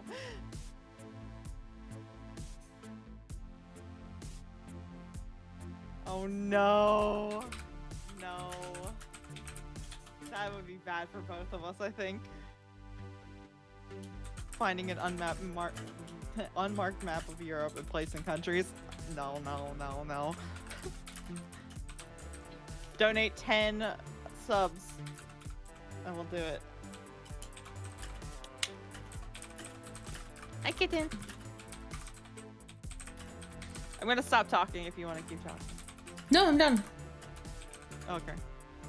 What? What? If you do, yeah, if you donate 10 subs, we'll do it. We'll do what? We'll both get an unmarked map of your... do we have to do it together or separate? Wait, what do we... Sorry, I wasn't listening. What do I have to do? Petro wants us to find an unmarked map of Europe and then place countries. No. We'll do it together, so that's good. Together? Is there a, there's gotta be, what's that one website we used for,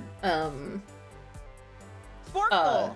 Yeah, you think they have one for a map? Oh, I'm sure they do. Yeah, if you pay me to do that, I will.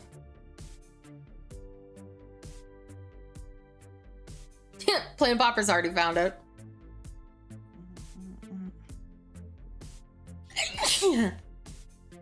Excuse me. Can we turn off the timer? This is gonna take way longer than this. I don't know if we could do it without a timer. Well, we have to. 8 minutes. They're gonna give us a country, seems like a and then we lot. have to find it, I think. Okay. Okay, sure, we can do this. Cough it up, Pedro. Yep, hand it over. Or whomever. Because I actually want to get McDonald's for dinner because today is the last day of the Shamrock Shake. Shamrock Shake. And I can convince I Gull get to it. get anything when she's high.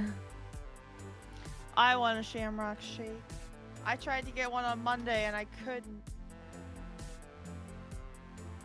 And I felt cheated by McDonald's. So yeah, pay for our McDonald's dinner, and we'll do this quiz.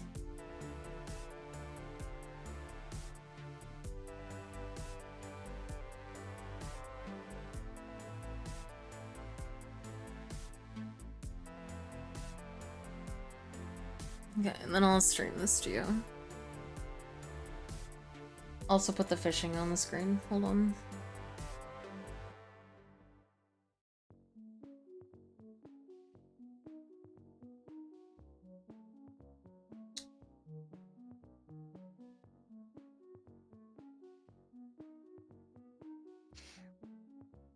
What's craziest to me about the Finland isn't real conspiracy is in fact that like that area is so far away from Japan.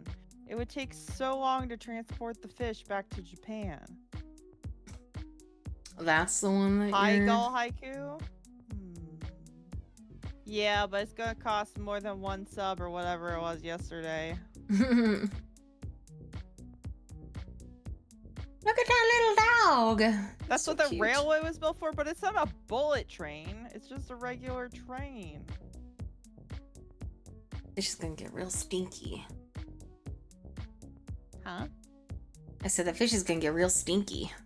Exactly. That's what I'm saying. The fish is gonna be big stinky. Stinkier than kitten poop? Prices are going up. Yeah, maybe. Prices are going up because I'm high and it's gonna be harder for me to do it.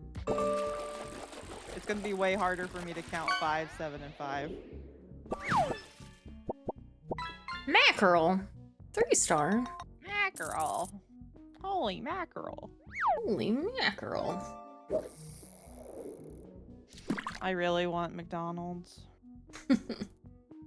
It would hit so good right now. Chicken nuggies, fries, Shamrock Shake.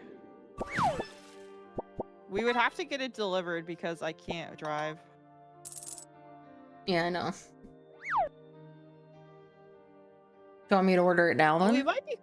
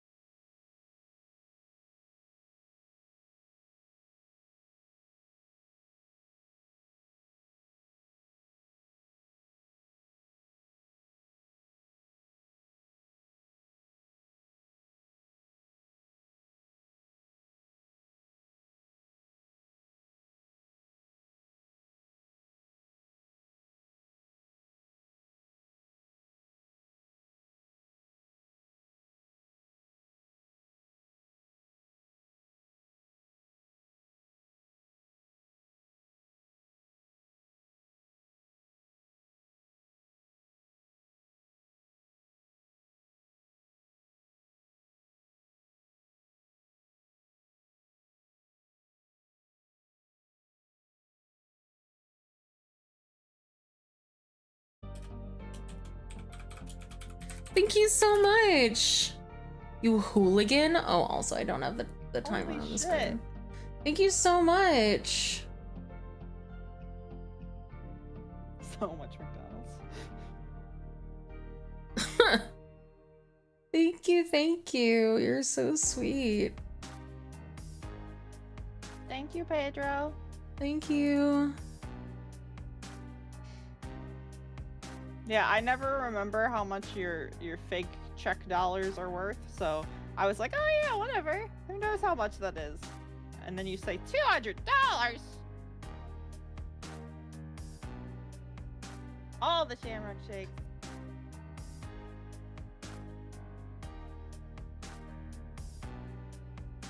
Oh. I see. So you also want to... Okay, let me know what script you want me to record and I'll get that to you. Thank you so much. We also add this many seconds onto the timer. That's many seconds. Many seconds. Thank you so much, Petro. You are such a sweetie. Thank you. Thank you. All right. You ready for this quiz? Petro paid $200 for it. Yeah, this is All right. gonna be bad. Oh, I have to stream this too. I forgot. Share my screen. Share my screen. Oh, hold on. Take your time. I haven't done it yet.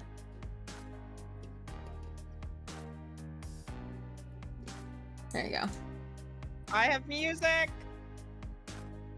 Just mute me. Oh my god. Oh my god! Paratrooper What Dylan just gifted happened? 20 subscriptions to the community. Thank you so much!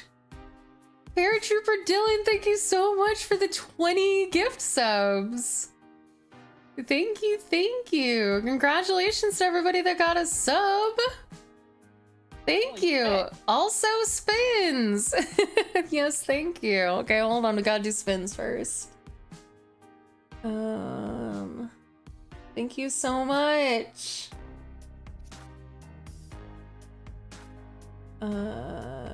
Is it here? Okay, that's not the correct browser, but it's fine. No, not the horror game. Oh, did it get funded? Pepper Oh, said not 90 yet. more. 90 more. Let's go. We're almost there, chat. Okay. No. 2 subs. Thank you so much. Thank you, thank you. Do we know what horror game it is? No. We hadn't decided You guys on have it to yet. pick. Alright, so we have... How many for Petro? We have 6 spins for Petro? I get to pick a reward. Gonna do ASMR voice for 10 minutes. Because it's easy. And Pedro likes it. Okay, we get to spin again. No. Model upside down for 3 minutes. Now I spin.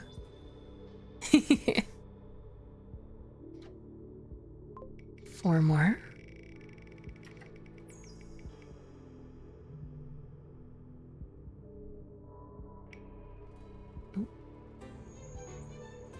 I have to read a chapter of the book in an ASMR voice with only my feet showing. Wow, Gall is showing feet for free? It's not for free. Level 5 hype train. Holy shit. Spin again.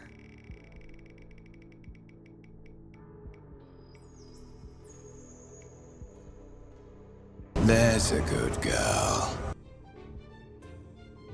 You can't see me blushing because I'm upside down. I have to answer a who wants to be a millionaire question. Where is it? Okay.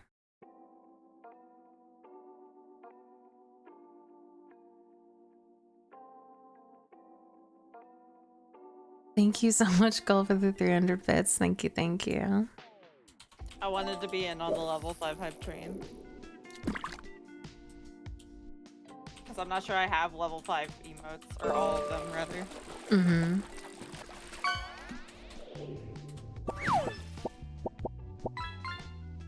I'll get a monkey that's worried. Baby. Okay. Who wants to be a millionaire? With only our feet. Okay, scroll down.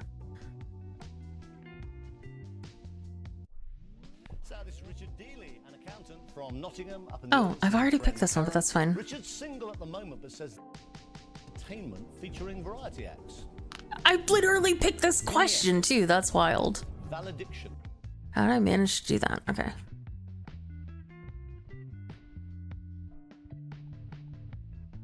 Okay.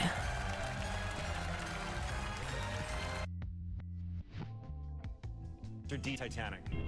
Your final answer. Oh, And this you is are with correct. celebrities. Endless debates about it.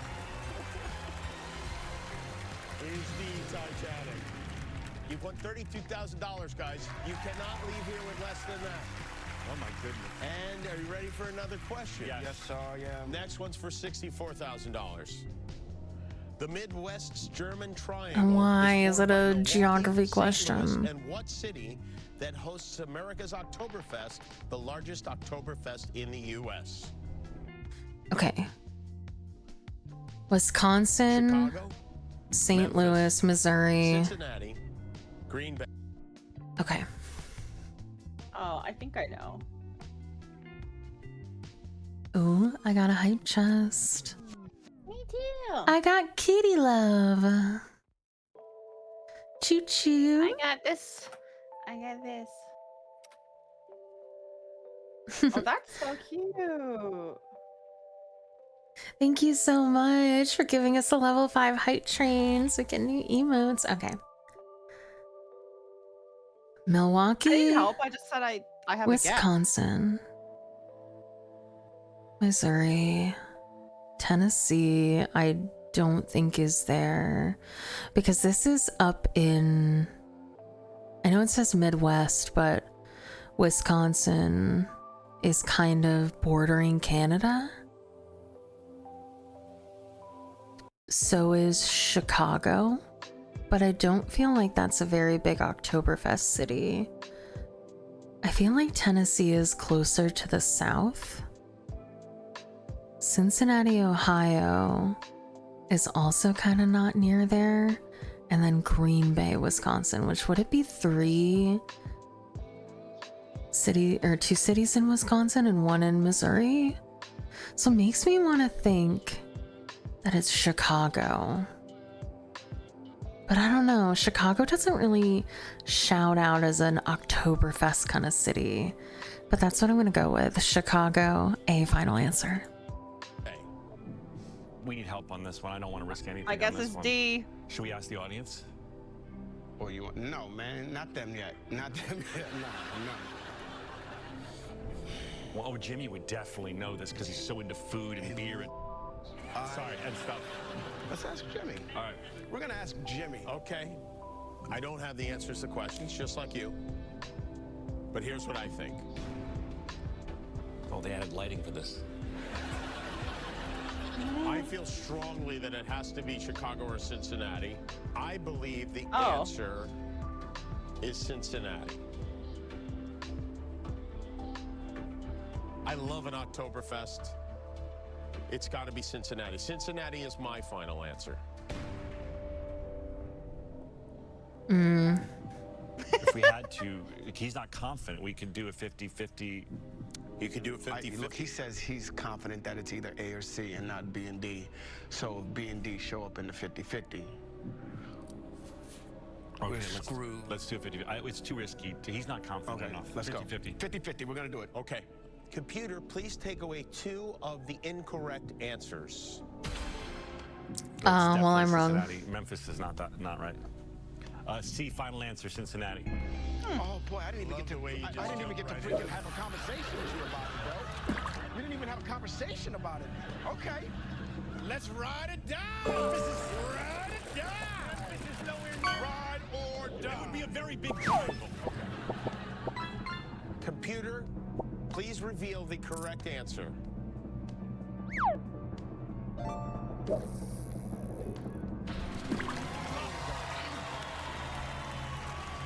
going to take a break. We're about to play more Who Wants to Be a Millionaire. Thanks for that. Right. More time. What do you want from McDonald's? Oh gosh, what do I want from McDonald's? Are you ordering right now? I am.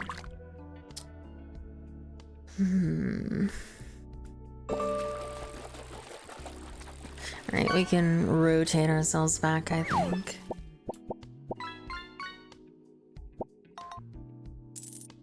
Rotate, rotate, rotate, rotate, rotate.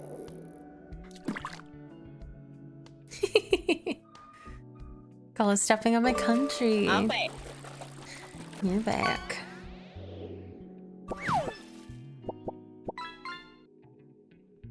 Okay, and also we need... Hey, Outlicious! We also need, Bear Trooper Dylan to get some spins, because you just dropped, like, 120 bucks or something like that. So thank you so much.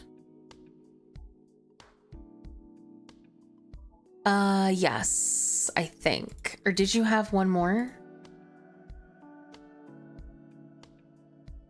We started at 9, so that was 5. Okay, so I think we have 2 more for you. Actually.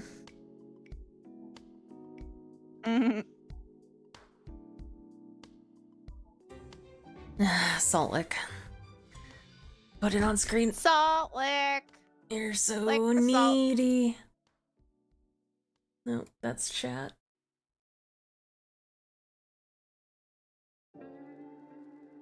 Actually, don't have any saliva in my mouth.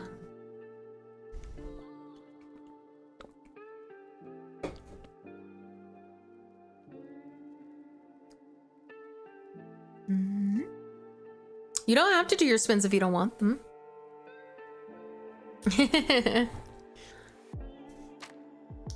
And one more for Pedro.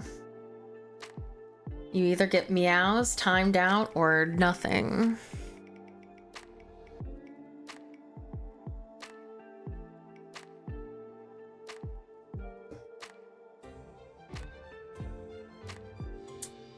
You get meows for 3 minutes. Meow.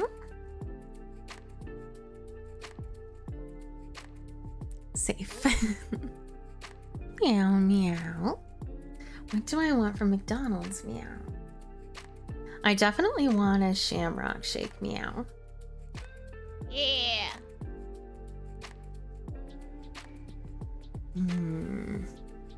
Quarter pounder? I want to get a fillet of fish in Pedro's honor. Because he loves the fillet of fish. Meow. Fillet of fish meal? No. No? You don't want fries? I might get fries with something else. Meow. Okay. Add 2 bag.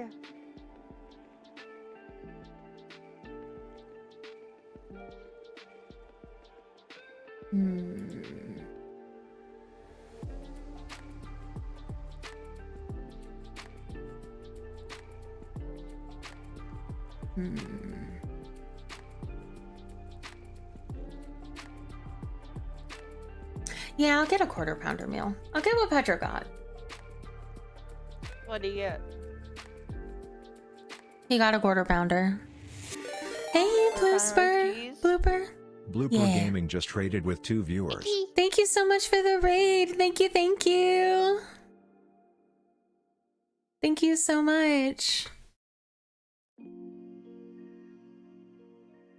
Thank you, thank you, thank you. What were you streaming? Did you have a good time? What did you get this morning, Pedro?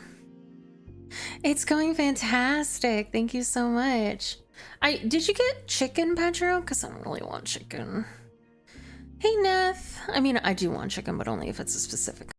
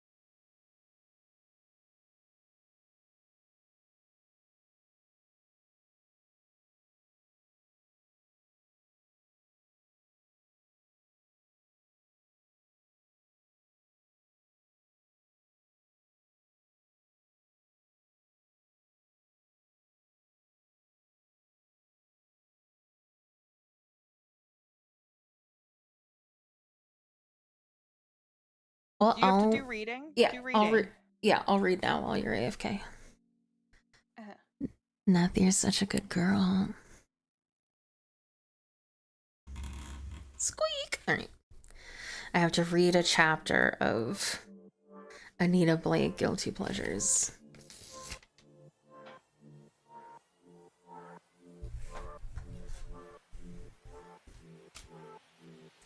Our table was nearly bumping up against the stage. The room was full of liquor and laughter, and a few faked screams as the vampire waiters moved around the tables. There was an undercurrent of fear, that peculiar terror you get on roller coasters and at horror movies. Safe terror. The lights went out. Screams echoed through the room, high and shrill. Real fear for an instant. Jean-Claude's voice came out of the darkness. Welcome to Guilty Pleasures. We are here to serve you, to make your most evil thought come true. His voice was silken whispers in the small hours of night. Damn, he was good. Have you ever wondered what it would be like to feel your breath upon your skin? My breath upon your skin. My lips along your neck. The hard brush of teeth. The sweet, sharp pain of fang. Your heart beating frantically against my chest, your blood throat flowing into my veins, sharing yourself, giving me life, knowing that I truly could not live without you. All of you. You're ruining it! I'm sorry! Perhaps it was the intimacy of darkness. Whatever. I felt as if his voice was speaking just for me, to me. I was his chosen, his special one. No, that wasn't right. Every woman in the club felt the same. We were all his chosen. And perhaps there was more truth in that than in anything else. Our first gentleman tonight shares your fantasy. He wanted to know how the sweetest of kisses would feel. He has gone before you to tell you that it is wondrous. He left silent, filled the darkness until my own heartbeat sounded loud. Philip is with us tonight. Monica whispered, Philip. A collective gasp ran through the audience and a soft chanting began. Philip, Philip. The sound rose around us in the dark like a prayer. The lights began to come up like at the end of a movie. A figure stood in the center of the stage.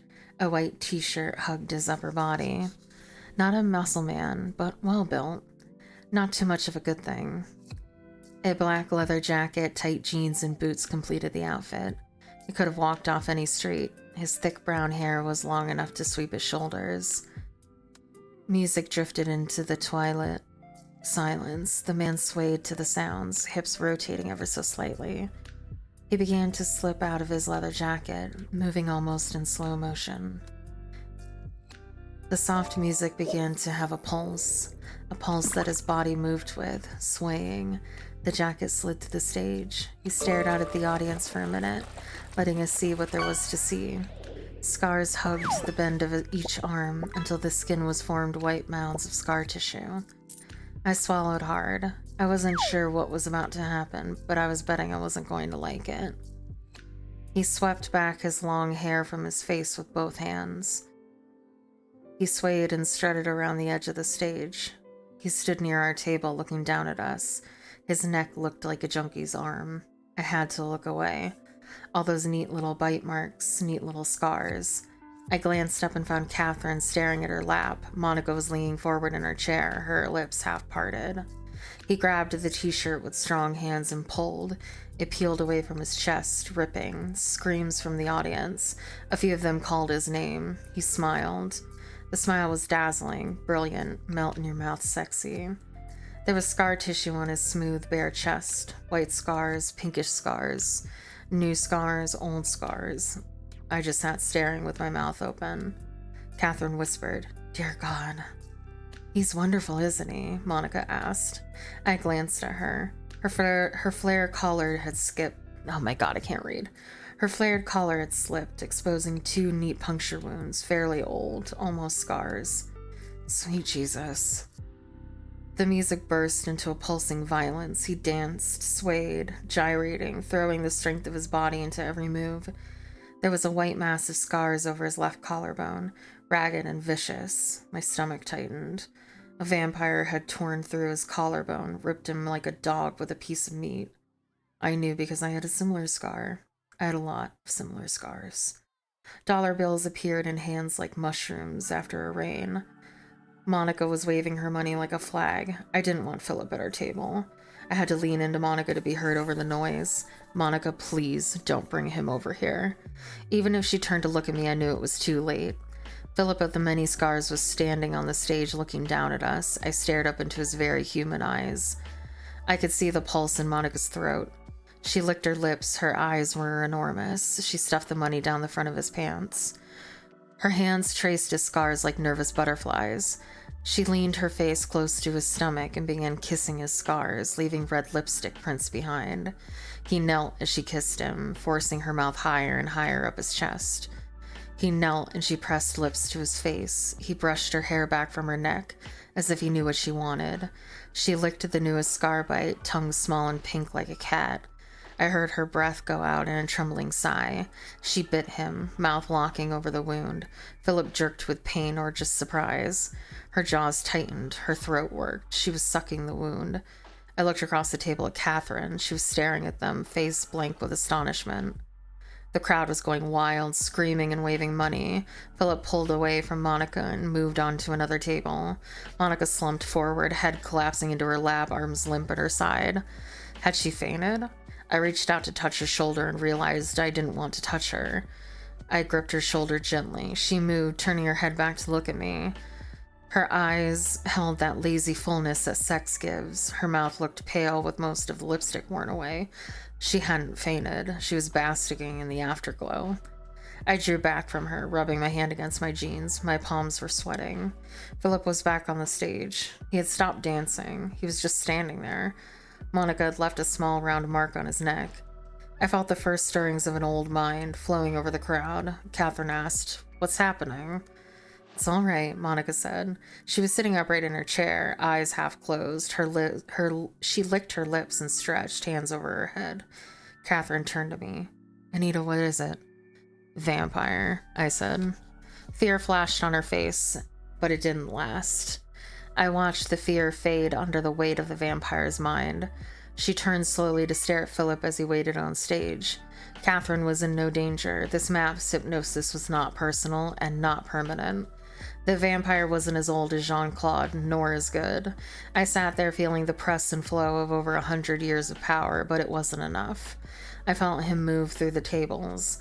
He had gone to a lot of trouble to make sure the poor humans wouldn't see him come. He would simply appear in their midst like magic. You don't get to surprise vampires often. I turned to watch the vampire walk towards the stage. Every human face I saw was enraptured, turned blindly to the stage waiting. The vampire was tall with high cheekbones, model perfect, sculpted.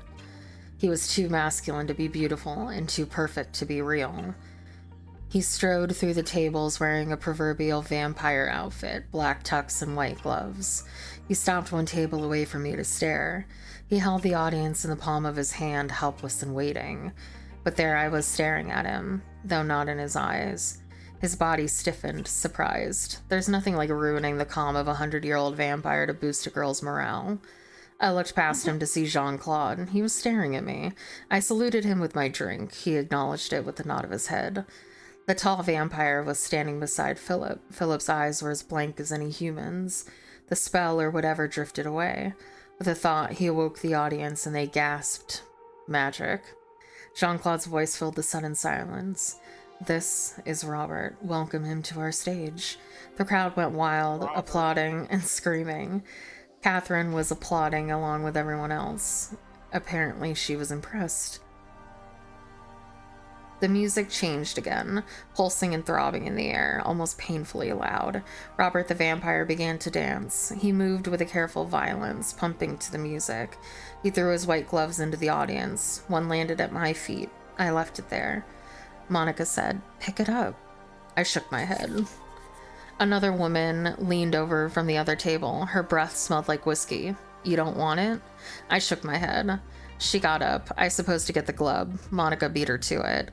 The woman sat down looking unhappy. The vampire had stripped, showing a smooth, expansive chest.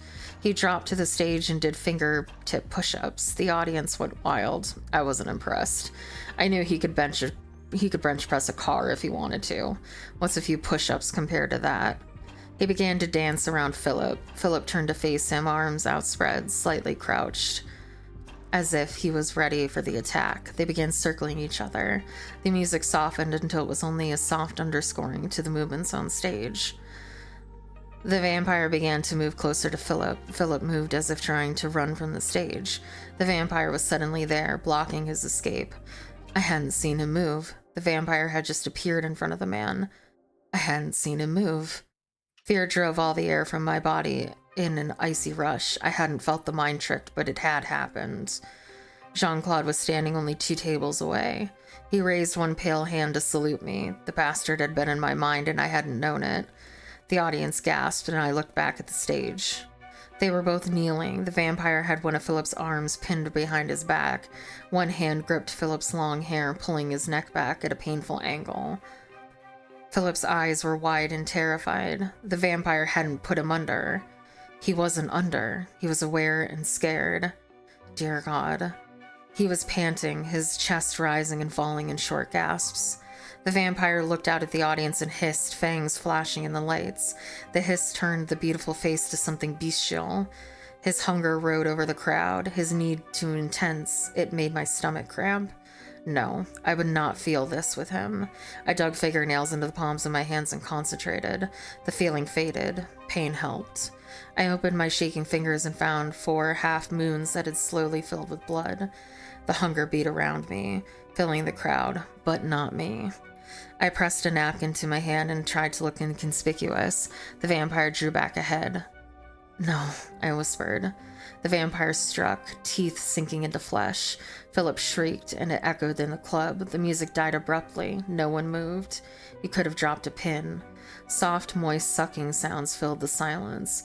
Philip began to moan high in his throat over and over again. Small, helpless sounds. I looked out at the crowd. They were with the vampire, feeling his hunger, his need, feeling him feed.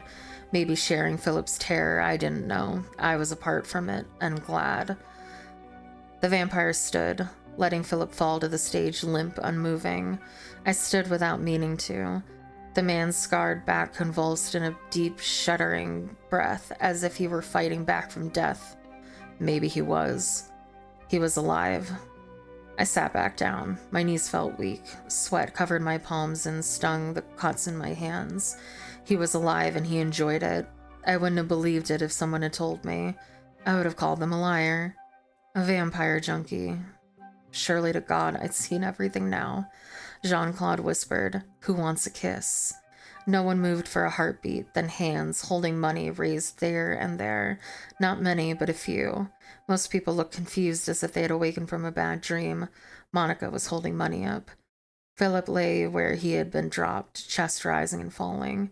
Robert the vampire came to Monica. She tucked money down his pants. He pressed his bloody fanged mouth to her lips. The kiss was long and deep, full of probing tongues. They were tasting each other. The vampire drew away from Monica. Her hands at his neck tried to draw him back, but he pulled away. He turned to me. I shook my head and showed him empty hands. No money here, folks. He grabbed for me. Snake quick. No time to think. My chair crashed to the floor. I was standing just out of reach. No ordinary human could have seen him coming. The jig, as they say, was up. A buzz of voices raised through the crowd as they tried to figure out what had happened. Just your friendly neighborhood animator, folks. Nothing to get excited about. The vampire was still staring at me. Jean-Claude was suddenly beside me, and I hadn't seen him come. Are you all right, Anita? His voice held things that the words didn't even hint at. Promises whispered in darkened rooms under cool sheets. He sucked me under, rolled my mind like a wino after money, and it felt good. Crash, shrill, noise thundered through my mind. Chased the vampire out, held him at bay. My beeper had gone off. I blinked and staggered against our table. He reached out to steady me. Don't touch me, I said. He smiled. Of course. I pushed the button on my beeper to silence it. Thank you, God, that I hung the beeper on my waistband instead of stuffing it in a purse. Might never have heard it otherwise. I called from the phone at the bar. The police wanted my expertise at the Hillcrest Cemetery. I had to work on my night off. Yippee, and I meant it. I offered to take Catherine with me, but she wanted to stay. Whatever else you can say about vampires, they were fascinating. It went with the job description, like drinking blood and working nights. It was her choice. I promised to come back in time to drive them home. Then I picked up my cross from the holy item check girl and slipped inside my shirt. Jean-Claude was standing by the door. He said, "I almost had you, my little animator." I glanced at his face and quickly down. "Almost doesn't count, you blood-sucking bastard." Jean-Claude threw back his head and laughed. His laughter followed me out into the night, like velvet rubbing against my spine. Boop!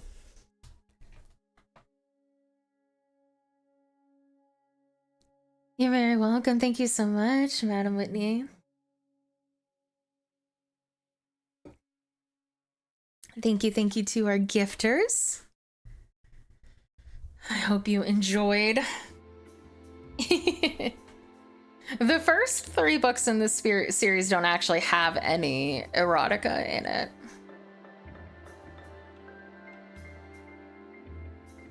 That's like as spicy as it gets, really. But they're very descriptive with the vampire scenes.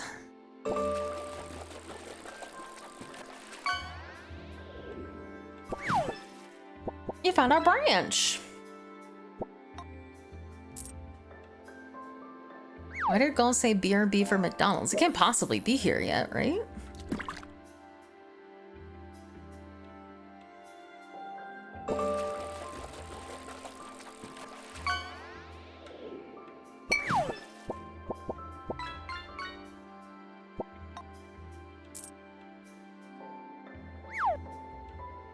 It do be fast food, yeah, but we gotta deliver it. It usually takes like an hour.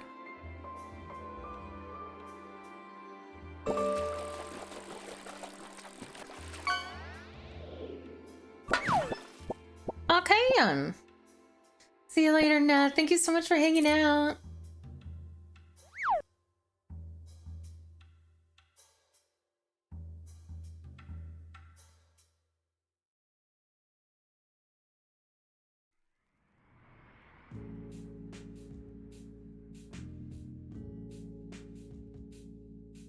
How you doing today, chat? I hope you're having a wonderful Saturday. Thank you for hanging out with us.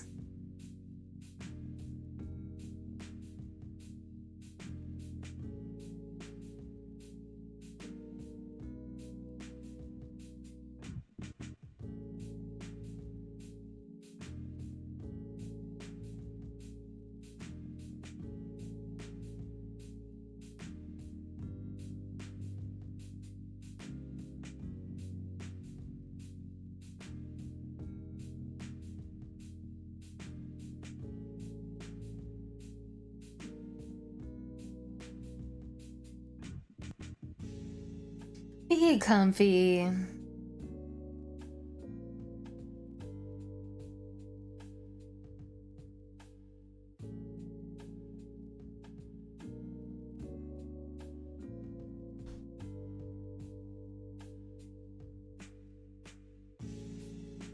Oh, God.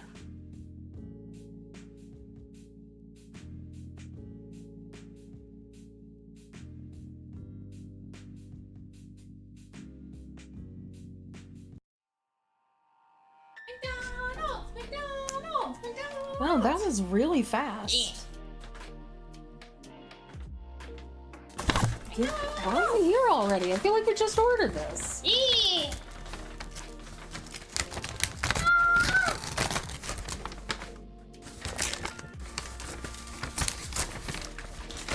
Sheesh.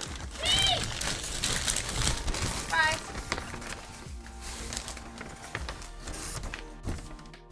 Look at this. They have.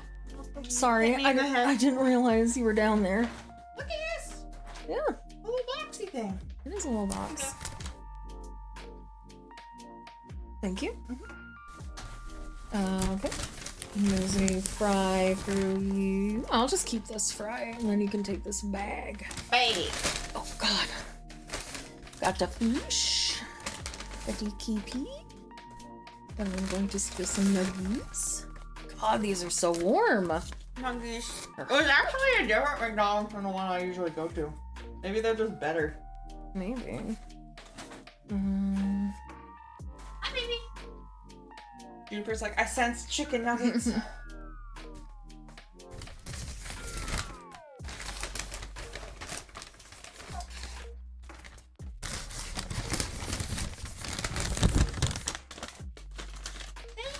Thank you. Send bits, I will. Wow, that was so fast. Like I said, usually we have to wait an hour, so I was like, yeah, we should order food now. Because we probably won't get it until like 2 o'clock.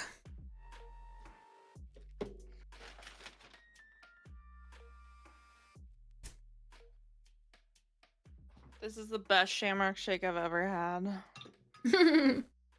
Probably because it's the only one you remember.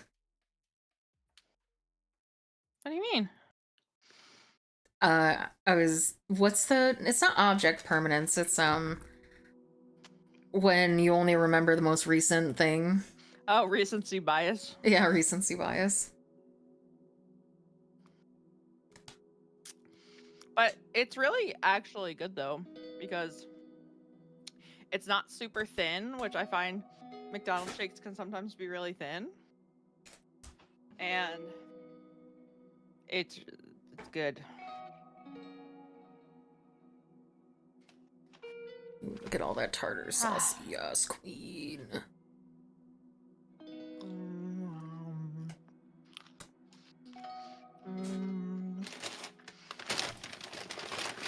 I'm so happy.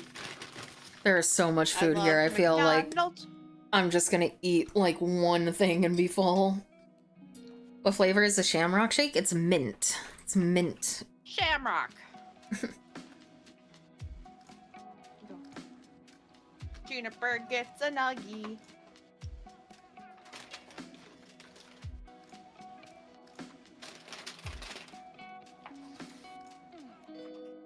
Oh, I love chicken nuggets.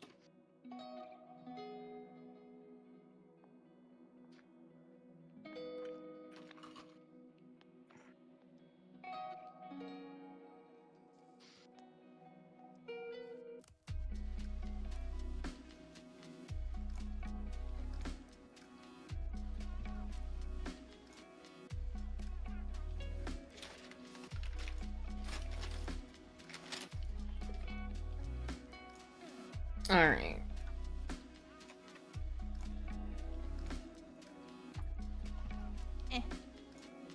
Posted for you, Pedro.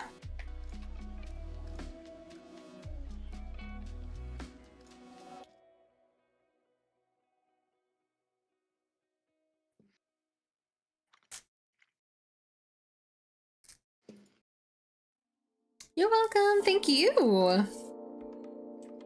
Thank you. I'm so happy.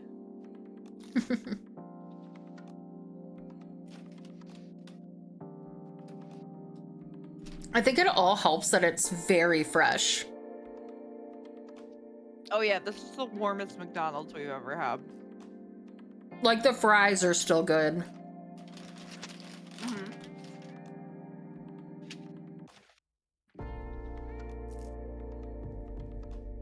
All right, you ready to fail at this geography? Uh-huh.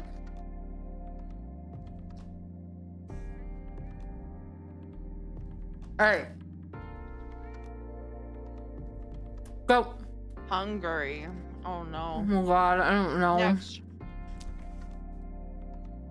I want to do the ones we know first. Cyprus, I think, is the island under the boot of Italy.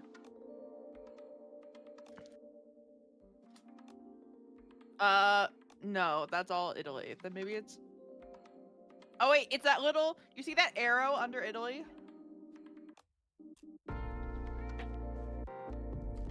Nope, it's over there. Never mind. Iceland, it's this one, right? think so. Monaco. Monaco is France. I can't hear you. Monaco is near France, and it's little. Where's France? What's that arrow between Italy and France? This one? No, not that Or one. this one? Down. No, down. Down and left. What's that little arrow? Yeah, I think it's that. Okay. Moldova. Don't know that yet. Somewhere near Russia. Slovakia. Nope. Keep going. Keep going. I need the coast Spain. first. I need the coast. Spain. Spain is the big one with Portugal and France. So I don't know where left either of and those are. down, Left and down. Left and down. Keep going. Left. Down. Spain. Left. Spain. Okay. Norway. Norway is under Sweden. No, Norway is above Sweden. Sweden is under Norway. Uh-huh. Estonia. I'm sorry, Ercy, I don't know yet. Keep going. You said Finland is a neighbor, right? So it's around Yeah. here? Somewhere. Ukraine. Ukraine's one of the ones near Russia. I think it's the Bulgaria. big one near Russia. This one? Maybe. Yep. Bulgaria. Don't know yet. Lithuania.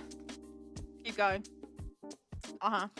Liechtenstein. Liechtenstein is near Germany, I think. Portugal. Is that this one? Portugal is left. Uh-huh.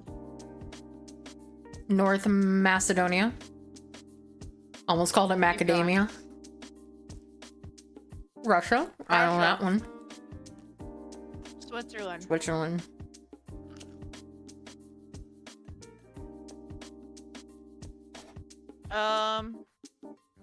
Switzerland is next to Germany, I think. Keep going. I need more filled in. Keep going. I think Luxembourg is the little one between France and Germany. This one? I think it's that. I think so. Vatican City. Vatican City is the little one in central Italy. I'm pretty sure. San Marino. Marino. I mean, my best guess would be the other little one in Italy, but I don't know. Hey! Andorra, what the fuck is that? Isn't that where Avatar took place? That's Pandora, I think. Netherlands. I should know this. This is where I'm from. But I don't. Keep going. Keep going.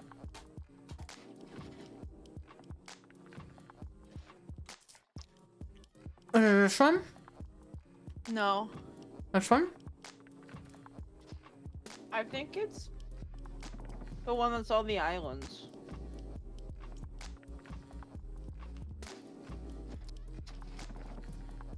This one? I think.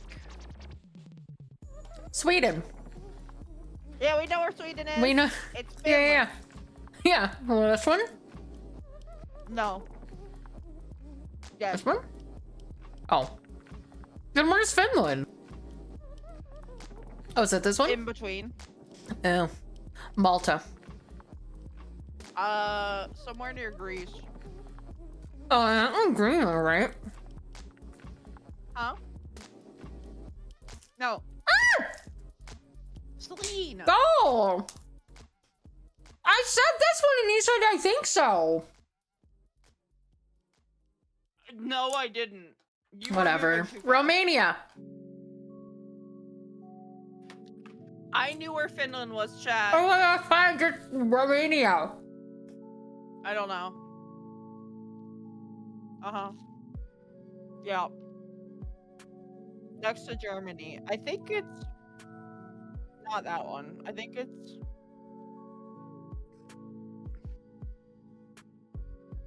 You don't have know. to be faster than this.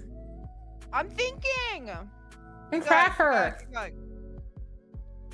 We went Ireland. Yeah. Where's Pedro from? Pedro, where do you live? Just a little. I think it's They said we were stepping on this one. Fuck. Turkey. Do you see where they it's above Cyprus.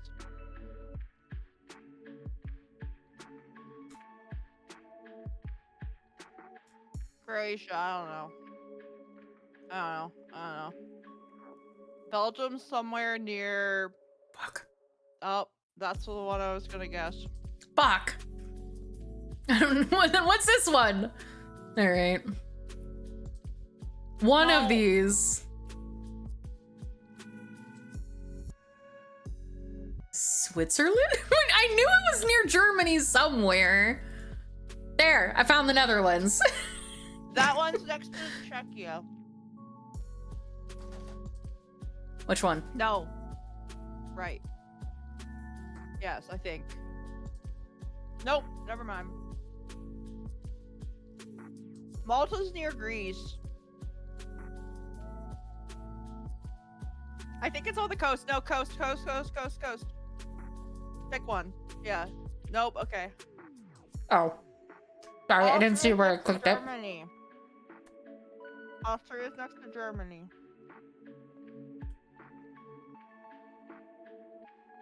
No, that's Luxembourg.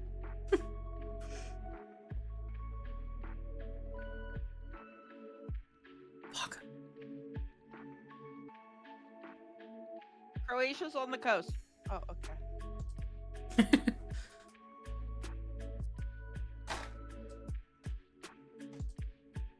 Oh, that's where Estonia is. That makes sense, because that's where Finland is, but somebody had to put Finland in the wrong place.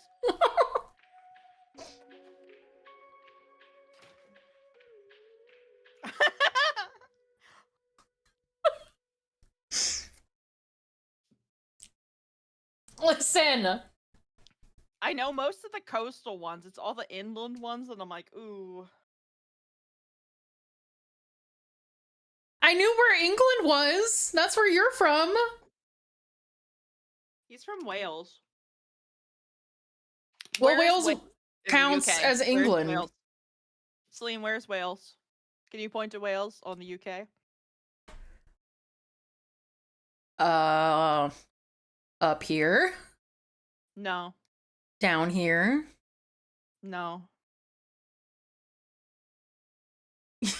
Yes, it is. Those are the only two places it can be. Well, you didn't put the cursor where it was. It's either north or south.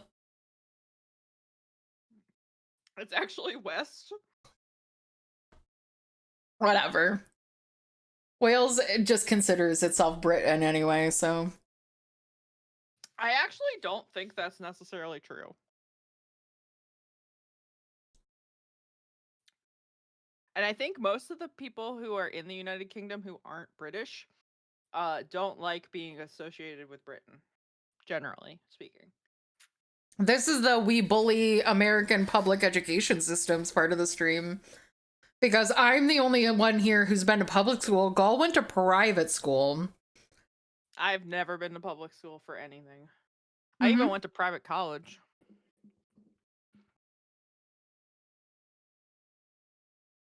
Although no, hold on. I don't know if my grad school is public.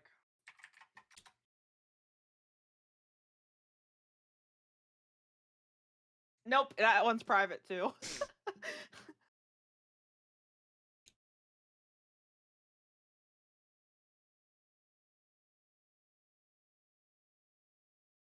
Ah, I love this shake. I devoured that food. I don't know about you.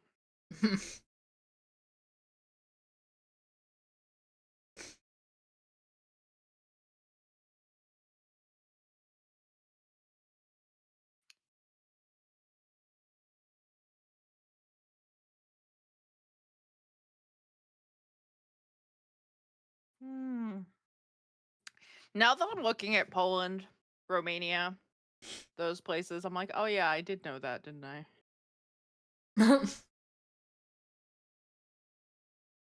Was it everything you ever wanted, Pedro?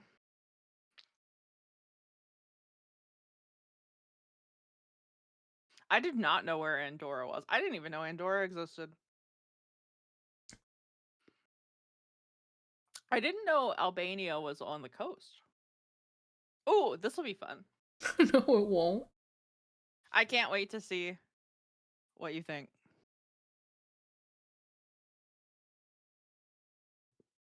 Come on. What do you mean, come on? Oh, I was close. What do you mean? Oh, it's a minefield. Okay.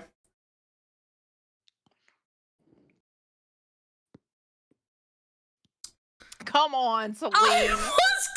What do you mean? She's bullying me.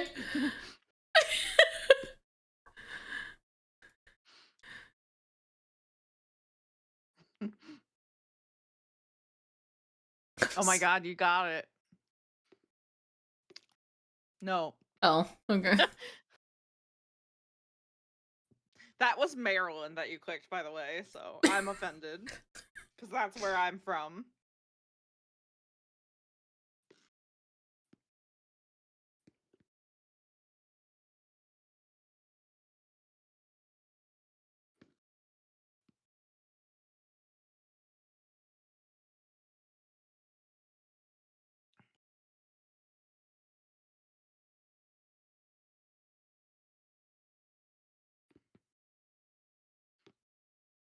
West Virginia.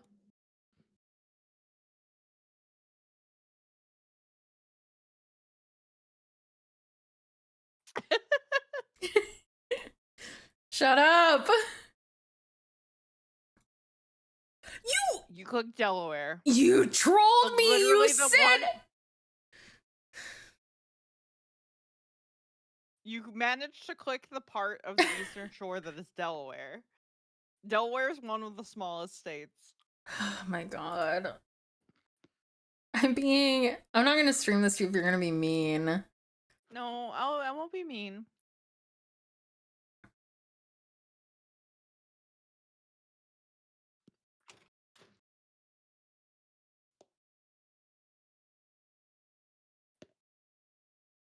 We need one that has the lines on it.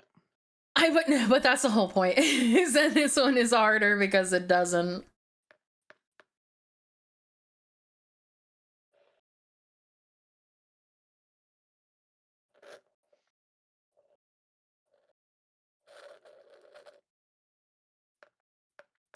Damn, that Shamrock Shake fucked.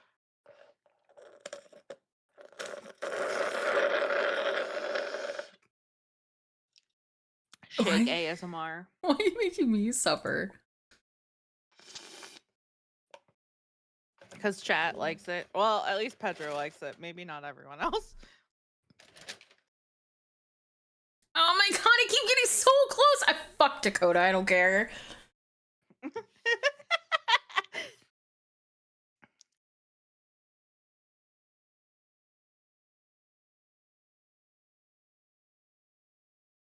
Oh, did you ever play GTA 5?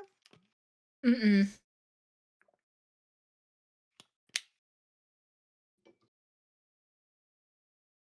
Oh, hi, baby. I'm all done. I'm all done, baby. Oh my god. 39 minutes until Totodile.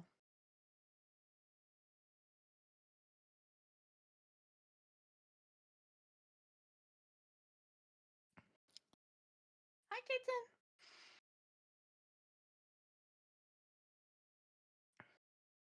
I'm so full now, but it was so good.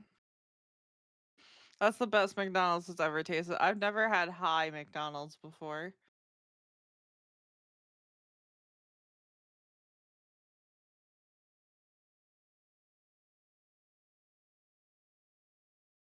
What do you mean?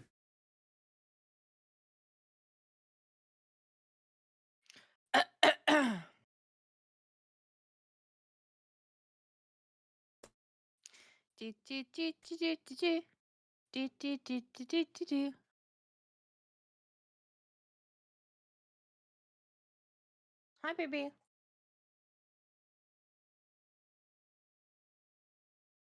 I want US with lines on it.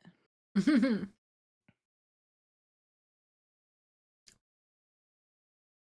like I could do it if it had lines. Yeah, let's see.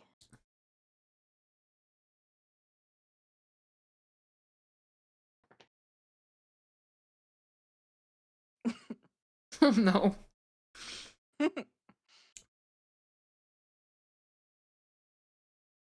It's next to New York. Connecticut, not Oregon. Nobody asked.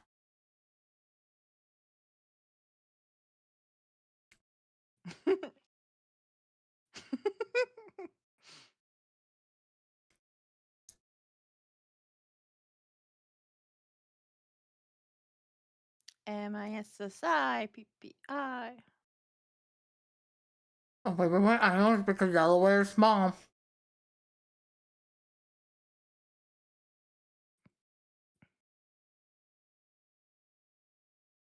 Yay!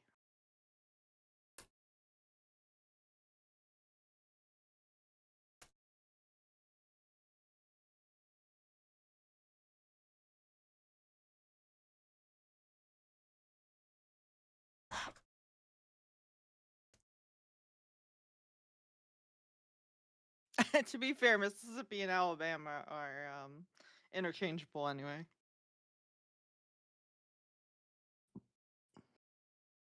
It's No, where that's Midgard's from. Virginia. What am I doing?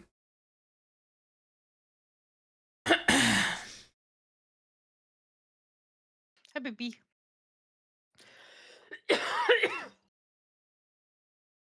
Little. Oh, that's not what. Oh That's my New god. York that you clicked. I'm aware. I'm sorry. I'm not trying to bully. Yeah, you are. Oh no, I'm not. I'm not. Wait, okay, what does the Popeyes logo look like? That's true though. Fuck. I should have known that. It was deep south. It's Idaho, right? Yeah.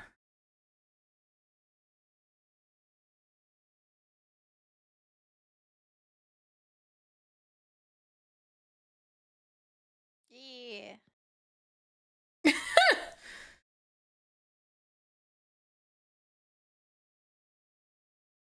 Hell yeah. Okay. No, it's north. Stop making fun of me. I'm not gonna play this game anymore. I'm sorry. I was gonna help. I don't need your help. I know what I'm doing. But oh my god, I literally knew that. I wrote a D&D game about it. I'm so mad. I'm just crying because you said I know what I'm doing. Click something and then it popped up that it was wrong. Oh, please clip. Please clip.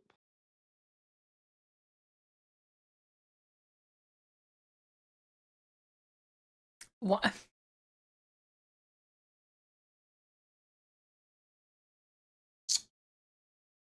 That's Montana. Nope. I don't know where any of these fucking states are, okay? Who knows? They're all a bunch of squares. They could be anything. That's Colorado, because that's a square.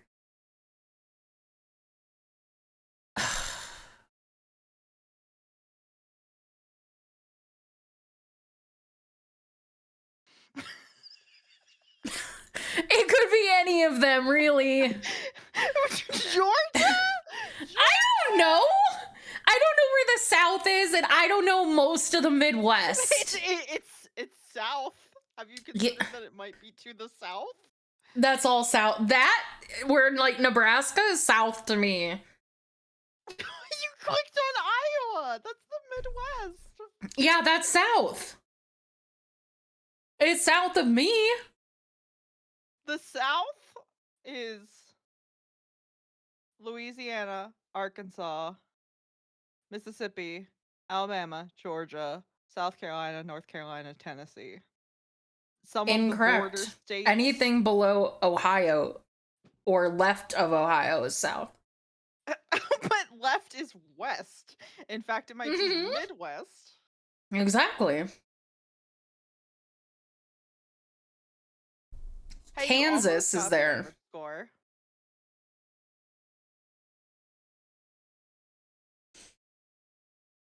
Hi, baby.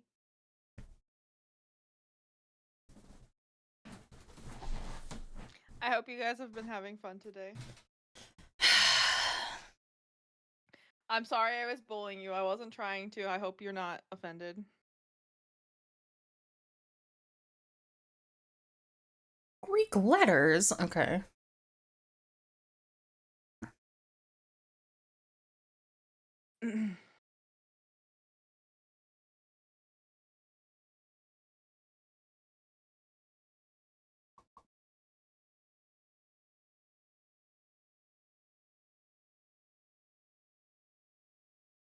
Basically, this is just, have I heard this inside of the name of fucking, what are they called?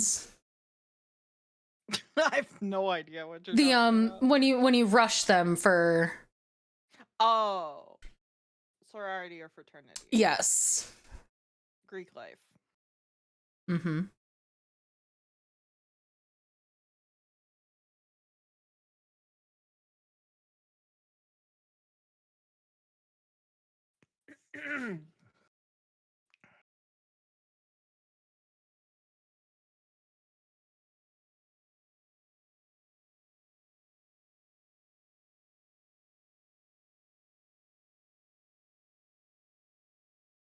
What are the last two? I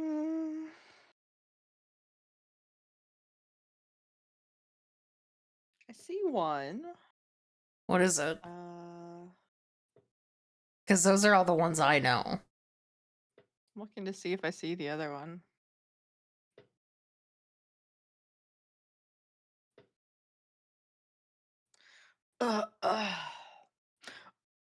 I need to go to the bathroom. I'll be right back.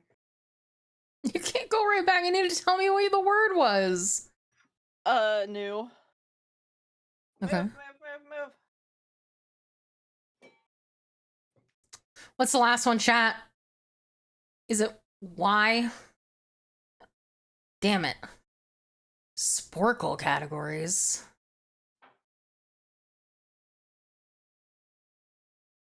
Multiple choices.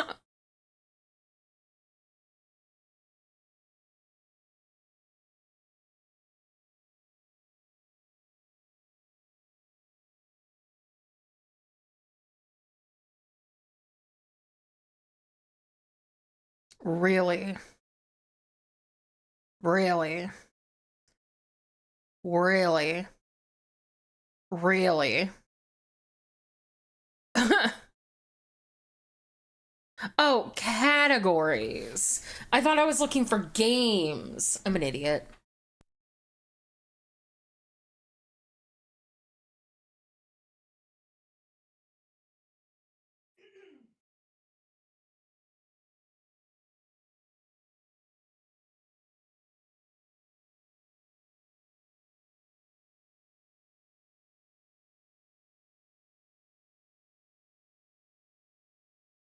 I got some multiple choices in a puzzle.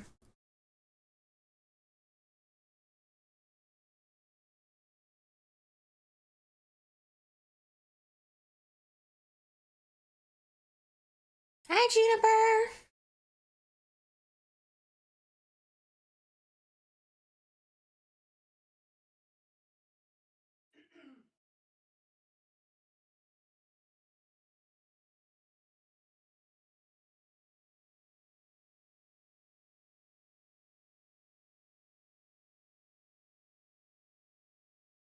Hmm.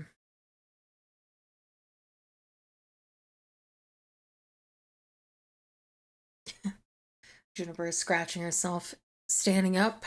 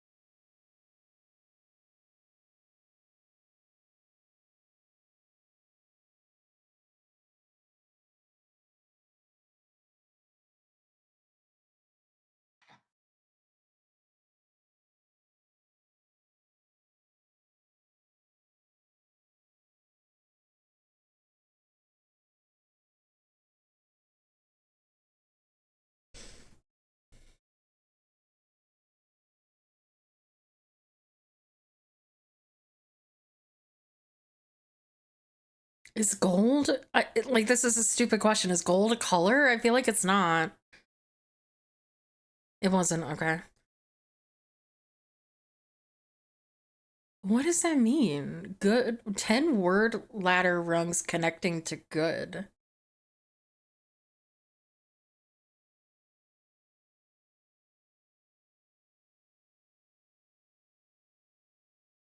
What does that mean? I don't know what this means. I don't know this either.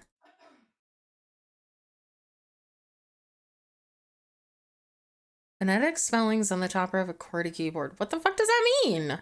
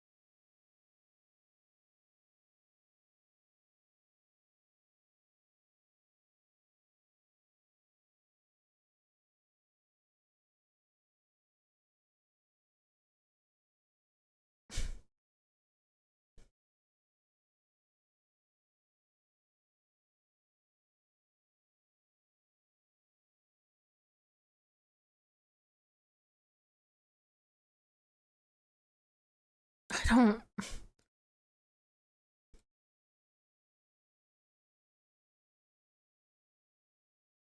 Oh, wait, I know this.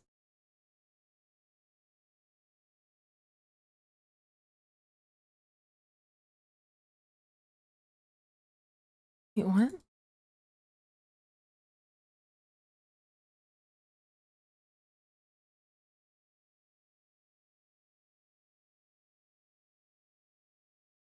I don't know these.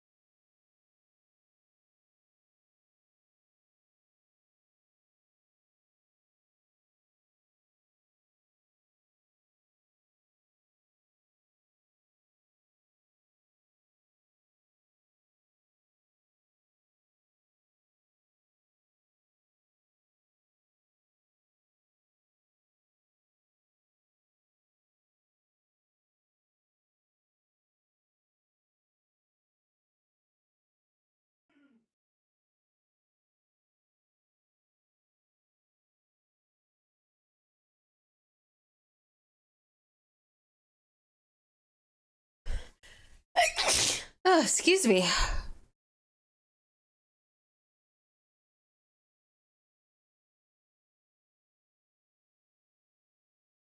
Thank you.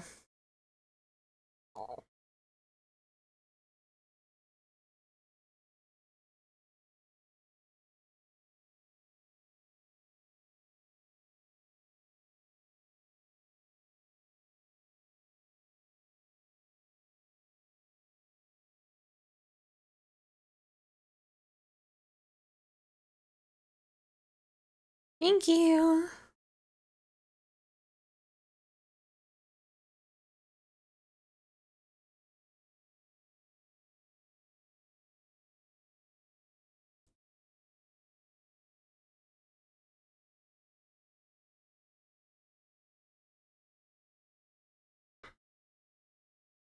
I don't know what this is.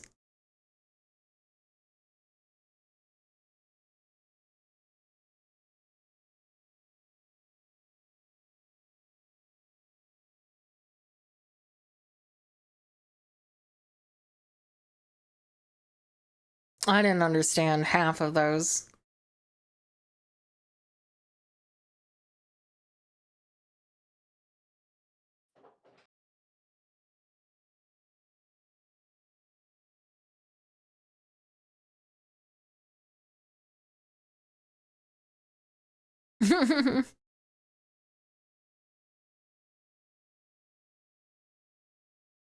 Oh, I'm full.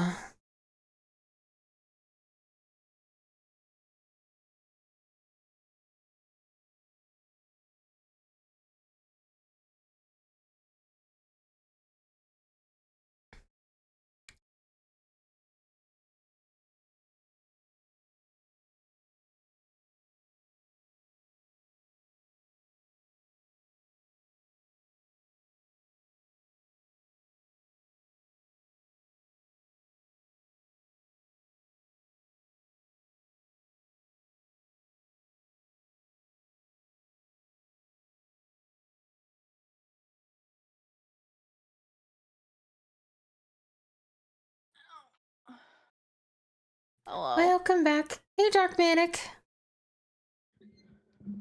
Ready to drive some cars? Maybe. Or not? Sorry, I'm just in pain. I know. You want to just chill for a bit? I'll pass. Yeah. Okay.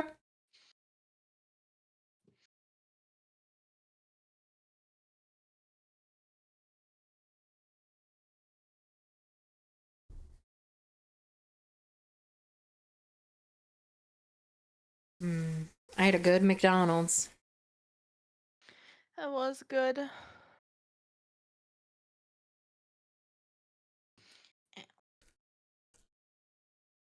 You're gonna be okay. I know, I just feel like I'm dying. You're not. Yeah, absolutely. Could do some comfy mining and crafting.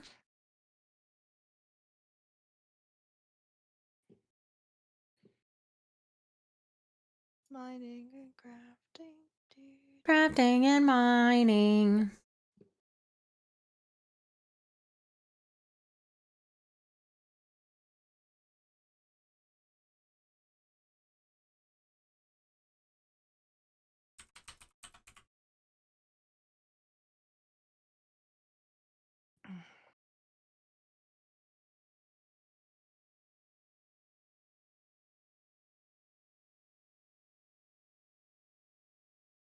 Can I lie down for a little? Of course. Okay. Okay. Rest well. Thanks for hanging out. I want to come back. Okay.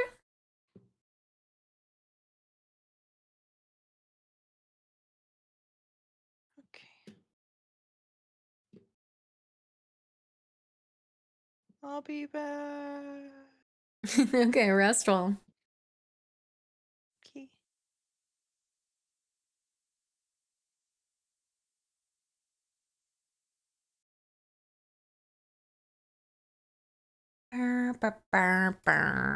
Alright, I will be right back real quick.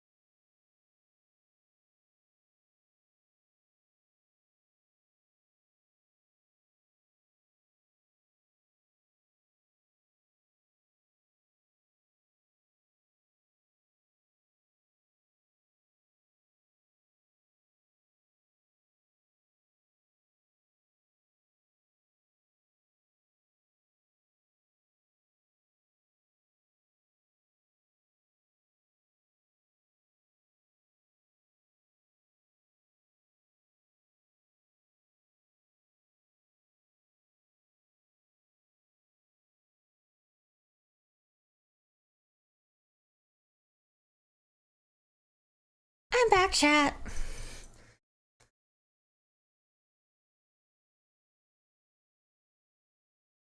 Hi.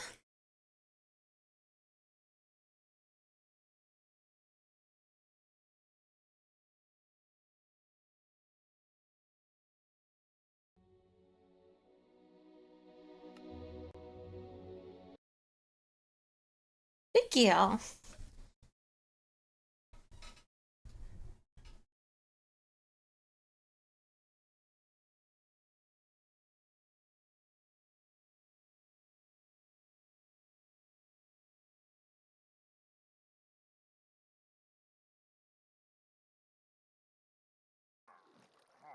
Huh. What is going on outside?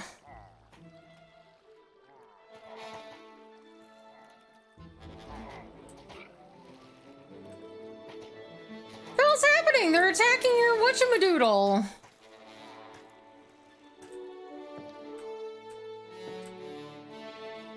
Oh my god, they just killed your dude!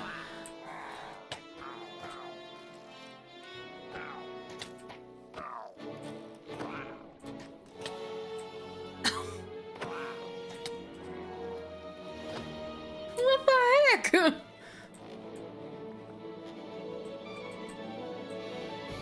And they did it to the most heroic music.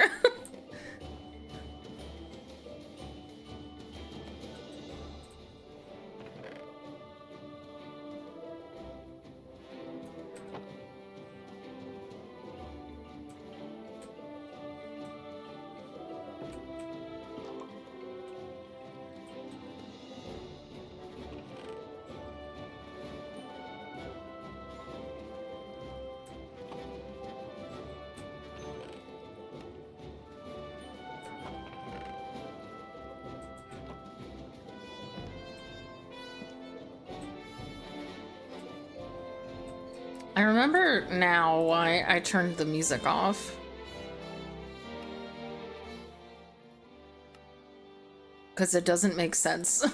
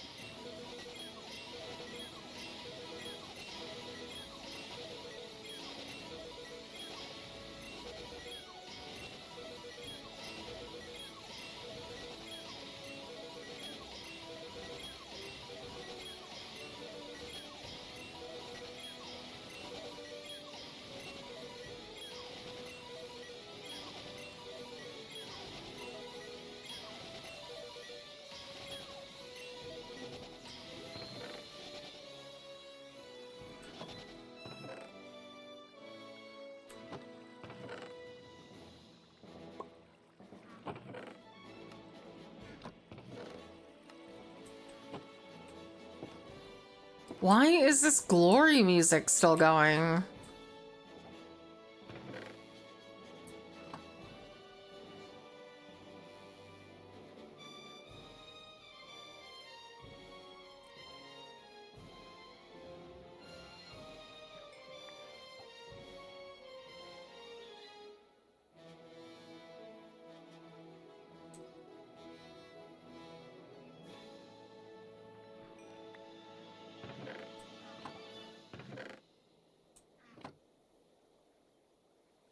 Okay, is it finally over?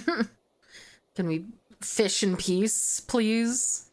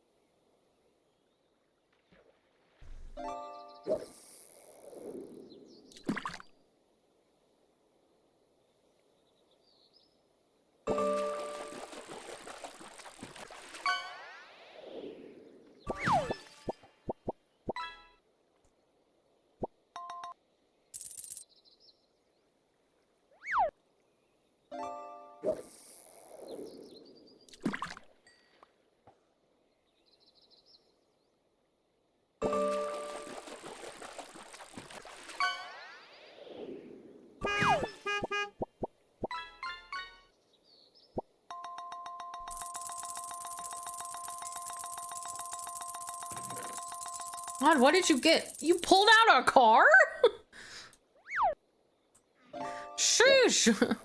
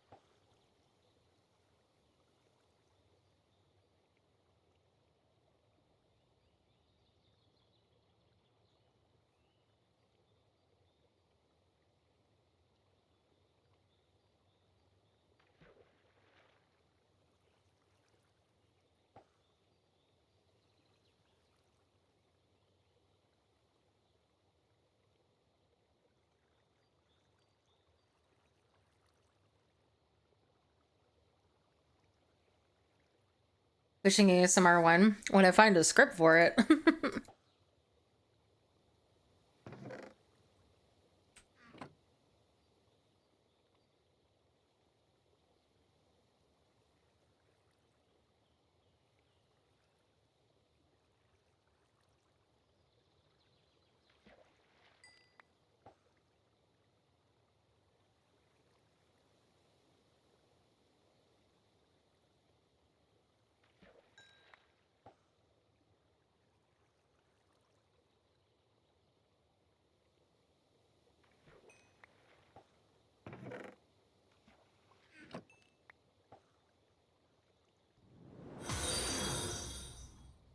Masap1 just followed. Thank you so much for the follow, Miss Sapien.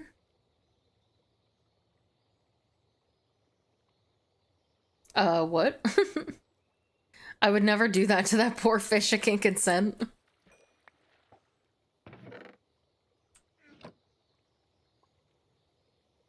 Unless it's a shape of water situation. Oh my god. New ASMR idea. You fish up the, like, sea monster at the bottom of the lake. Hell yeah. Write it down, write it down.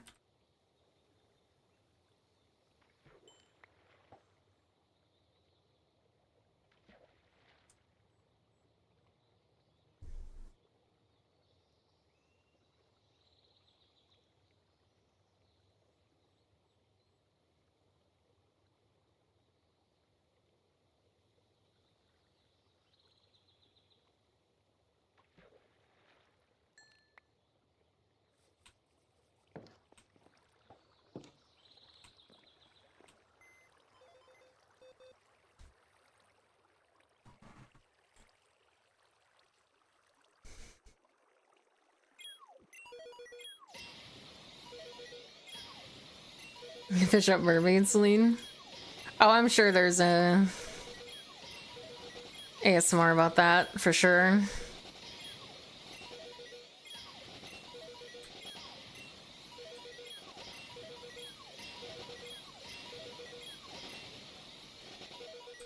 Good morning.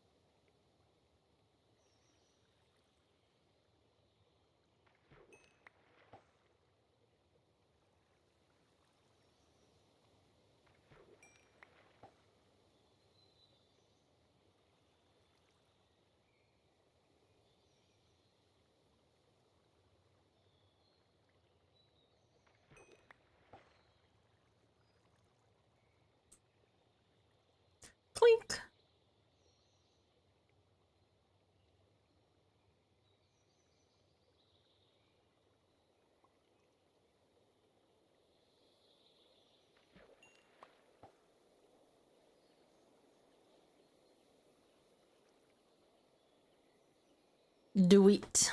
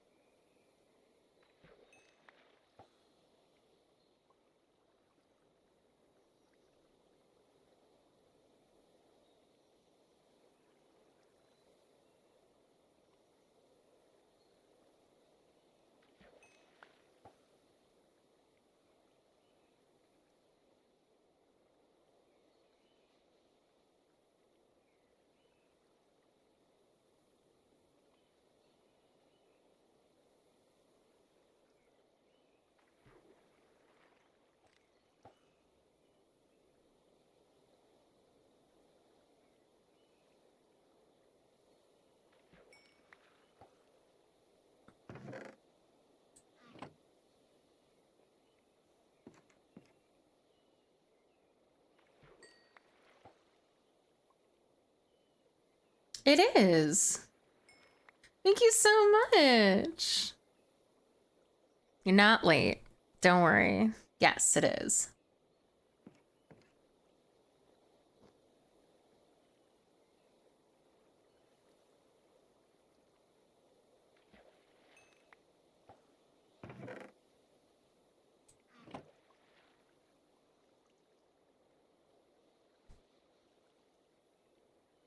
Wooloo.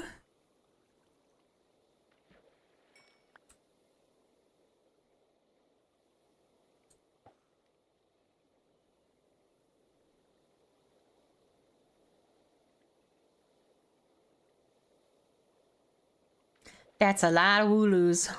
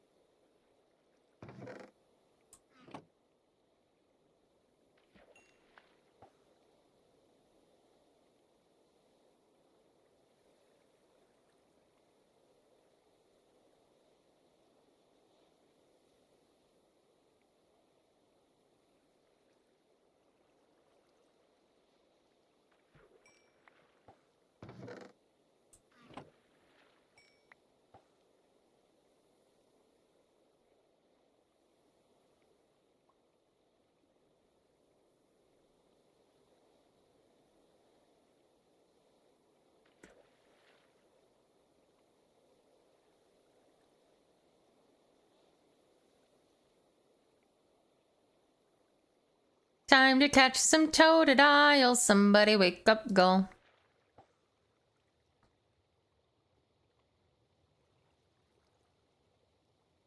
I'm gonna open Pokemon Go. I want to see if I can get I can get some shiny totodiles.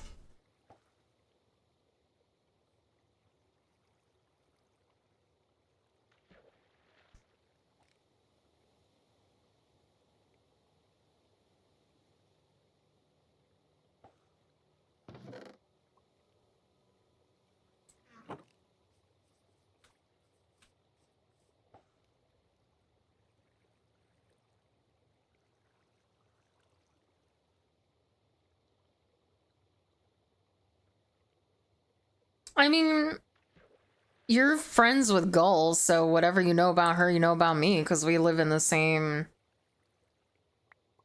apartment. God damn it.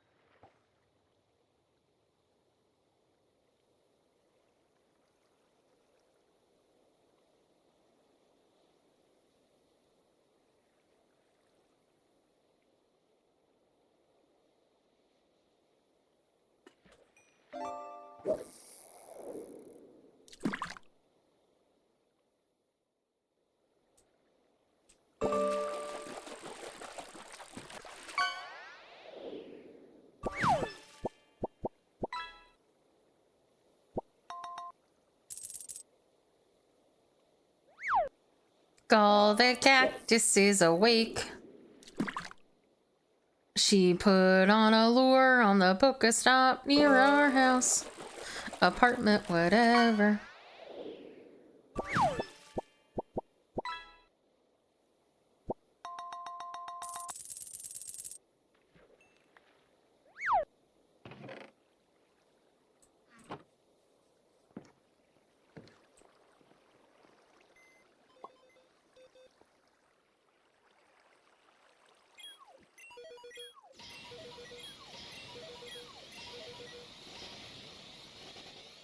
Well, I have a Monster Hunter squad?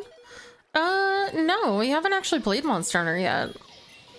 It's definitely in the plans, because Gull and I both love Monster Hunter.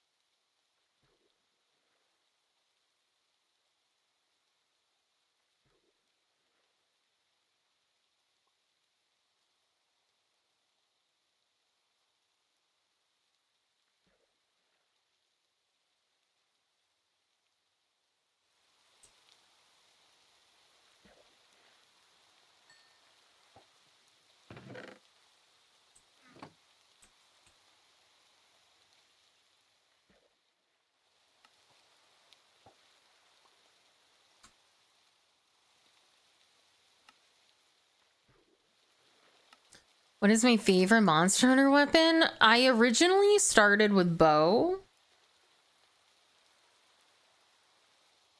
And then switched to dual blades in Monster Hunter Wilds.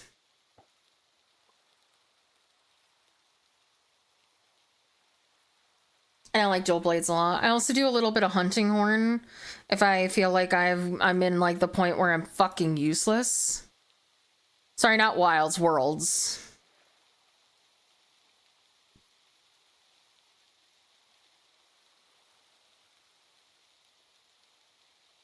Because bow didn't feel great in Worlds.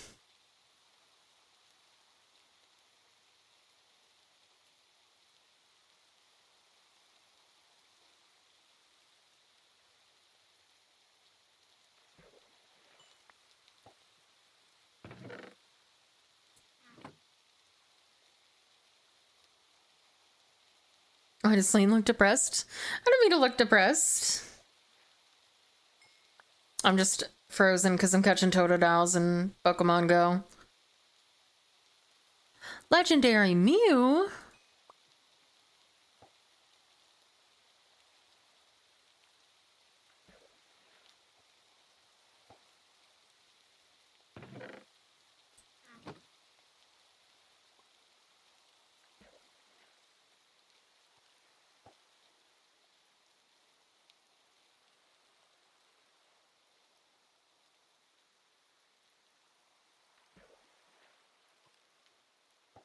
What's going on?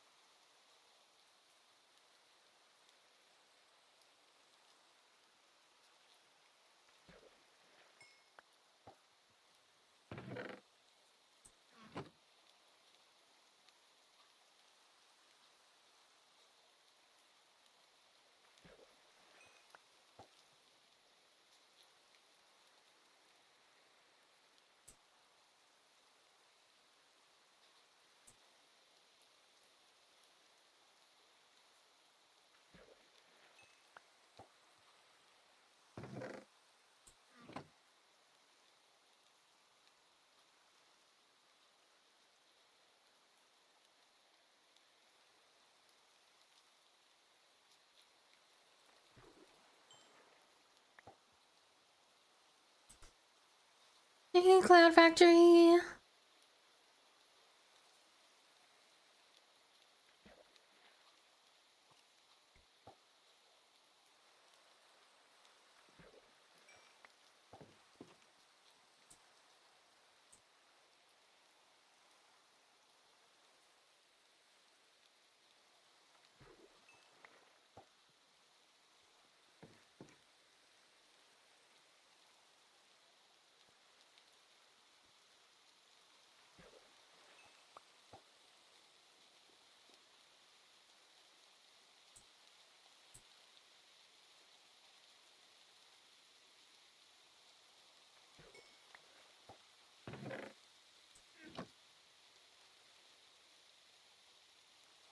Oh, well.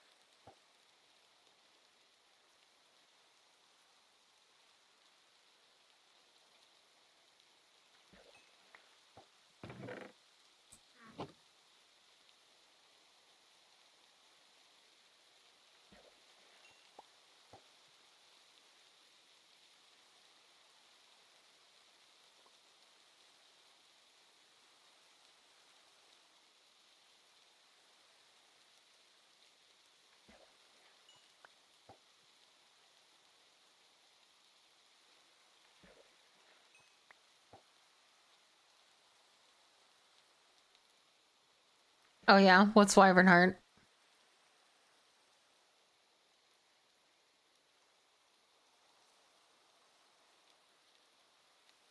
Minigun mode.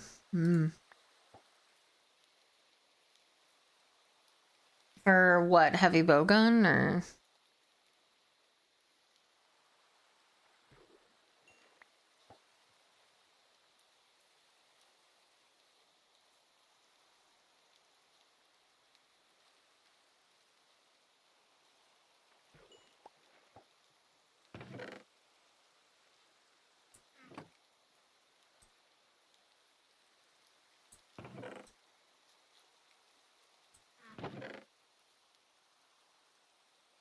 Oh wait.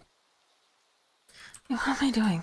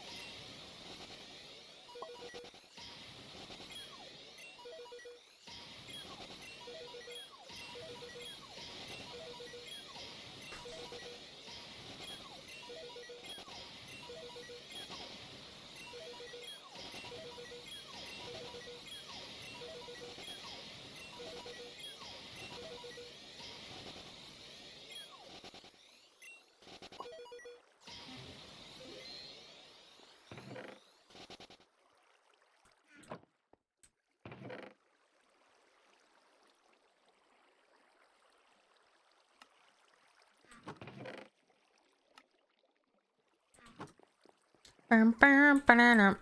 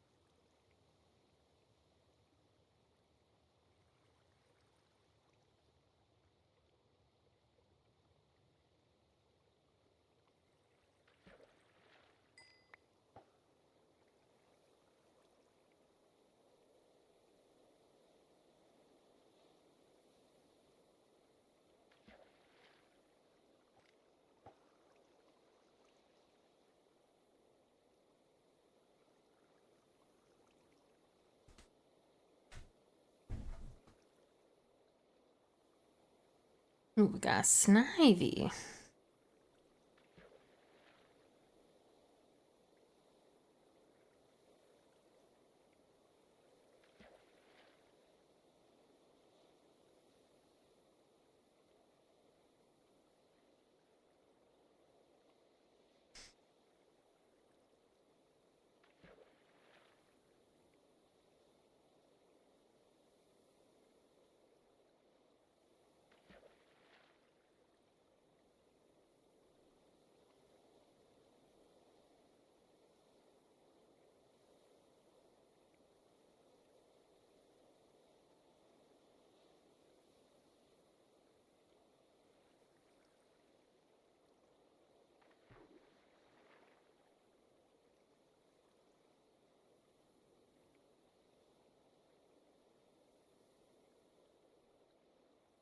Sorry, I'm fighting something in Pokemon Go.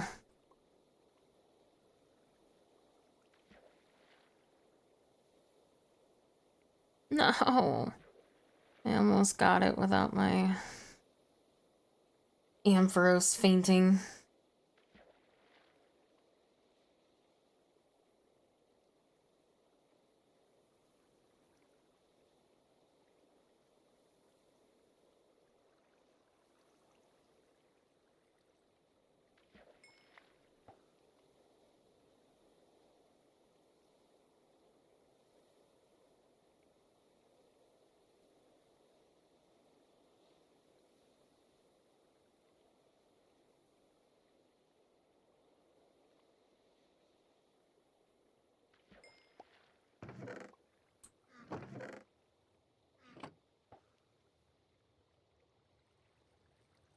Oh, that's so cool!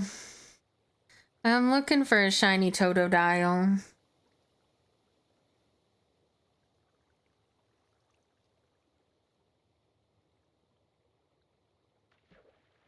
Oh, I just got one! Hell yeah! I also got a shiny Totodile. I hope I catch it. Oh god, I missed.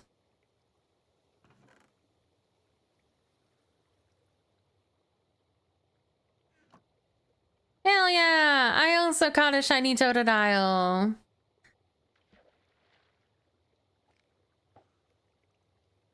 I have all 3 shiny starters from Johto.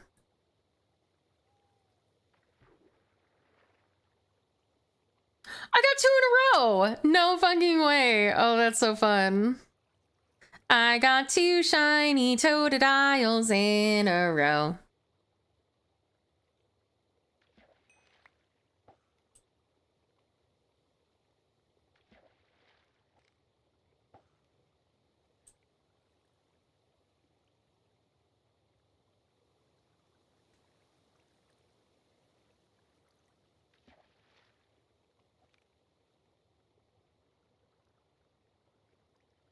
Nah, couldn't get 3 in a row.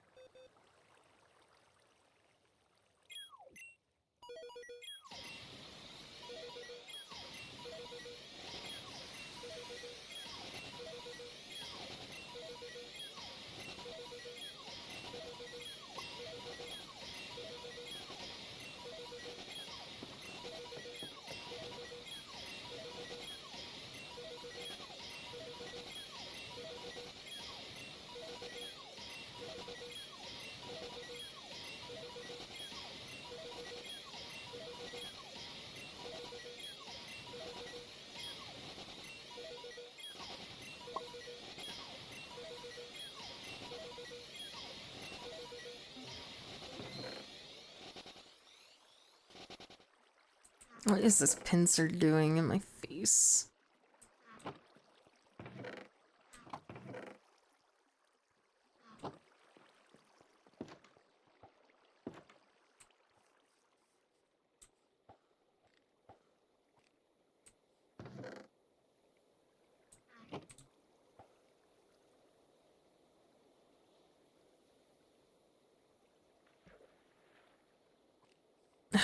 Oh my god, Xerneas. Oh no, the Larvesta's getting away.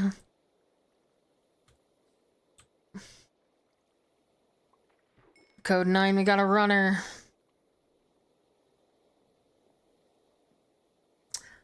Shiny Totodile number 3. I literally have one for every, I can make one of every evolution. Hell yeah.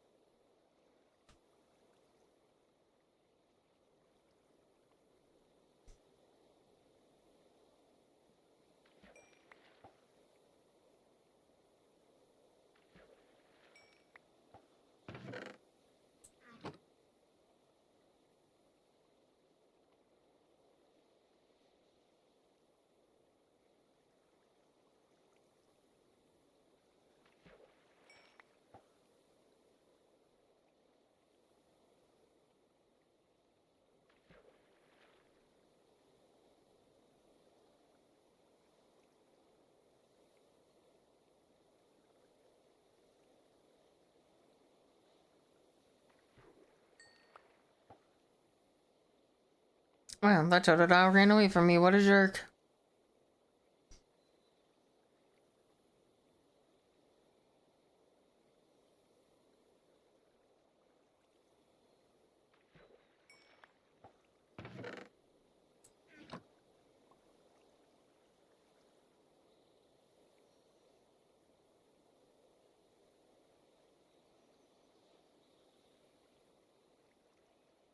No, no. Hold on. I'll bring myself back in and I will smile for you.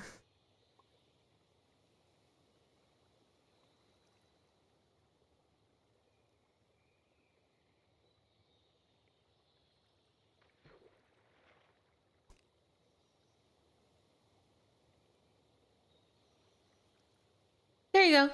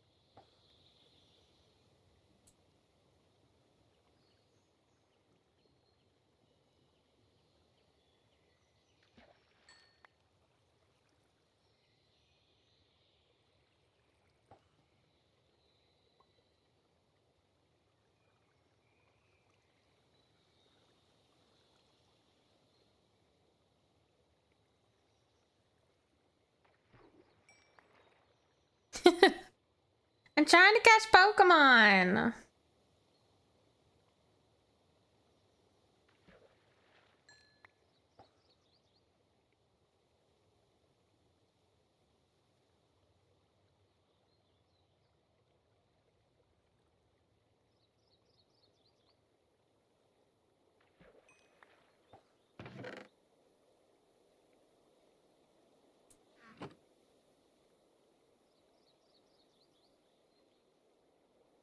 Hey, doggy.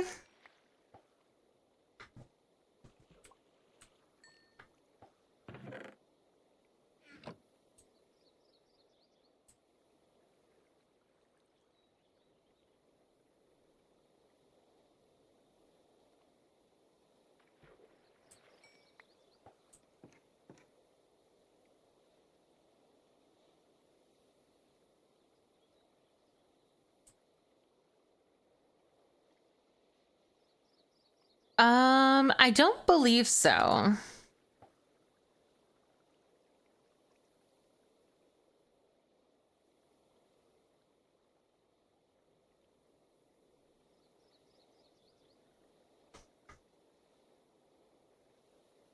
Of course.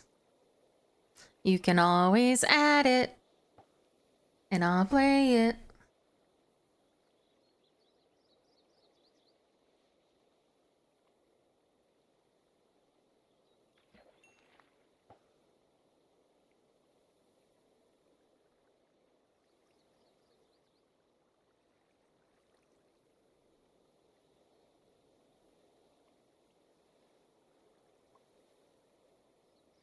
How do I do that? You can either gift the game on Steam or use the channel points feature in the bottom left that looks like the two little sunflower seeds to use 5,000 points to request it.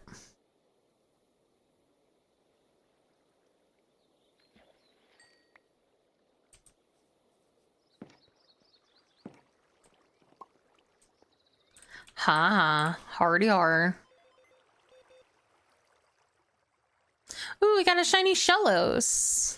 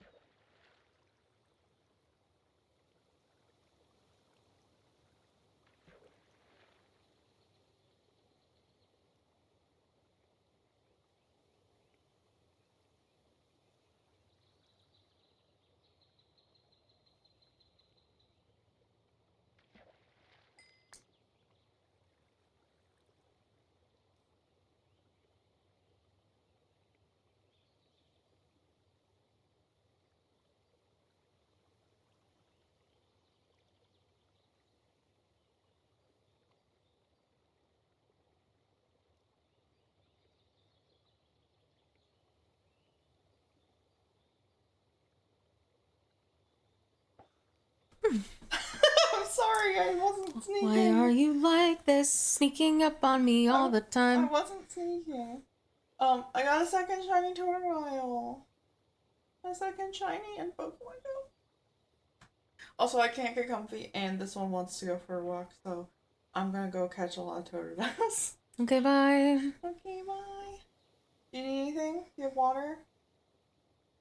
I might end if you're not gonna come back.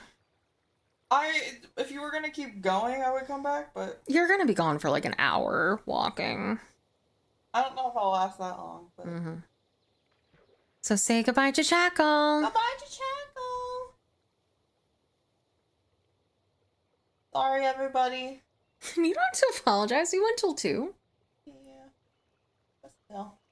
I said I was gonna come back and then I didn't. It's okay. No big deal.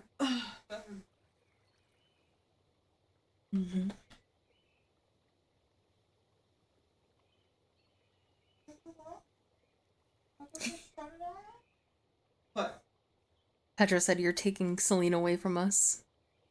I mean, she's welcome to come on the walk if she wants.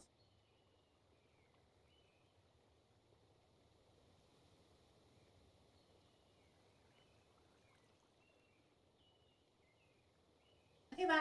Okay, bye. Okay, chat. I'm gonna go take a rest because I thought Gal was gonna come back and she isn't. And that's okay. Thank you so much for spending your time with me today. I appreciate you all so much. You guys are so sweet. Thank you, Pedro, for feeding us, for getting us some McDonald's for dinner. Tomorrow we start our, we should get our delivery for the food service. So, we should be no longer requiring chat to buy us food. We will not starve anymore.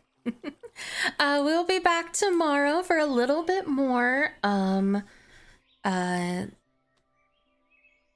Crossing in the morning. Our museum should be finished.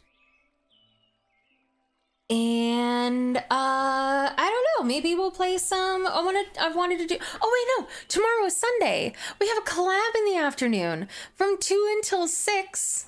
Me and the hosts of Lover Collab, Sylvana and 8-Bit Bella, are going to teach me how to play Raft, which is one of their favorite games. And they play it a lot together.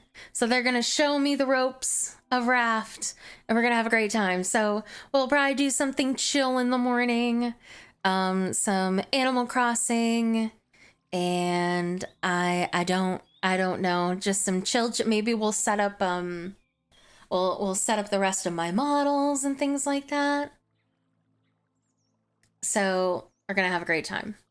So thank you all so much for spending your time with me. Remember, go check out my Patreon. And links in the Discord for the new ASMRs. There's a new ASMR that is going out tonight. It is for the Red Roses and Up only. And it is a special JOI involving I don't have anything on my model that I can do with this with, but it's a part of my model that you don't usually see. You need the backside. So thank you so much for spending your time with me. I appreciate you. Dials, you're such a good boy. And Pedro, you're such a bad boy. Mwah. Mwah. Mwah. Mwah. Thank you for being here. Thank you to all of the sweeties who donated and did amazing things. Thank you to thank you so much to Token for contributing $300 towards the anniversary Donathon. Thank you to Sebastian for the raid. Thank you to Leonix for resubscribing at tier 1 for 7 months. Thank you to Kokiko for the raid. Thank you to Cooked Superiori for the follow. Or Cooked Super Ari, since they said that way they would like to be called Ari. Thank you to Paratrooper Dylan for the 100 bits. Thank you to Burning Spice Cookie for the follow. Thank you to Pedro for the $200 contribution. Thank you to Paratrooper Dylan for the 20 community gift subs. Thank you to Gull for the 300 bits. Thank you to Blue Spur Gaming. Blooper. Sorry, not there's. I always want to put an S there. Thank you to Blooper Gaming for the raid. Thank you to Neth Enderman for the follow. And thank you to Massapi for the follow as well. Thank you. Thank you. If I missed anyone due to outside contributions in other websites that aren't through Twitch, I apologize. Thank you so much. And also, welcome to Zio for joining the Sunflowers on Fansly. Thank you. I hope to see you guys again tomorrow, especially for my first of many planned collabs for my 1-year Donathon. Thank you so much to everybody who has contributed so far. I appreciate you all so much, and I hope to see you again soon. Bye. Mwah. Mwah. Mwah. Mwah. Mwah. Mwah. Mwah. Who are we going to raid today? Mwah. Mwah. Mwah.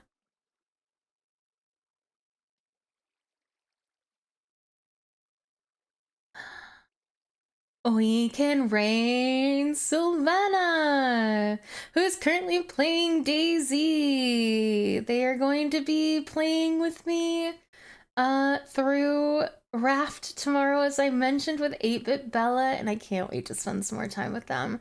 They were lovely during the collab, so show them some love, please. It would make me so hammy. Have a good day, guys. Bye. Mwah.